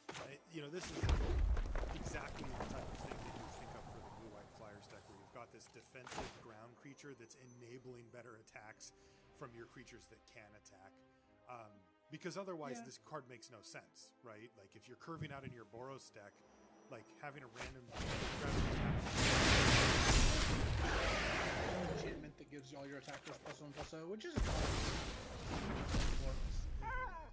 but 3 is just kind of small. Even the blue-white Flyers example, it's not protecting you all that well. Yeah, the difference between 3 and 4 there is massive. I'm also not seeing the go wide decks being that supported. 4. There's just not like mass generation of tokens, you know. So I think Warded Battlements looks like a D to me. If you have to play it in a creature-heavy deck, it's fine. But I'm really Did not not block, right? Yeah, I think it stinks. You know, even though I earmarked it as a card that would go well in blue-white, I wouldn't actually play it in blue-white. Yeah, I agree. Okay, so that's it. So first artifact is called Chrome Replicator. It's 5 mana for a 4/4 artifact creature construct at uncommon. And when it enters the battlefield, if you control 2 or more non-land, non-token permanents with the same name as construct artifact creature token. So what is this? So if you control 2 or more, so I just need 2 things that are the same name as each other that aren't tokens or lands. Yeah. So what you're gonna want to do is, if in the course of the draft you just have a couple doubles or triples or whatever, this card becomes pretty strong. Because if you ever get the second, Pag may shock siya, patay to. it's worth going out of your way. Like, this is the kind of thing where if I had already planned, Yes! Katalo ko na may anthem. two And I vigils, can picked skip up, like, 2 already. more. I could definitely see just running 3 of them to try to maximize my Chrome Replicator Yep. chances. Yeah. It might actually make me. I think this is actually strong enough that it would make me put 3 of those creatures in, even if I wasn't planning on playing any to begin with, because the payoff of getting a free 4/4 is huge. Yeah, especially if you can land it on turn 5, like as a curve out. That's insane. You just put 8 power and 8 toughness on the battlefield. Yeah, I like Chrome Replicator. The floor is abysmal compared to some of the 5s that we've seen. It's pretty bad as a 4/4 for 5, but boy, the upside think is really ito strong. lang kailangan ko I would dalawa play it pa. for sure. If I thought I could have any chance to get that extra construct. I would play it with one, like, if I just had 2 copies of one creature. Yeah. And then once you're at like 3 of the same creature or multiple sets of 2, then this card becomes a pretty high pick. I think this is a good speculative pick early. Yeah. I don't know. Do I want to give? I think I just want to give it a C+. I don't feel like it's going to happen often enough to be in the B range. Yeah, I agree. Okay. Next is Epitaph Golem. This is 5 mana for a artifact creature golem. It's uncommon. It's a 3/5, and you can pay 2 mana to put target card from your graveyard on the bottom of your library. I like this card in Shadows over Innistrad because the self-mill themes are really strong. Yeah. Because the idea is, if you get mill yourself down to no cards, then you can use this to draw the card you want out of your graveyard every single turn. Exactly.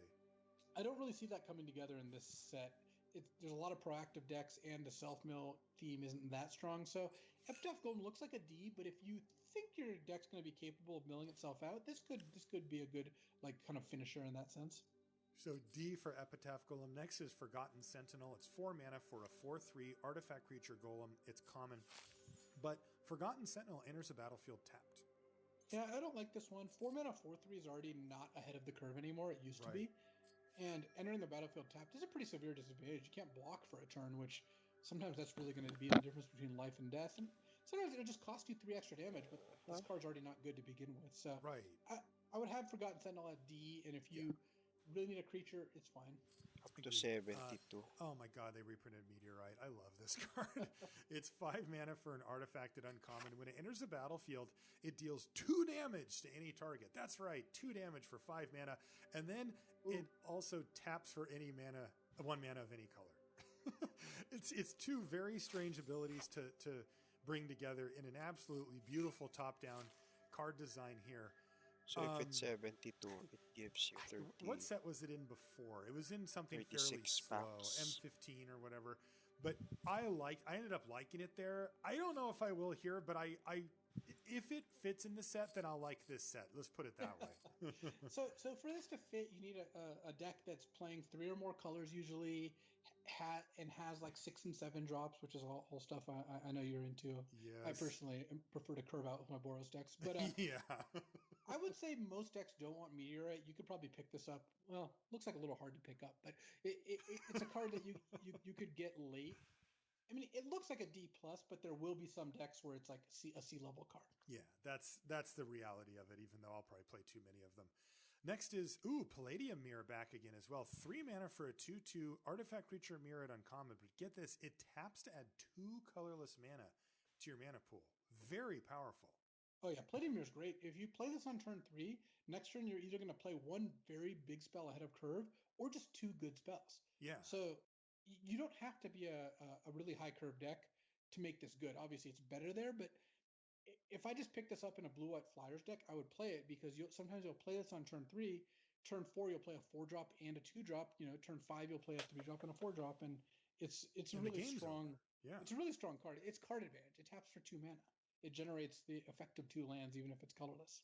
Yeah, and there's a lot of times where your opponent will play this and you're looking down at a fairly slow hand and you have to use a removal spell on it because if they start dropping 6s the next turn, you're not going to be able to keep up. That happens.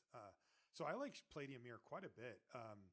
For me, it's the C plus B minus range depending on how your build goes. Yeah, I would be closer to B minus, but I agree that not every deck wants this. Like a red-white deck probably isn't that interested, but most decks will want this. Most decks, though. Prismite is next. 2 mana for a 2/1 artifact creature golem at common. You can pay 2 mana to add 1 mana of any color. Nope.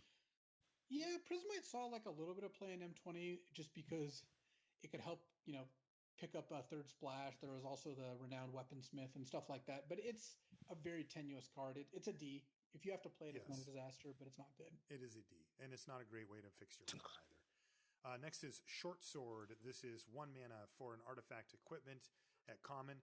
The equipped creature gets +1/+1, and the equip cost is 1. You never have to remember anything about Short Sword. It's 1, 1, and 1. Okay. Yeah, 1, 1, 1, and 0, because I'm not interested in playing this card. The only reason you ever really played it in Dominario is because you have historic stuff, and that's just not part of what this set is doing. So right, and this set should be better in this set than it was in Dominaria, given that Dominaria was so grindy. A draft token. The real issue with it is overall impact. It still just doesn't hit hard it's enough. 1/5, right? Yeah, I agree. I would give it a D. It's not an F because it does have it does uses, things. but it's still not good. Silent Dart is next. This is 1 mana for an artifact at common. You can pay 4 mana, tap it, and sacrifice it to do 3 damage to target creature. Or you could not put it in your deck. Yeah, you're overpaying for this, and it's on the board, so your opponent's, not going to be, for a silent up the sleeve dart, they're not going to be particularly surprised. Yeah.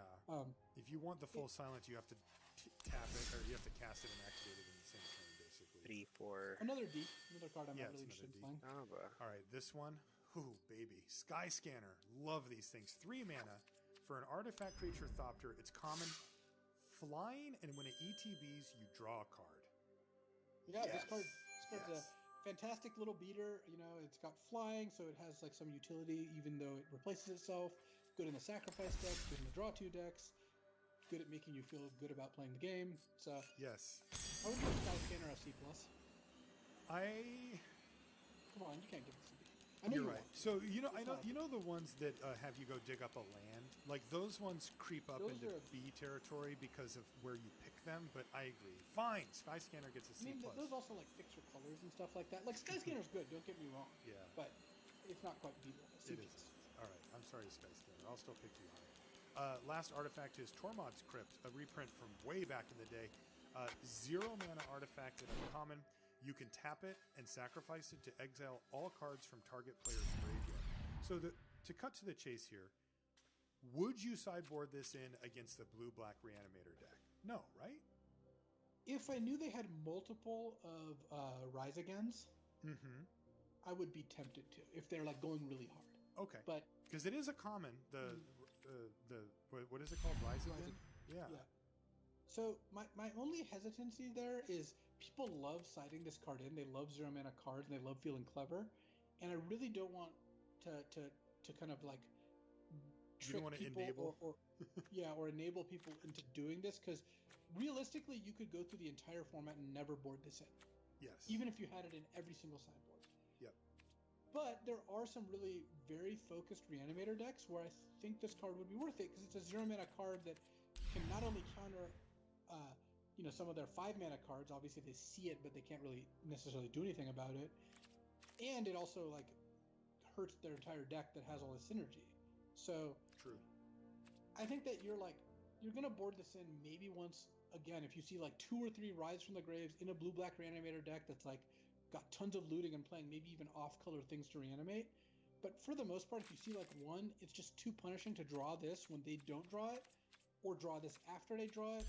Any of those things really puts you down a card. And when you both draw the cards, you still kind of get a 1-for-1. It's not like you completely shut off their whole deck. It really isn't a blowout. Yeah, and if they are playing multiples, then they could just draw another one and reload. And yeah, I think that if you shortcut to never put this card in your deck in any scenario for the whole format, you'd be better off than if you tried to navigate those very tricky waters.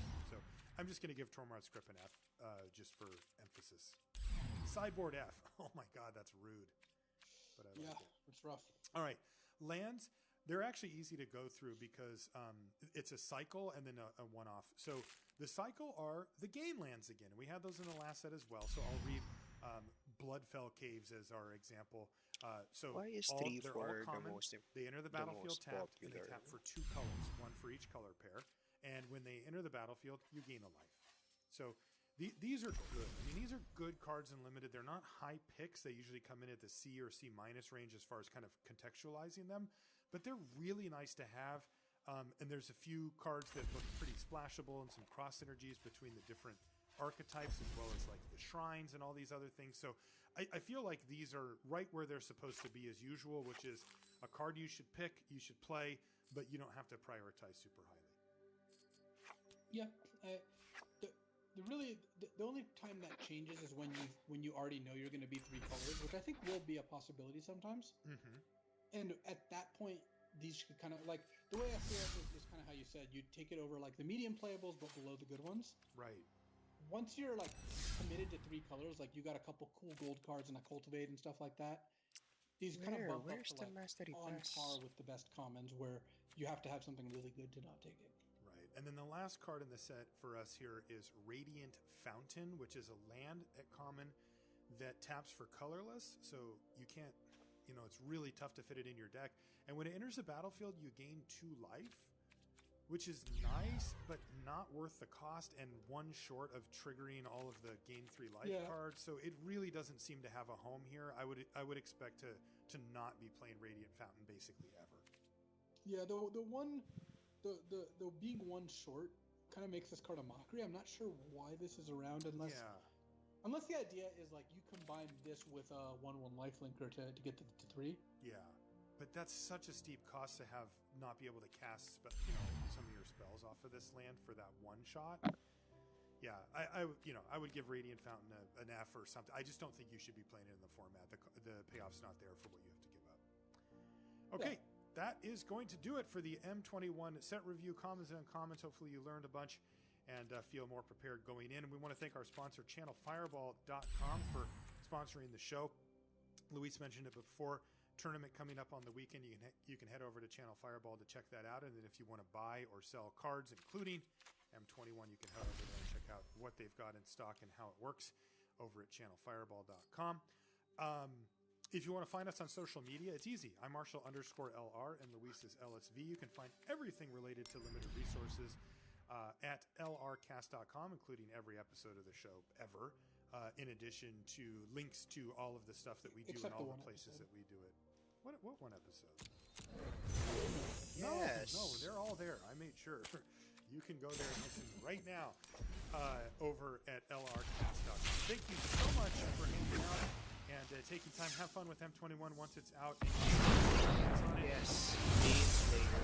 Angel. All right, I'm going to keep this short because we've just been... we did a long review and I'm really hungry.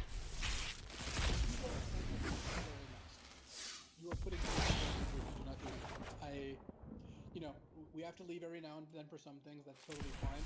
Remember to take them out when they're not. So, you're being selfish. You are causing harm or potential harm to other people. That is, it's not just a personal choice. Wear a mask. That's end of story.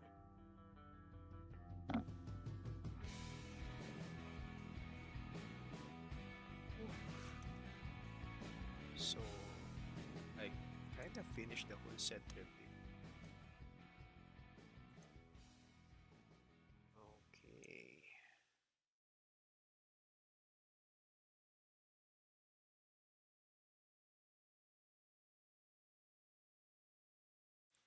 Spell Gorge are weird.